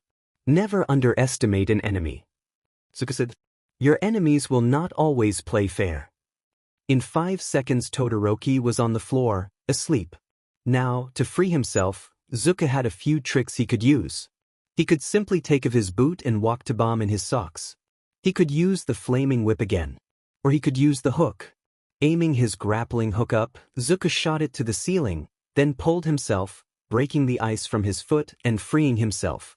Then, dropping back to the floor, Izuku walked to the bomb and touched it. The bomb has been captured. The heroes won. All Might announced. "Good job, Izuku." His dad called in the communicator. "Tokoyami is leaving and helping Kaminari. I'll carry Todoroki then. He'll be out for a few more minutes. The sleep drag should last around 10 minutes. Anything worrying?" "Only Kaminari, but he will be sent straight to Chio." Dad replied. "We're going to have a lot to work on with this class, Dad." Izuku replied. "Can I leave now? I want to start the analysis now to have everything ready by tomorrow." "No all-nighters." His dad scolded. "Pot. Kettle." Izuku replied. "You're a brat." "Your brat." "My brat." Dad confirmed. "Go on, I'll handle the rest of the class." "Thanks, Dad." Izuku replied. "I promise to try to sleep." "I'll hold you on that promise." Dad replied, then logged out of the communication. Smiling to himself, Izuku made way to his office. Yes, he has an office, to start working on his analyses. The first thing he did was to divide the students into 3 groups, based on their control over their quirks. Excellent, acceptable, and work on it ASAP. To no one's surprise, most students fit in, acceptable. Izuku put Yaoyorozu, Ojiro, and Kuda into the excellent group, based on what they showed today, but if necessary, they can be moved. The work on it ASAP group was reserved to the ones that are actively hurting themselves with their quirks and could suffer long-term damage if not corrected. Thankfully, only 2 students are in this group this year. Kaminari and Aoyama. Aoyama suffers stomach aches if he uses his laser for more than 1 second, so Izuku needs to make sure his quirk isn't messing with his organs before creating a strategy to work with him. Depending on what they discover, Izuku might move him into the acceptable group and ask Uncle Mike to help him with his train. Present Mike has much more experience at teaching students to learn control. And Kaminari, this is an urgent case. If Kaminari continues to short-circuit his own brain, he may suffer irreversible damage. This is a case that Izuku has already decided to take into his own hands. Besides Kaminari, the students that Izuku really wants to talk to are Todoroki, Tokoyami, and Shinso. All 3 demonstrate the same problem but in different ways. They are afraid of their own quirk. Todoroki, so far has not used his flames at any point, another red flag since he is the son of Endeavor. Whether this is fear or a rebellion, Izuku has no idea, but certainly Todoroki does not have adequate control of his flames. Tokoyami seems to be afraid of losing control, and therefore afraid of the dark. He and Dark Shadow seem to act like brothers, but at the same time, Tokoyami shows fear. Maybe some kind of trauma? Something to be questioned later. Shinso has serious self-esteem issues as well as having no idea about the limits of his brainwashing. Who was the idiot who chose that name? Izuku will talk to Nedza later to see if it's possible to change later. He probably never had a chance to train it. Shinso and Todoroki show signs of abuse. Unfortunately, until I finish building the case against Endeavor, not much can be done to help Todoroki except to keep him as long as possible away from the flaming garbage can. Now, for Shinso, Izuku can do something. They only hope that the boy will accept their help. They know that Shinso is in the system, and as someone who chose to live on the streets rather than end up in foster care, Izuku knows how Shinso must be treated. Facing the shelf with 19 notebooks that Izuku organized this morning before class, they pick up the first notebook, with a Pikachu on the cover, and begin to write. They have a lot of work to do and they promised they would try to sleep tonight. Shouda's son is a brat. Why did Shouta ever let him and Nedzu meet? Oh, right, it was that, or Izuku ending up in Tartarus. Unfortunately, having most of his education taken care of by Nedzu, Izuku learned many things from the rat Satan. Exploiting loopholes was one of them. Izuku promised he would sleep, and he did. He slept at 5:30 a.m. when he wakes up every day at 6 a.m. But he did sleep, which means that Class 1A will have to deal with a sleep-deprived Izuku. And a sleep-deprived Izuku is a brutally sincere and unfiltered Izuku. Shouta just hopes that no one leaves traumatized. But just in case, before homeroom, he talks to Inui and warns him that some students may end up having to visit him earlier than planned. But well, there are other things to take care of that morning. Like the infestation of vultures, the press, that are at the gates harassing the students trying to get some statement from someone regarding All Might as a teacher. How does the giant buffoon manage to cause trouble even when he is not around? This means that Shouta has to stand at the entrance helping the students to get in safely. Perfect. How could his day start in a better way? To make matters worse, upon entering the teacher's lounge, Power Loader was trying to fix the coffee maker because apparently, Shouda's #1 headache source broke it earlier. Apparently, the machine burned his hand, so the idiot punched it. Well, no coffee for Shouta. It's not like he wasn't already in a bad mood. As he enters the room, at least everyone is silent. Great, he makes an announcement. Today, you'll have to do a special activity.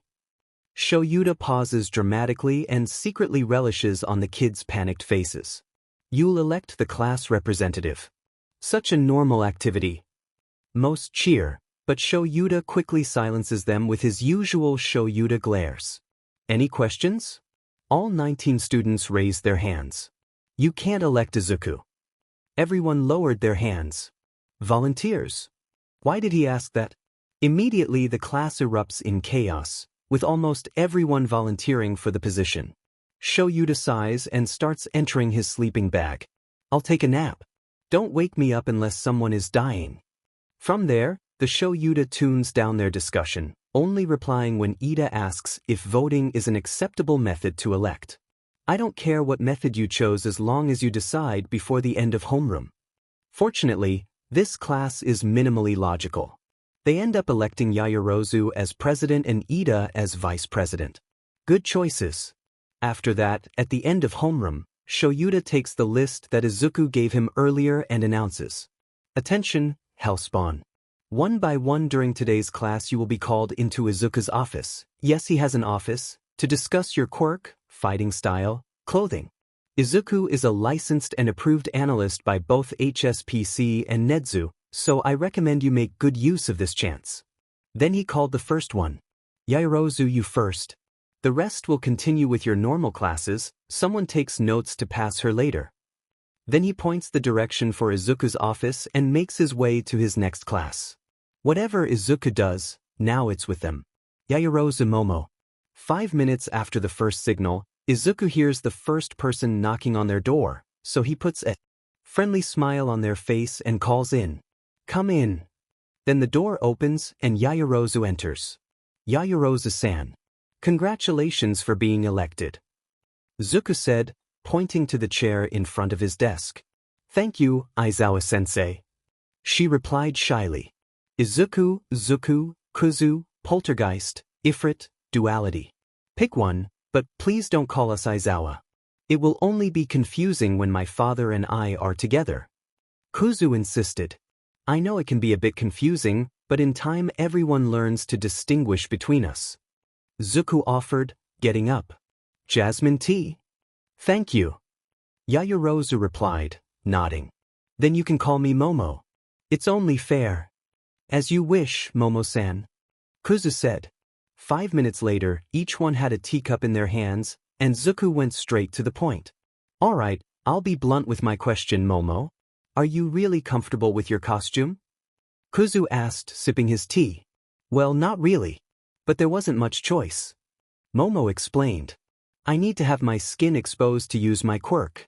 But even so, my costume is showing more than I expected. Are you familiar with DNA suits? Zuko asked. It was my first plan. She admitted. But there was a note in my case saying that it was impossible to make something like that for a first year. Bullshit. Kuzu growled. Language, Kuzu. Zuku scolded. English if you may. Kuzu replied. Anyway, there's no such a thing. I'll bring this to Power Loader later, and we'll remake your costume. Zuku explained. Your costume at the moment is unacceptable. It doesn't offer any protection, not even Midnight is that exposed. I get the impression that this is less a case of impracticality and more a situation of perverted students. Gross. We don't need another Mineta, we just got rid of one. Kuzu continued. I see. Momo replied, between shock and confusion. Now, I want your opinion on this. Zuku said, telepathically pulling out one of the notebooks on the shelf. This one had a periodic table on the cover. Your control over your quirk is already awesome, so there is not much to discuss for the moment. I have drawn some designs for your new costume, but your opinion is essential. The rest of the session was spent with Izuku and Momo discussing the redesign of her costume and possible support gear for her. At the end of the session, Izuku asked her to call Uraraka when she returned to class. Uraraka chuckled. Alright. Who was the idiot who thought it was a good idea to put heels on a combat costume? Kuzu asked, looking up from the notebook with an astronaut on the cover. I never asked for heels. And the costume is much tighter than I thought it would be. Uraraka explained. One more thing to ask Power Loader later.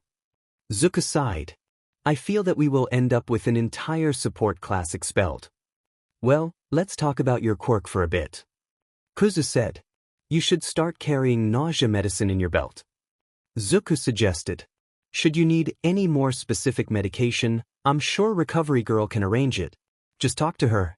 I also suggest you do some tests to make sure your quirk doesn't cause you any permanent damage. Other than that, you should slowly start raising your limit. And of course do some hand-to-hand training since you need to get closer to be effective. Kuzu continued. And put extra protection on your hands. A 5-point contact quirk means that if someone breaks, or cuts your fingers, you are in trouble. Bakugo Katsuki. Hey, Lord Explosion Murder. Kuzu greeted when Katsuki entered. Don't start, Kuzu. Zuku scolded then turned to Katsuki. Well, Bakugo, just to make things clear. What we say here are simply suggestions. You can ignore us if you want, but being a certified analyst with Ned's approval we like to think we know what we're talking about. Bakugo simply nodded, avoiding Izuku's eyes. At least he's not yelling.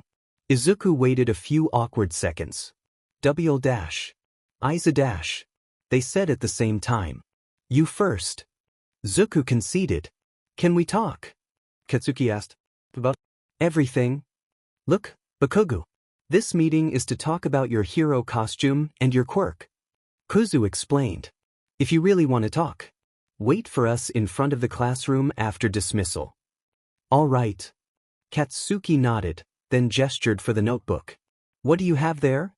I'm happy you asked. Zuka grinned and pulled the notebook with the nuclear explosion on the cover.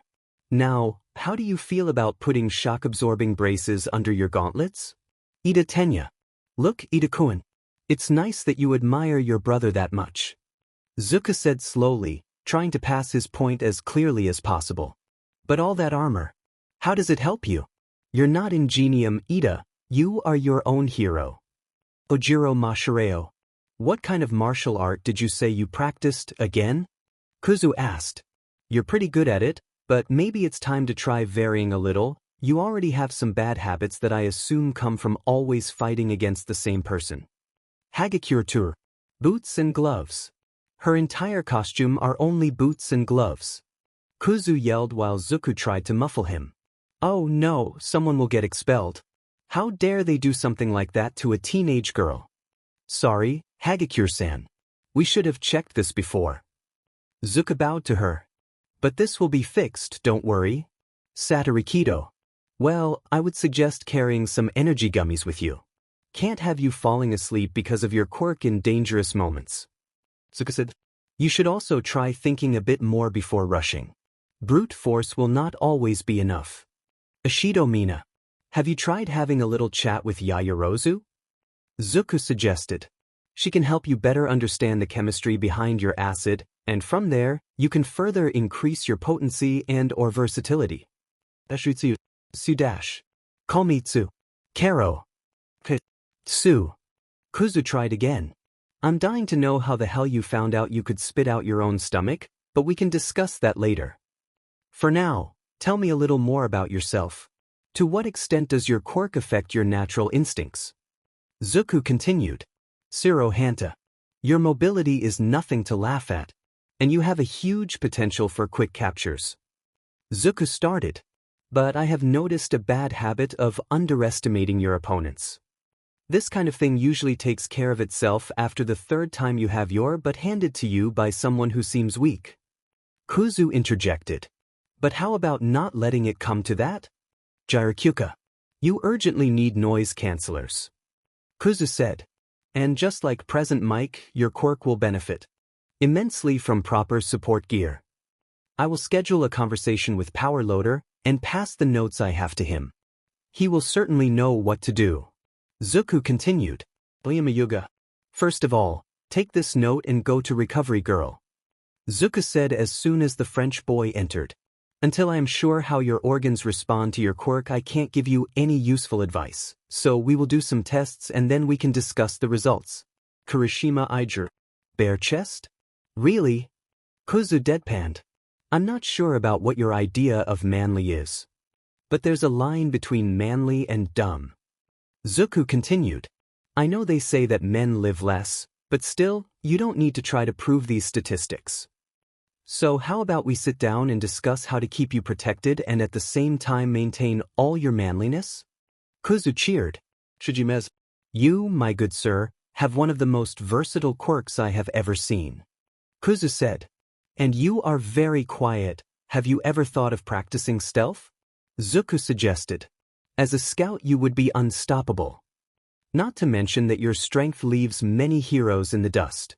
Kudakoji. Don't worry, I can sign. Zuku said softly. Let me ask you. Can you communicate with any type of animal? Any real animal? Kuda signed. Doesn't work on people with mutations, for example. Interesting and versatile. Kuzu praised. What about insects? Are they considered animals? The last four are probably the most problematic. But Izuku came prepared. Tokoyami Fumikage. Hi, Tokoyami-san. Zuku greeted as soon as he saw the crow's head on his door. Good morning, Zuku-sensei, Kuzu-sensei. Oh, interesting. Tokoyami is the first one to greet both. Take a seat. We have much to talk about. Kuzu pointed at the chair, and Tokoyami quickly sat down. Then Zuku picked up an apple and gave it to Tokoyami. Can you call Dark Shadow? I want to talk to both of you. Tokoyami nodded, then the familiar shadow crow emerged from his stomach and curled above his shoulder. Tokoyami gave the apple to the shadow, which immediately started pecking at it. Let's start with the easy part. Zuku pulled the notebook with a crow on the cover. Your costume is great. Well planned, and offer protection in the key parts. I imagine that the cloak serves to cast a shadow to help Dark Shadow, am I correct? Your assumptions are correct. Tokoyami confirmed. This is Fumi, always worrying about lil old me. Dark Shadow nuzzled Tokoyami's face, who looked away but didn't deny. Well, I have a question for Dark Shadow. Kuzu said. Yesterday, during the training, you ignored Tokoyami's commands and charged at us. Why? Who would have thought that a crow-shaped shadow would have the ability to look ashamed? It was dark. Dark Shadow said shyly. Kuzu raised an eyebrow, and Tokoyami started explaining. Dark Shadow is greatly affected by brightness. He's docile when it's bright, too much light, and he becomes timid. The Raven Boy explained. But when it's dark, the opposite happens. He becomes vicious and unruly. Zuku scribbled a few lines in the notebook. And do you have any idea of why he acts like that? Do you share feelings? No, we don't. Dark Shadow said. I am a quirk, but I have my own mind and feelings. We could test this with Shinsukuin's help later. Zuku started muttering.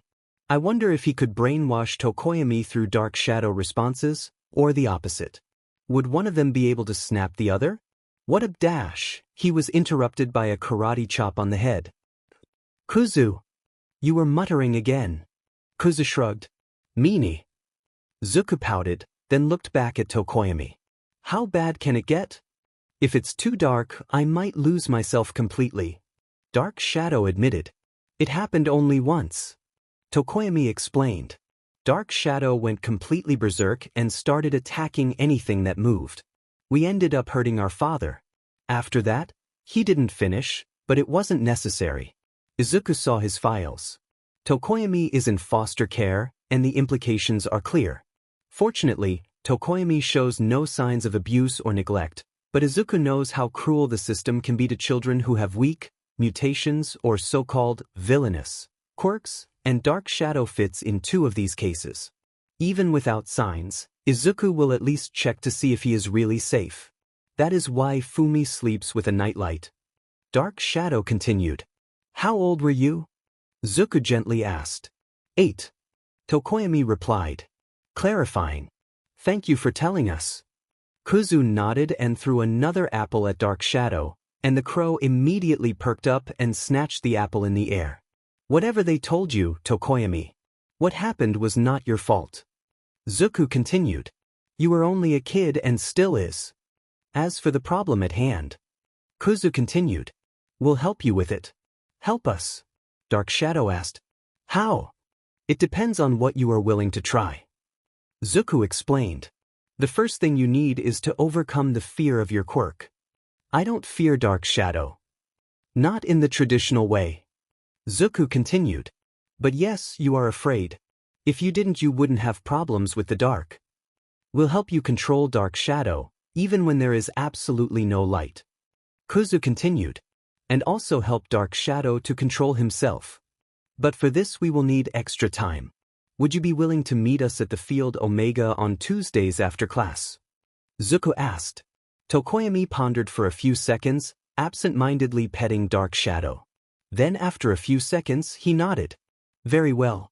There's no harm in trying, he said, and Dark Shadow nodded along with him. Izuku smiled brightly at them. Remember, Tokoyami, none of this is mandatory. If you feel that it's not working for you, you can tell me and we'll stop, no hard feelings. Izuku explained, and Tokoyami nodded again. You can go back for now. Would you mind calling Todoroki next? As you wish. Then Tokoyami got up and left the room. Todoroki Shudo. The heterochromatic boy entered the room about 5 minutes later. Face inexpressive as always, he nodded at Izuku, who gestured for the chair in front of him, and Todoroki sat down. Izuku pulled out the notebook with 2 men in navy suits on the cover facing each other. One in a red suit with lava on the background and the other in a white suit with blue sleeves with snow on the background. How are the classes going, Todoroki-kun? Kuzu asked first. Just fine, sensei. Todoroki replied. What do you want to discuss?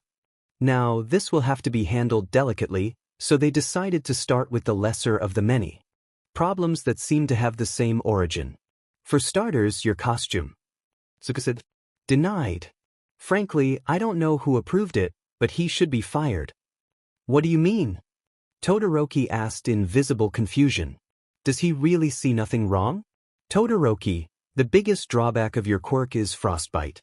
And you see nothing wrong with going into the field with half your body frozen? Kuzu deadpanned.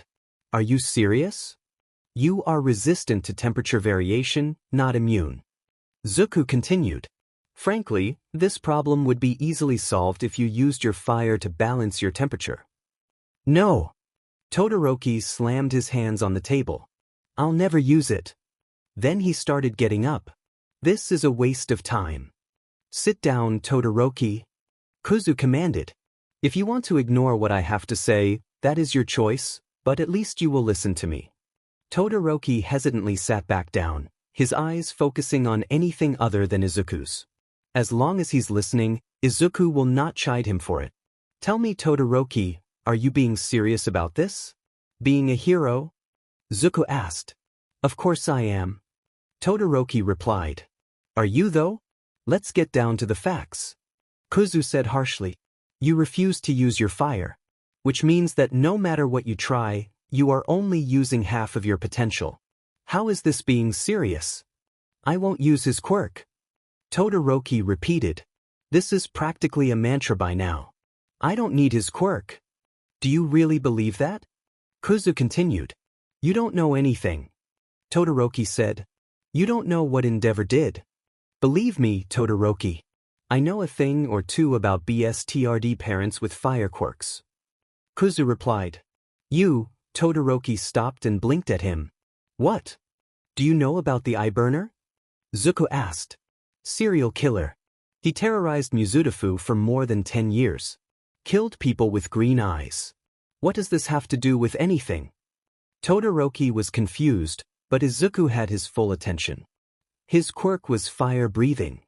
Kuzu explained, then arched his head upwards and blew a small flame. Pretty self-explanatory. Wait, are you? Midoriya Hisashi. That was his name. Zuko said, Midoriya Izuku. That was our name before Shouta adopted us. Then he looked Todoroki in the eyes and asked, So, do you really think we don't understand you? Todoroki hesitated for a few seconds, going through what Izuku just told him. He wants me to surpass All Might. He finally said. He did everything for this goal. He bought my mother and forced her into a quirk marriage.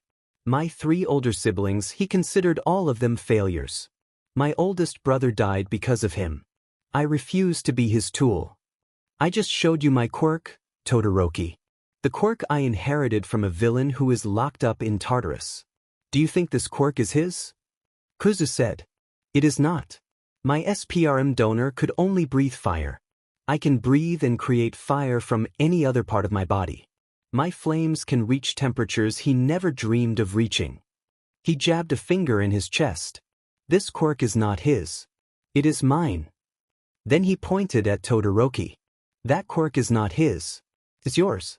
And whatever Endeavor tries to say. He won't last long. Todoroki looked down at his hands again. I don't know if I'm ready yet. And you don't have to be. Zuko said gently. I will not force you to do anything. But we will work until you can use your flames comfortably. And if you want to surpass All Might, it will be of your own free will, not his. On Wednesdays starting next week, meet us at Field Omega. Kuzu continued. And every time you find yourself thinking that your quirk belongs to Endeavor, I want you to repeat these words. This quirk is mine, and Endeavor can take his opinion and shove it straight up his butt. Todoroki actually chuckled when he heard this. All right. Todoroki nodded, then he took a deep breath and continued. This quirk is mine, and Endeavor can take his opinion and shove it straight up his butt. His lips curved into the smallest of the smiles.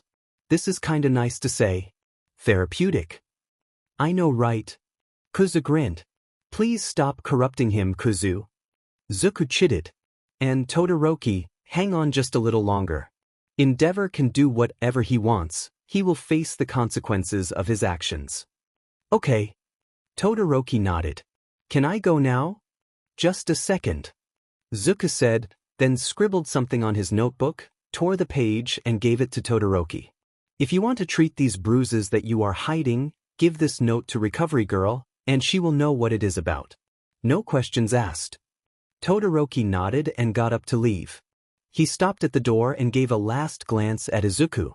Thank you, Sensei. You don't have to thank me, Todoroki.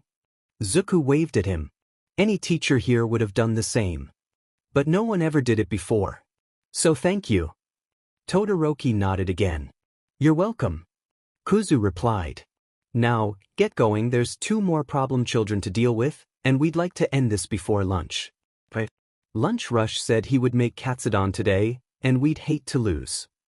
Zuko said, almost drooling. I'll be going then. Todoroki said, Can you call Kaminari next? Sure. Then he left. Kaminari Denki. When Kaminari entered the office, there was an aquarium filled with water, a faucet on Kuzu's table, and no fish. Izuku gestured for him to sit down. Kaminari sat down and looked into Izuku's eyes for a few seconds. Oh, he's trying to figure out which one he's talking to. Hey, he tried greeting. Zuku. Both. Kuzu said, giggling. Look, A blue and a yellow eye. He leaned closer so Kaminari could see better.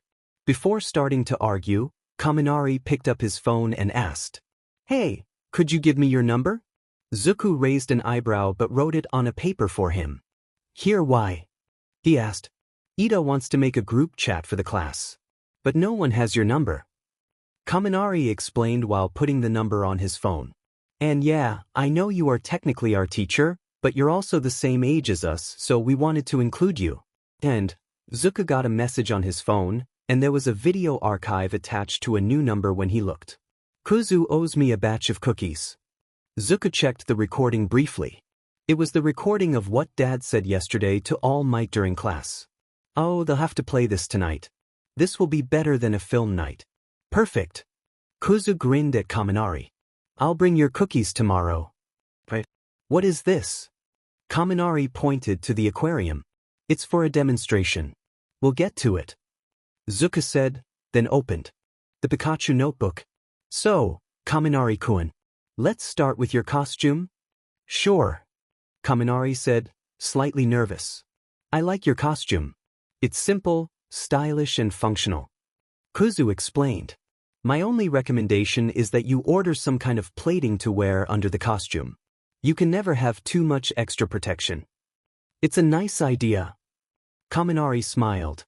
Now, the elephant in the room. Kuzu started, and Kaminari's smile fell. "Your quirk is short-circuiting your brain." "Yeah. It happens when I go over my limit," Kaminari said, scratching the back of his head. "I end up like you saw for about an hour. But that is all. It's not so bad." "It is that bad, Kaminari?" Zuku replied. "Brain damage is no joke, it can cause you permanent damage if not treated. And that is what we are here to solve." Kuzu continued. Zuku stood up and put a disposable cup under the faucet. "Let's suppose that this is you. The water would be the electricity inside your body." Zuku explained. "By the way, are you a battery or a generator?" "I'm a what now?" Kaminari asked in visible confusion. "Do you generate electricity or just store it?" Kuzu explained. "Depending on the answer, the route to take will be different." "Oh, I see." Kaminari smiled again. "I generate it." "Great, back to the example." Zuku pointed to the aquarium again. "Having your quirk under control, you can decide how much power you want to use, similar to this tap." He opened the faucet slowly, and the cup started to fill. "But the way you're using it," Zuku raised his arm towards the tap. "It's like doing this." He pulled his arm, ripping the tap from the aquarium, and Kaminari rushed to get out of the water's way. "There is no control, and in the end, you are depleted and can't do anything else, even if we disregard the airhead mode." Then he raised his arm again, collecting all of the spilled water and pulling it back into the aquarium, then putting back the tap. "Any question?" Kuzu asked. "I've been trying to control my quirk for a long time, but I don't know what to do." Kaminari said. "There are quirks like mine in my family, but none that powerful. The more powerful, the harder to control." Zuku nodded. "Our first course of action is to find a way to keep all this electricity away from that pretty head of yours." He flickered Kaminari's forehead. "I have some exercises in mind. Are you free on Thursdays?" "I guess." Kaminari replied. "Great, next Thursday. Meet us at Field Omega after class." Kuzu said. "And call Shinso for us, please. He's the last one." "All right, it's a date then," Kaminari said, getting up. "If you pay for dinner, of course." Kuzu winked, and Kaminari blushed, rushing out of the office. Kuzu laughed, seeing Kaminari running. If he's not ready to be flirted back, he shouldn't try. Shinso Hitoshi. As soon as Zuku saw the mop of purple hair on his door, he instantly gestured for the chair. "Hello, Shinso-kun." He greeted, pulling the notebook with a purple cat on the cover. "Hi, sensei." Shinso replied, but there was something strange with his voice. It seemed strained. Zuko looked up from the notebook and took on Shinsu's expression. The kid looked just as neutral as Shoyuta always is. But unlike Izuku's dad, Shinso doesn't have years of experience as an underground hero to better his poker face. Zuko could see the slightly pained expression on his face and leaned a bit closer to have a better view. Sensei? Shinso said in surprise, leaning back, but Zuko put his hands on his cheeks to stop him. Don't move. Zuko said softly, but he could already feel Kuzu's anger spiking. And honestly, if Zuko could feel anger, he's sure he would be furious right now. How could he not be when he sees the marks on Shinso's face? Barely concealed by a poor attempt at makeup, above his nose, on his cheeks, and chin. These scars are more than familiar to Izuku. They saw it many times when Uncle Mike was not wearing his makeup.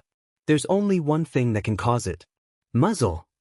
Zuko said in shock, and Shinso's eyes widened instantly. The kid pulled back from Izuku and covered his face with his hands. Shinsu-kun. Kuzu said in silent rage. Not directed at the kid. No, he could never get angry at a kid for being hurt. The fury was directed at whoever hurt him. Who did this to you? Shinsu-kun. Kuzu said calmly. But he couldn't fool Hitoshi. His sensei was furious at something. Who did this to you? Could this day get any worse? Who is Hitoshi kidding? Of course it could. That's just how his luck is. Yesterday was such a great day. Hitoshi got to use his hero costume, and he watched from the first row while his sensei traumatized the #1 hero. He participated in combat training and managed to win against Katsuki Bakugu and Ida Tenya. His day had been so good. Hitoshi should have known it wouldn't last. It was when he arrived in his foster house, he will never call that place home, that things have started to derail. His foster parents somehow discovered that Hitoshi was not in Gen Ed as they thought. And they were furious. Nothing that Hitoshi didn't expect from them. They shouted and berated, but nothing he wasn't used to hearing. They said over and over again how Hitoshi would never be a hero, that he was just a villain, that he stole the place of another child who could be a real hero, that he must have cheated somehow. But then they said they would end this farce. That they would talk to the principal and reveal whatever trickery Hitoshi had used. Hitoshi knew this was impossible, that they couldn't convince the most intelligent creature in the world that Hitoshi had tricked him. But at the time, he was in shock, and because of this, he made his biggest mistake. He spoke. There was only one rule in that place that must never be broken. Hitoshi is never allowed to talk to anyone. Not a word was to come out of his mouth. The moment the first word left his mouth, he felt the fist on his face. And as expected, it bruised. But the punch was not the worst part. The hateful words were not the worst part. The worst part was the muzzle. The punishment for Hitoshi saying anything was to wear that demon muzzle all night. That thing was rusty, too tight and clearly not made for humans.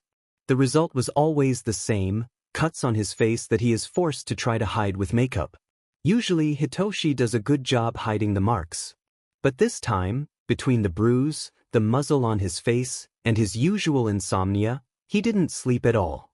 He was tired, still is, and he must have missed something because of that. Izuku saw it and immediately deduced what caused the injuries. These marks. Shinso, we know what these marks are. And now Kuzu is furious. It's over. Hitoshi will be expelled. He will never be a hero. Shinsu-kun. Look at me. Zuko called him, gently putting a hand on his chest. Now, try to match breathing. Great job, keep going. That's it. It took a few minutes, but eventually, Hitoshi calmed down enough to focus back on the room. Izuku was looking at him worriedly, and he could taste iron in his mouth. He must have bit his lip again. Shinso. Kuzu said. You earned your place in the hero course. You are one of our students, and no one will ever take this from you, okay? If you didn't have potential, Dad would have expelled you on the first day. And if you didn't have the morals, I would have expelled you.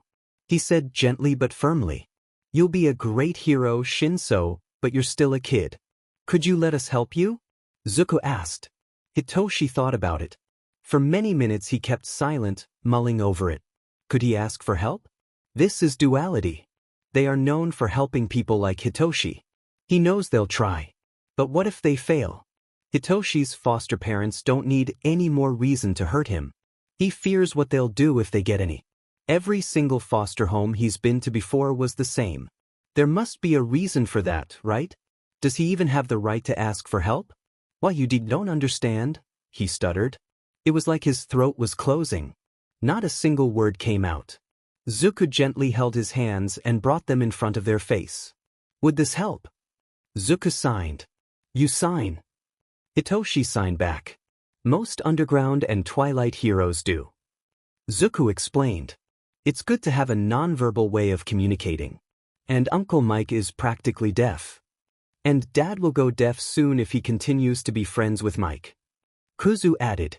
Hitoshi smiled and immediately felt a pain in his face.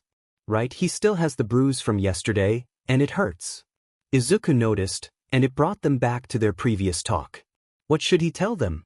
Is it right to tell?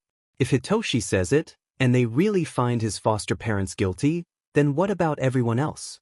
Yes, the other children have also been cruel to Hitoshi. But is it fair to take away their home just because of that? Wouldn't that be selfish? Wouldn't he be acting like a villain? No, he can't do that. He'll be a hero, not a villain. It's not that bad. He signs with his trembling hands. They fear me, but this doesn't happen daily. He tries his best to downplay the situation because it's not that bad, right? This is what everyone ever said to him. They must be right? And it's just with me. They treat the other kids right. It's because they fear my quirk. And I know it's scary. They don't want me to take their free will. I understand that. Shinsuku-kun. Izuku interrupted him. It's not right. They shouldn't fear you. And they shouldn't hit you. Ever. But it was my fault. Hitoshi tried again. I know the rules. And I broke them. I'm not allowed to talk and I tried to. You're not allowed to talk? Kuzu interrupted again. Shinso, that's horrible. Izuku completed. What else did they do? No. Please. I can't say it. Hitoshi was getting desperate. They are cruel. But the other kids shouldn't lose their homes because of me. Their fault, Shinso, not yours. Kuzu replied firmly. No victim blaming here. Their actions will bring them the consequences. You have no fault here. And the other kids won't just lose their homes. Izuku appeased. I don't buy for even a second that they are completely innocent. I know better than most how cruel kids can be. But they'll be relocated to a new, better foster home. At the moment you may be the only one experiencing abuse at their hands. Kuzu said. This is more than enough reason for us to send them to jail. But leaving that aside, what about when another kid like you comes along? What if the lack of consequences makes them bolder and they start abusing other kids? And that is a good point. They are like that with Hitoshi. They will be like that with the next child with a villainous quirk. Duality has a chance to stop them now before it gets out of hand. It looks like Hitoshi will have to take a gamble. Making up his mind, Hitoshi raised his trembling hands and started signing. I don't want to say it. He started. I can't say it. But in my room, hidden in a box under the third bed. No, his bed, because Hitoshi doesn't have a bed. Everything I have is there, including my diary. I wrote everything they did since I got there 3 years ago. When he finished, he finally looked up, and Izuku had a determined look in his eyes. Shinso, thank you for trusting us. You're not going back to that place. He said firmly. I promise you this. Then he got up and gently guided Hitoshi to the door. Hitoshi finally noticed how tired he was feeling after telling someone. He was exhausted, but it was like a weight had been lifted from his back at the same time. It was nice. He silently followed Izuku's lead, and they ended up in the infirmary, where Izuku gestured him to sit down in one of the beds and went on to find Recovery Girl to treat his face. The old lady came a few seconds later and planted a kiss on Hitoshi's cheek, who immediately felt the pain vanishing and all his exhaustion crashing into him at the same time. He promptly passed out in the bed, seeing Izuku leaving the room with his phone in hand. Shinso needs help, and there's only one hero that Izuku would trust with this problem. As soon as Izuku saw Shinso sleeping, he excused himself from the infirmary, already calling his dad's number. The purple-haired kid might not know yet. But the moment Izuku saw the muzzle scar on his face, he had already decided this would be his new brother. Izuku! His dad answered, and Izuku heard a few young voices in the background. It seems that he answered in the middle of class. Dad, Please tell me you still have your emergency foster license. Izuku immediately asked. All the teachers here have them except one. His dad confirmed. Nedzu always made this clear. Every teacher and pro-hero working at UA must have an emergency foster license. The only exceptions being Izuku because he's still a minor, so he can't get one, and All Might, who doesn't even have a teaching license. It makes Izuku wonder why so many exceptions are being made for the man. It can't be just because he's the #1 hero. Nedzu is not this kind of person, rat, bear, or whatever he really is. You get the point. That's great. Because I just found my new brother. Kuzu replied to him. And I won't let him go back to that place. He was met by a few seconds of silence, then heard a door closing. Alright, where are you? Infirmary. Izuku ignored the muttered, of course you are. I'm coming. How bad it is. One word. Muzzle. Kuzu said, and then they heard only silence followed by hurried steps. And if that's not reassuring. His dad rarely swears. 1 minute. Then he hung up. Izuku entered the infirmary and looked down at the bed where Shinso was currently sleeping. Then he eyed the security camera on the wall, knowing Nedzu would be watching them right now. Send me everything you have. He signed. I'll burn that place to the ground. Hitoshi woke up to two people talking close to him. The first thing he noticed was that his face wasn't hurting anymore, and he didn't feel as tired anymore. Then he remembered where he was. Izuku brought him to Recovery Girl so she could heal his face. And Hitoshi also told Izuku everything about his foster home. He promised Hitoshi that he would never come back there. Talking about Izuku, one of the voices Hitoshi is hearing is clearly his. The one looks like Aizawa-sensei? Absolutely not. He heard Izuku barking. He's not stepping back into that place for any reason that isn't to get his things. I know I don't want him there either. Aizawa-sensei replied. Which leaves us with the second option. Tsukankle. Izuku completed. No one will be able to deny the accusations if he backs us up. But then Shinsu-kun would have to testify. How long can he push back the interview? It was still Izuku's voice, but the tone changed. If it's not an urgent case, he can wait for a few weeks. Aizawa replied. Alright, push it back for as long as you can. I'll keep an eye on that place. Izuku said. I just need a single evidence of what these monsters did. I'll call Tsukachi after school. Aizawa continued. Great, I'll prepare the s'mores. Izuku replied, and Hitoshi could hear the mischief in his voice. But before Aizawa could reply, Izuku was already entering the infirmary again and seeing Hitoshi awake. Shinsu-kun. He cheered and practically jumped at Hitoshi, who was still too sleepy to say which one was that. Let him breathe, problem children. Aizawa said, entering after them. Izuku looked at his dad pouting, and Hitoshi had to look to the side. A pro-hero doesn't have the right to be so cute. He also couldn't help the slight pang of jealousy he felt seeing their interaction. How nice it would be to have something like that. How are you feeling? Izuku asked gently. Hitoshi looked at him and found two blue eyes looking back at him. Like sheet, but a bit better. Hitoshi replied. At least my face isn't hurting anymore. That's good. Izuku smiled at him. No one ever smiled at him like that. Do you want to talk now? You can rest more if you want. Hitoshi pondered for a few seconds. It's better to have this talk now. There's no way Hitoshi will be able to rest if he doesn't know what will happen to him. Izuku said he won't have to go back to his foster home. But then, where will he go? Any other foster home will be the same for him. Shinso. Aizawa-sensei called, and Hitoshi's attention immediately went to his sensei. Hitoshi never saw him wearing such a soft expression. You'll be safe now. Hitoshi tried to say something, but the words wouldn't come, so he raised his hands and started signing. What will happen to me now? You'll come with us. Aizawa replied. Izuku next to him, smiling. Hitoshi's eyes widened so much that he felt they could jump out of his face. Going home with his senseis? Are they serious? But for how long? They'll get tired of him sooner or later. Everyone even too. A flicker on his forehead brought him back to reality, and he saw a pair of yellow eyes looking at him, firmly but holding the same gentleness as the blue ones. Stop overthinking. Kuzu said.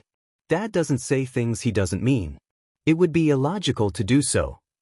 You don't need to worry, Shinsu-kun. Zuku continued. You can stay with us for as long as you want. And if it doesn't work out, we'll find a place where it will. Your safety and happiness are our top priority. And how would Hitoshi not believe? He knows Eraserhead is an entirely logical person. He wouldn't lie to him unless he gains something from it. But there's nothing to gain from lying about this, so it must be true. What time is it? He asked instead. Lunch started a few minutes ago. Zuku replied. How about I go Dash? Zuku was interrupted when an alarm started sounding, and Hitoshi saw exactly the moment both he and Aizawa tensed at the sound. Level 3? What the heck? Kuzu said as Aizawa got up. I'll go check, you protect Shinso. Then he ran to the door. Level 3. Hitoshi asked. It means someone unauthorized entered UA. Zuku explained. And by the chaos, I'm hearing soon enough this place will get pretty cramped. Then he turned to Recovery Girl and asked. Granny Chio, will you need help here?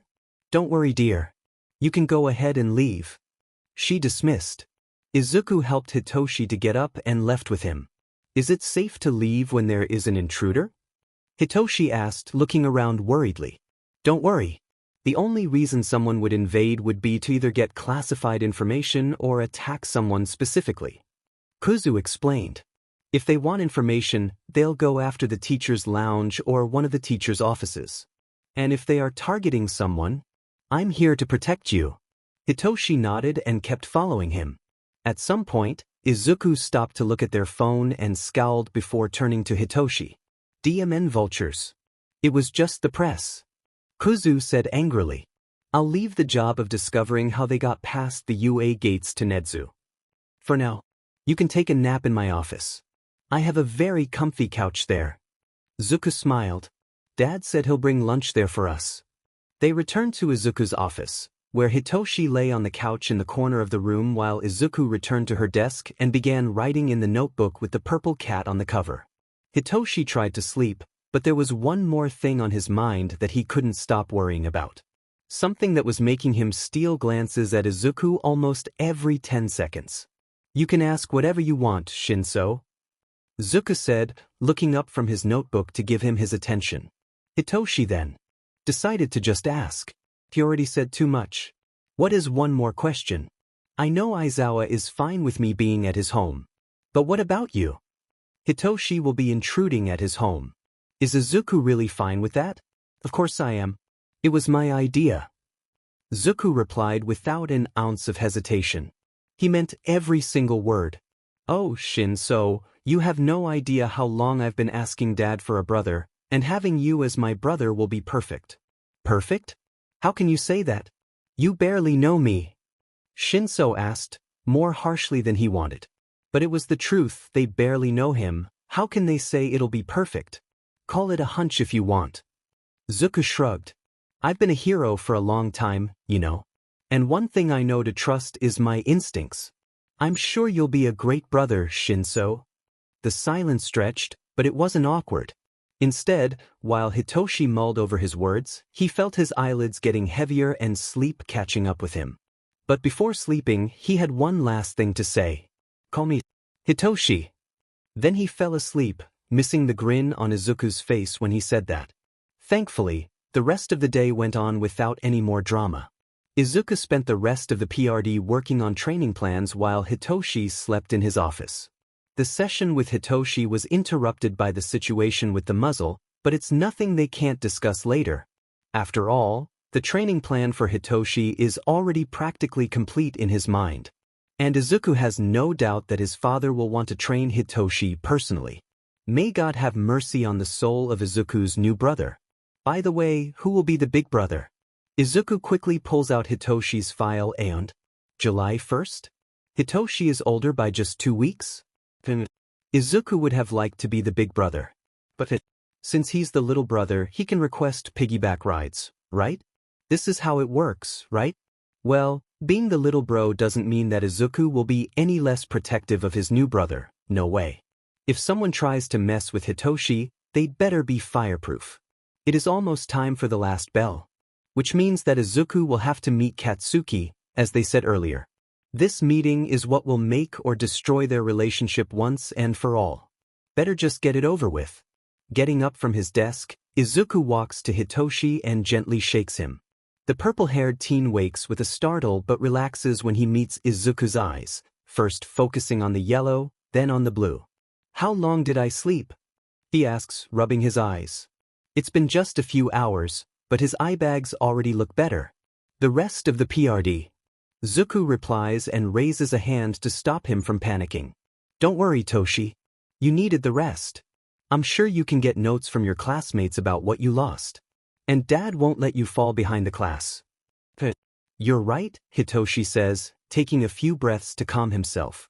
Then he registers what Izuku just said and looks up. "Toshi, you don't like it?" Izuku asks worriedly. "I didn't mean to offend you. If you'd like, I can call Samidash." This time is Hitoshi, who raises a hand to interrupt him. "It's okay, Izuku," he said, blushing slightly. "I was just surprised. Nobody ever gave me a nickname other than Villain." "They are stupid," Izuku replied. "You aren't a villain, Toshi. I feel that I should pay in the same coin. But your name is already kind of a nickname," Hitoshi said, looking at Izuku from up to down. Then he saw his restless posture, practically hopping in place, and smirked. "Bunny! Bunny!" Izuku's instantly went red. "Why am I a bunny? If you can stop yourself from hopping in place, I can find you another nickname." Hitoshi pointed. "Ha! He got you, Zu." Kuzu laughed. "If he's a bunny, what am I? Let me think. An a-hole. This is what you are, Kuzu." Izuku mumbled. "Wow, didn't know Bunny could swear." Hitoshi said. "And no one will believe you. Ever." Kuzu replied. "He's an even bigger chaos gremlin than me, but no one believes when I say it." Izuku simply turned his head to the side and stuck his tongue out. The intended target was obvious. "Why, Fox, of course." Hitoshi interrupted their bantering. "Fox?" Kuzu asked. "That's pretty fitting, actually. It's perfect. You're just as cunning as one. And sly too." Izuku said. Then they hear the bell ringing. Dismissal time. "Hey, Toshi. We need to take care of some business before we go home. Can you go to the teacher's lounge and tell Dad that we'll be in the usual place?" Izuku asked, not giving much away as to what these businesses are about. "It may take a while, so I'll see you at home, okay?" "Okay, Bunny." Hitoshi replied, getting up from the couch. They left the office together, and Izuku walked Hitoshi to the teacher's lounge, then went straight to his classroom. As expected, Katsuki was waiting just outside the classroom, hands in his pocket and his usual scowl on his face. They must have had pee earlier because he's also really sweaty. "Hey nerd. About FING time. I thought you wouldn't come." He greeted. Izuku nodded at him. "Follow me," they said and started walking, refusing to elaborate. Katsuki frowned but started following him through the corridors. They walked for about 10 minutes in awkward silence on the Nedzu-approved labyrinth until they got to a big door. It looked like one of the gyms. "Where are we?" Katsuki asked as Izuku pressed a button at the door. A panel opened at the wall, and Izuku made a wait motion for Katsuki, then put his face in the retinal scanner. The door opened, and he gestured for Katsuki to follow him inside. "Welcome to Field Omega," Kuzu said as they entered. "Or, as I like to call it, our personal playground." "What the?" Katsuki said, taking on the place. "This place was a gift from Principal Nedzu after we accepted the teaching assistant position. Every UA employee has something like this." Izuku explained. Aizawa and his Hell course, Snipe in the range, 13 and the US. Ground Beta is technically All Mights. This place has everything we need to test, analyze, and train the most problematic quirks you can imagine. Kuzu continued. All proof dummies, obstacle course, targets for short and long range, cameras everywhere so I can analyze the footage afterward and from various angles. You got the point. "And why did you bring me here?" Katsuki asked. "To talk like you wanted." Izuku replied. "This place has cameras. But it's the only place that Nedzu won't be watching unless we ask him to. But first, Izuku went to a closet and threw a change of clothes and a towel to Katsuki. That should be about your size. The showers are there, take a shower and then we'll talk. What? Katsuki said indignantly. Are you saying that I stink? You smell like caramel and we both know it, Katsuki. Kuzu replied. But this isn't why we are asking for you to take a shower. Just humor us this time, Katsuki. Izuku said. Please. Fine. Katsuki huffed, picking up the clothes and going to the shower. As Katsuki went to the shower, Izuku walked through the installation to pass the time. You really think this will work? Kuzu asked while they walked. It's just a theory, but you know it makes sense. Izuku replied. You always want to see the best in everyone, Zu. Kuzu mused. I hope you're right. I won't just forgive him if it is. But I'll hate him a little less. Coming from you, that is the equivalent of heavenly forgiveness. Izuku joked. Shut up, bunny. After you, fox. Izuku stuck out his tongue. They glared at nothing each other, for a few seconds, then burst into laughter. After that, they waited for Katsuki in comfortable silence. A few minutes later, Katsuki came back with a towel draped on his shoulders. He seemed much calmer than before. The two stopped in front of each other. Izuku said nothing, just letting Katsuki collect his thoughts and decide what he wanted to say. The silence lasted for about 5 minutes, but when it was interrupted, Kuzu almost fell backward in surprise. I'm sorry, Katsuki said, but the real surprise is that he bowed to Izuku. I am sorry for how I treated you when we were children. For ruining our friendship. And for what I said the other day. I don't want you dead. I never did.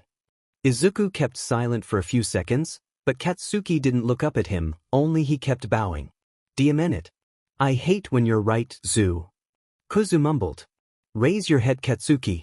Don't bow to me, he said, and Katsuki got up again, studying Izuku's expression carefully. Then Kuzu unceremoniously sits down on the floor, gesturing him to follow. First things first, Izuku said. I forgive you, Katsuki. You what? Katsuki asked, confused. You're too easy, Zu. Kuzu said, then addressed Katsuki. Well, you never did anything unforgivable. But I'll truly believe you're sorry when you prove it. That's fair. Katsuki nodded. And fully intend to prove to you. Well, we can start by discussing something I noticed. Izuku replied. While this in no way justifies what you did to me, I think it might not have been completely your fault, Katsuki. What do you mean? Katsuki asked. Do you remember how we were before you got your quirk? Izuku asked. You have always been harsh. But you weren't aggressive. That changed right after you got your quirk. We all know how your quirk works. Kuzu continued. You sweat nitroglycerin and ignite it, causing explosions. But did you know that nitroglycerin is toxic to the human body? Of course I know it. Katsuki replied. But my body is immune to it. Not completely. Izuku shook his head. Your quirk won't kill you, that's true, but your body still recognizes it as a toxin. And when your body is exposed to a toxin, you get stressed, and the stress triggers adrenaline. The adrenaline activates your fight or flight responses. And we both know your default response is fight. Kuzu completed. The only reason you never knew that is because Aldera quirk counselors must SCK. Quirk counseling was optional. Katsuki replied. I tried a few times, but I gave up. The only thing they worked on was to make my explosion stronger, and I didn't need their help for this. I didn't want to get my quirk even more volatile. I already hurt someone with it. Then they SCK even more than I thought. Kuzu said. Try thinking about it for a second. Izuku ignored Kuzu's commentary. How were you feeling before showering and how are you feeling now? I was much more irritable before. I didn't want to talk. Because I felt that I would blow if I did. Katsuki explained, then looked at his hands. You might be right. You took some anger management sessions, right? Izuku asked. What? It's all on your file. Just because Dad doesn't read the students' files to avoid bias doesn't mean that I don't either. It's so effing weird to have a teacher my age. Katsuki groaned. You'll get used. Kuzu shrugged. Anyway, back on topic. Anger management. Irasigiri. The hag tried several, but we couldn't find a single therapist who wasn't more interested in my quirk than my problems. Katsuki explained. Most of the techniques I use, I found on the internet. The therapists were useless. If you can give me their names later, I will do something about it. Therapy, especially related to children, is a serious business. A therapist should not be prejudiced in any way. And well, as we talked about the other day, Hound Dog is a good option. We can schedule a session for you in a few days. But it's up to you. Kuzu said. Are you afraid of trying? Afraid? I'm not afraid of anything. You can schedule it for the earliest available date. I will prove to you that I can change. Katsuki replied. I still have much to make up for you. But when I'm done, I hope we can be friends again. I still hate you, Kuzu said. But I'll give you the benefit of the doubt. I am looking forward to it. Zuku smiled. And welcome back, Kaken. Katsuki's eyes widened as he looked at Izuku, then he grinned. After that, they parted ways. Checking his phone, there was just a message from his dad. Looks like he went with Hitoshi to his foster house to pick up his things. It'll probably take a few hours for them to get home. Izuku then decided to go home to prepare dinner. They are sure that Shouta and Hitoshi will arrive tired and emotionally drained. Hopefully, Dadzawa won't punch anyone. On the way, they pass Nedzu and Majima, examining what is left of the UA barrier. Whatever destroyed the barrier surely is powerful. It was not the work of an acid, nor was it brute force. The barrier has been reduced to literally dust. The press has no one with a quirk capable of doing this, so who broke the barrier, and what did they want? Izuku has a bad feeling about this. Are you sure you want him? The woman asked for the 10th time since Shouta got there. And he's been there for less than half an hour, for God's sake. Calm down, Shouta. Don't punch anyone. Don't punch anyone. Don't punch anyone. Don't punch anyone. Yes. I'm sure I want him. Shouta replied between deep breaths. Since they arrived, Shouta sent Shinso to his room to gather his things, while Shouta went to talk with the foster parents. The moment Shouta showed he was one of UA's teachers, they instantly assumed that Shinso was in trouble and being expelled. They said some concerning things, to say the least. These idiots aren't even trying to hide the abuse. They are sure that everyone will agree with them, and it's infuriating. The last time he felt so much like punching someone was years ago when he saw Izuku handcuffed to that hospital bed. Especially because Shouta knows that they are mostly correct. Quirk discrimination is so ingrained that most people see nothing wrong with it. But to the dismay of these idiots, Shouta is not the majority. He has already been through the same thing as Shinso, and he will never let this child go through something like that again. Forget about fostering. Bring the adoption papers yesterday. Just as the woman was about to open her mouth again, probably to ask if Shouta is sure one more time, Shinso opened the door and entered the room. The couple immediately tensed as the kid entered. The look in their eyes is so full of hatred and disgust that Shouta feels seconds of throwing up right here. You got everything? Shouta asked, eyeing how he had only a single bag and a small box. Not to mention his school bag that is in Shuta's car. Yes. I go dash, Shinso started saying but stopped when he saw his faster father getting up and running with his fist raised. He took a step back, throwing his hands in front of his face to protect himself. But Shouta was faster. He caught the fist and twisted in a painful angle, making the man scream in pain. If you ever raise this hand against a kid like this again, I'll make it so you can never use it again. Shouta spit, full of venom, then shoved the man backward. Let's go, Shinso. The kid nodded, not wanting to risk saying anything, and started following Shouta. Wait. The woman called before Shouta could leave. When Shouta looked, his blood boiled again. You'll want to take this with you. And in her hands was a muzzle. Don't punch anyone, Shouta. Don't punch anyone. Don't punch anyone. Don't punch anyone. I don't need that. But his quirk is dash. She tried arguing but shut her mouth when she saw Shuta's red eyes and floating hair. I know what his quirk is. I'm his homeroom teacher if you already forgot. He snarled. And I'm also a pro hero.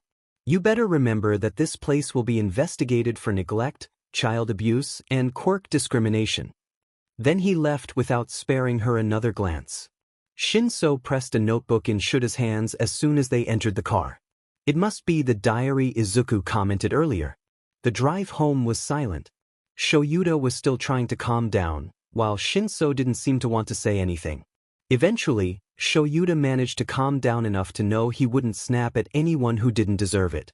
So he tried to say something. Do you like cats?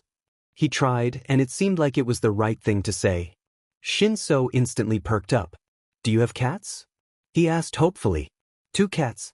Pablo and Biesturdi. Biesturdi? Your cat's name is Biesturdi? Shinso asked, holding his laughter. You'll understand when you meet her. Shouta shook his head, focusing back on the road. They didn't talk more until they got to the apartment.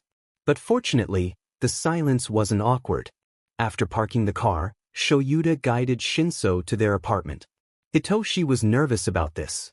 He followed silently after Aizawa, but he couldn't not worry. Aizawa said he didn't do things he didn't mean, but who's to say how long it will take for him to regret fostering Hitoshi like so many others did? Hitoshi can't get attached. It'll only hurt more afterward if he does. Entering the apartment, the first thing Hitoshi noticed was the familiar red shoes at the entrance.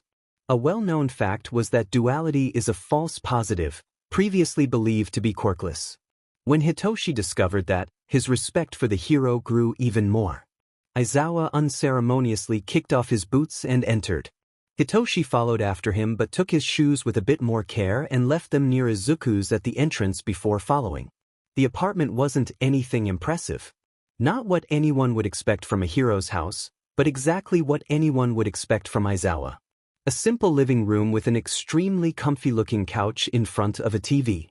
A cat tower in the corner and not much decoration. The most surprising thing was the many pictures hanging on the walls. Mostly in a dark background, probably nighttime. They were mostly pictures of a tired-looking Aizawa and a much shorter Izuku wearing his old skull mask. You can drop your bags anywhere. I'll show you your room after dinner. Bathroom is the 3rd room to the left. Aizawa explained. Then we have my room. Knock on it before entering. Izuku's room, if the sign on the door is green, you can enter. If it's red, knock. My office, I barely use it. And guest room, which from now on will be your room. Kitchen is right there. Hitoshi started hearing a low humming coming from where Aizawa pointed. His curiosity won, and he approached it. He saw Izuku in front of the stove. He was wearing headphones and humming a familiar tune that Hitoshi was trying to recognize. From the wonderful smell, he seems to be making curry. Perched on the counter beside him was a white cat watching everything intently. Hi, Toshi. Izuku greeted him without turning around. He lowered the fire then pressed a button on the headphone before taking them off. Dinner is almost done. Izuku turned around, and Hitoshi saw his blue eyes as he started walking towards Hitoshi. The cat jumped on his shoulder and started eyeing Hitoshi suspiciously. Right. Izuku said, patting the cat. Toshi, this is Pablo, my cat. Pablo, this is Shinso Hitoshi, my new brother. At the word brother, the cat's gaze softened. Hitoshi took a good look at the cat's face, instantly noticing the scar in his mouth made him look like he was smiling. Whoever did that to a cat, Hitoshi hopes it's burning in hell for it. Carefully, Hitoshi raised his hand and offered to the cat, who hesitated for a second then nuzzled it, meowing softly. I met him less than a minute ago. But I would kill for him. Hitoshi said, not taking his eyes off the cat. He'd kill for you first. Izuku replied, smiling. You're something else, Toshi. It took me weeks for Pablo to let me even get close, let alone touch him. But he already warmed to you. Then he looked at Pablo. Food's ready. Can you get bizudi for me? Pablo nodded and jumped off his shoulder, running somewhere, while Izuku turned back and turned off the stove. Then he raised both his hands towards the cabinets, and plates, cups, and cutlery started floating towards the table. How convenient. Hitoshi muttered in awe. I know, right? Izuku giggled. Sit down. I'll call Dad. Hitoshi did as he said and randomly chose a chair, then sat down. A few seconds later, Izuku came back, followed by a yawning Aizawa and Pablo, who was carrying a small black cat in his mouth. This must be BSTRD. The moment the black cat was put on the floor, she looked at Hitoshi and grinned. Then she ran at him and scratched his feet, making him jump in surprise. Ouch! This is BSTRD's baptism. Izuku said, laughing. Everyone that enters this house must go through it. Hitoshi looked under the table, and the cat was still there, licking her paws innocently. Is this why you call her BSTRD? He asked. Oh Toshi, you didn't see half of it. Kuzu replied. Small tip. If you have anything fragile, never let her enter your room. This is a mistake you only commit once. Izuku muttered sadly. Hitoshi can feel a story here. Maybe he'll ask about it later. Anyway, let's eat before it gets cold. Kuzu said, clapping his hands. Izuku's curry is to die for. It's not that good. Izuku replied sheepishly. You and Daddy can't make anything but coffee. A great coffee. Kuzu said. Agree to disagree. Izuku shrugged. During the entire conversation, Hitoshi will need some time to get used to seeing a person have a whole discussion that looks like a monologue. Aizawa was practically asleep in his chair. Izuku didn't even bat an eye, simply serving him a plate of curry. He did the same for Hitoshi and only then served himself. Hitoshi tastes the first warm spoonful of curry. Kuzu is right. This is delicious. He felt something strange on his face, his vision blurring slightly, and reached over to check. To his surprise, he felt something moist in his eyes. Tears? Why am I crying? This isn't the first time I have eaten curry. It can't be the taste. I didn't cry after eating lunch rush food. So what is happening with me now? Why do I feel so happy? Izuku and Aizawa were smiling softly, but none of them commented on the tears, despite clearly having noticed them. Hitoshi is more than grateful for that. After dinner, Izuku shows Hitoshi the guest room, his room now, and promises that they will go out and buy decorations and furniture for the room over the weekend. Frankly, just having a real bed is already more than he could ask for. And he's tried to say this, but Izuku won't budge and Hitoshi is too exhausted to argue. To his surprise, as soon as he puts his head on the pillow, he falls asleep. First time in weeks that his insomnia has not struck. And the first time in months that he doesn't have nightmares. As soon as Izuku realizes that Hitoshi has slept, they silently leave the room and close the door. They find their father on the couch, grading some papers, probably from class 3. He said something about them having to write an essay for the laws and ethics class. Izuku unceremoniously throws themselves on the sofa next to him. On a scale of 1 to 10. How bad was it? Kuzu asked. Shouta stopped his grading and pressed his palms against his eyes. A7. Shouta replied. It's worse than Izuku hopped. Do I want to know? Izuku asked. I'm sure you don't. Shouta shook his head. But I know you will. He picked up a notebook and opened it on a random page. I only read the first page. And I already want to commit murder. Izuku took the notebook and started reading the entry. One of the kids said to the monsters that I talked. Monsters? Izuku wondered. Looks like this is what he calls the foster parents. Shouta replied. The father is the ogre. The mother is the witch. Izuku nodded and continued to read. I didn't talk. I know I'm not allowed to, but they don't believe me. I can't even explain that it's a lie because they don't let me talk and don't know JSL. They muzzled me again. This muzzle hurts so much, it digs on my face like claws, and it's hard to breathe. They said I'll have to wear it the entire weekend. I don't want to. This was one of the first entries, 2 years ago, the date indicates. The page has a few wet spots like he cried while writing. I'm hungry. But the monsters don't let me take off the muzzle and I can't eat with it. Even without it, they never give me food. I have to sneak and pray for them not to catch me, or else they'll force me to wear the muzzle again. All this just because of my quirk? Why everyone is so afraid of my quirk? I'm not a villain. This already looks bad enough, but to Izuku's despair, it only gets worse. It's been a week since I ate anything. I dreamed of my parents again. They called me a villain and abandoned me. The ogre punched me today. I didn't even do anything. He just entered the room, saw me, and punched me in the face. Why does he hate me that much? The witch made me put my hand on a boiling water pan. Is this fun for her? They started randomly deciding to muzzle me.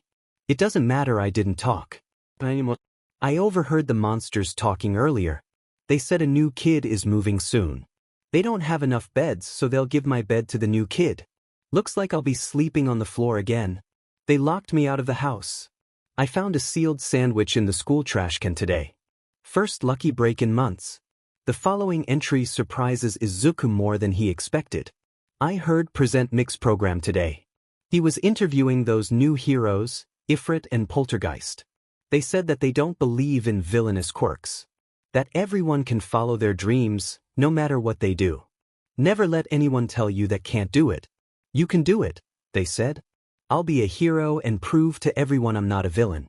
This is my dream. Unfortunately, things didn't get better after that. The witch made me wash the entire kitchen using a toothbrush, my own toothbrush. I never even eat here. Is she running out of ideas? Somehow they heard that I'm to applying to UA. I had to lie to them. They think I'm only applying to Gen Edition. They are sure I'll fail. Otherwise, they wouldn't let me try. If they know I'm trying the hero course, I don't even know what they'll do. But I'm sure I won't like it. The ogre punched me again today. Shouldn't they fear me if they are so sure I'm a villain? It makes no sense. If I grow to be a villain, wouldn't it be better for them not to be on a possible revenge list? Don't go there, Hitoshi. You're not a villain, and you'll never be. You'll be a hero and prove they are wrong. I can do it. I know I can. Zuku was crying after reading it. Kuzu was boiling in anger. But this is how it has always been for them. Zuku can't offer anger, only tears. Kuzu can't offer tears, only anger. Dad. Kuzu said, closing the diary. That place. I'll burn that place until there's not left. Dad simply sighed and got, gesturing for Izuku to follow him. They followed him to the rooftop of the building. No one needed to say anything. They did that many times. Nobody ever goes up there, so they can spar as much as they want. Perfect for letting out some steam, and at this moment, both Shouta and Kuzu need to. They spar for a few hours, just enough to calm down and then go to sleep. The next day, Shouta and all of Class 1A find themselves in front of a bus, ready to leave on a field trip. The class knows that this is for special training, but they don't know exactly what. It's a surprise after all. Rescue training at USJ. By now it's a tradition every class has to do in their first week. After all, it won't do for future heroes to forget what are their real duty. Heroes are too focused on flashy fights, villains, and hero rankings. But a hero's duty will forever be to protect and save. Shouta admits that he slept through most of the bus ride, ignoring the conversation among the students. Upon arrival at the USJ, the first problem soon appeared in the form of Shuta's #1 source of headache. The idiot All Might has spent all his time going after purse snatchers, and now he won't make it in time for training. Great. As always, 13 gives their speech about how the powerful quirks that could save millions of lives could also be easily used to kill, so the kids must learn to use their quirks carefully and responsibly. Many previous classes used to ignore these concerns. But this class again showed promise. With only a few exceptions, everyone showed that they were thinking seriously about the speech. After that, they go inside, but as they enter, Izuku's phone starts ringing as they enter. Shouta watches as Izuku picks up his cell phone and frowns as he looks at the number before answering. Dabi? You never call. What's happening? Dabi? The vigilante Izuku has been helping? What is happening? Dabi said something on the phone, and Izuku's eyes instantly snapped to the fountain at the center of the building. His frown morphed into a panic expression as he hung the call. Dad, we need to evacuate. Izuku said, pointing to the center. Shouta followed his hand and saw a small swirling purple mass of mist. What is that? Did the training already start? Kirishima asked. The purple mass started growing, stretching from one side of the center all the way to the other. And out of it came several dozens of villains. some that Shouta recognized and others that he didn't. Right in the forefront was a man, early 20s, long, unkempt blue hair, bloodshot red eyes, and the person who was obviously making the portal that the villains were walking out of. Tall, dressed in a bartender suit, seemingly made entirely out of the same purple and black mist that the portal was made out of. But what was really worrying was the creature that followed the blue-haired man. A black humanoid monster with a very muscular body covered in scars. His brain was exposed on the top of his head, his large eyes around it, and a beak-like mouth with an array of sharp teeth. The creature was, for lack of a better word, terrifying. But now it's not the time to worry. Everyone stay back. Shouta commanded, and everyone fell silent when they heard the tone. This is no training. Those are real villains, he said, falling into a battle instance. No villain will touch his students. For Izuku, receiving a call on his personal phone is already something strange. After all, the only people with his number are Class 1A, the UA staff, and a certain pair of vigilantes. Seeing Dabi's call is even more strange, as he has never called before. Not to mention that he knows about Izuku's work as a teaching assistant. In short, when Izuku answers the phone, he is confused, to say the least. Dabi? You never call, what's happening? Izuku asked as soon as he answered the call. Izuku, finally. I don't know where you are, but you need to act now. The League O, the call started cutting, any second now, portal hundreds, the call dropped. Izuku's phone was dead. Then something caught Izuku's attention at the center, by the fountain. A small purple mass started to expand quickly. Izuku called his dad as soon as he noticed. Dad, we need to evacuate, he said, pointing to the mass. Shouta followed his pointing and saw it at the same as the rest of the class. What is that? Did the training already start? Kirishima asked. The mass expanded and started looking like a portal. Dozens, maybe hundreds of villains, started coming out of it. Some known, others were unknown to Izuku. But the blue-haired man with hands on his body, the mist man, and the humanoid creature were clearly the most dangerous of the group. Everyone stay back, Dad commanded, the same tone he uses to direct civilians when on duty. This is no training. Those are real villains, he said, falling into a battle instance. The blue-haired man stepped forward, eyes looking for something. Where is he? He should be there, the man said, scratching his neck, then looked at the students. Where is All Might? I can't kill him if he's not there. According to the schedule you stole yesterday, he should be there. The mist man said. Should we leave? No. If we kill a few students, I'm sure he'll appear. The blue-haired man replied. This was enough to spring everyone into action. 13. Duality. Protect the students, Dad said, preparing to engage the villains. Don't you dare die on me, Eraserhead, Kuzu said. You know me better than that, Ifrit. Eraserhead replied, smiling. No true hero is a one-trick pony. Ifrit said. We'll be back. Hang in there. With a single nod, Dad jumped down at the center, capture scarf already in motion. Izuku didn't waste any time, passing the control to Zuku. They took flight and went after the students running for the door. But they stopped in front of the door when a mass of purple mist appeared. The mist man came from the portal. I'm sorry, but I'm not allowed to let you escape. The mist man said. We are the League of Villains and we are here to kill all.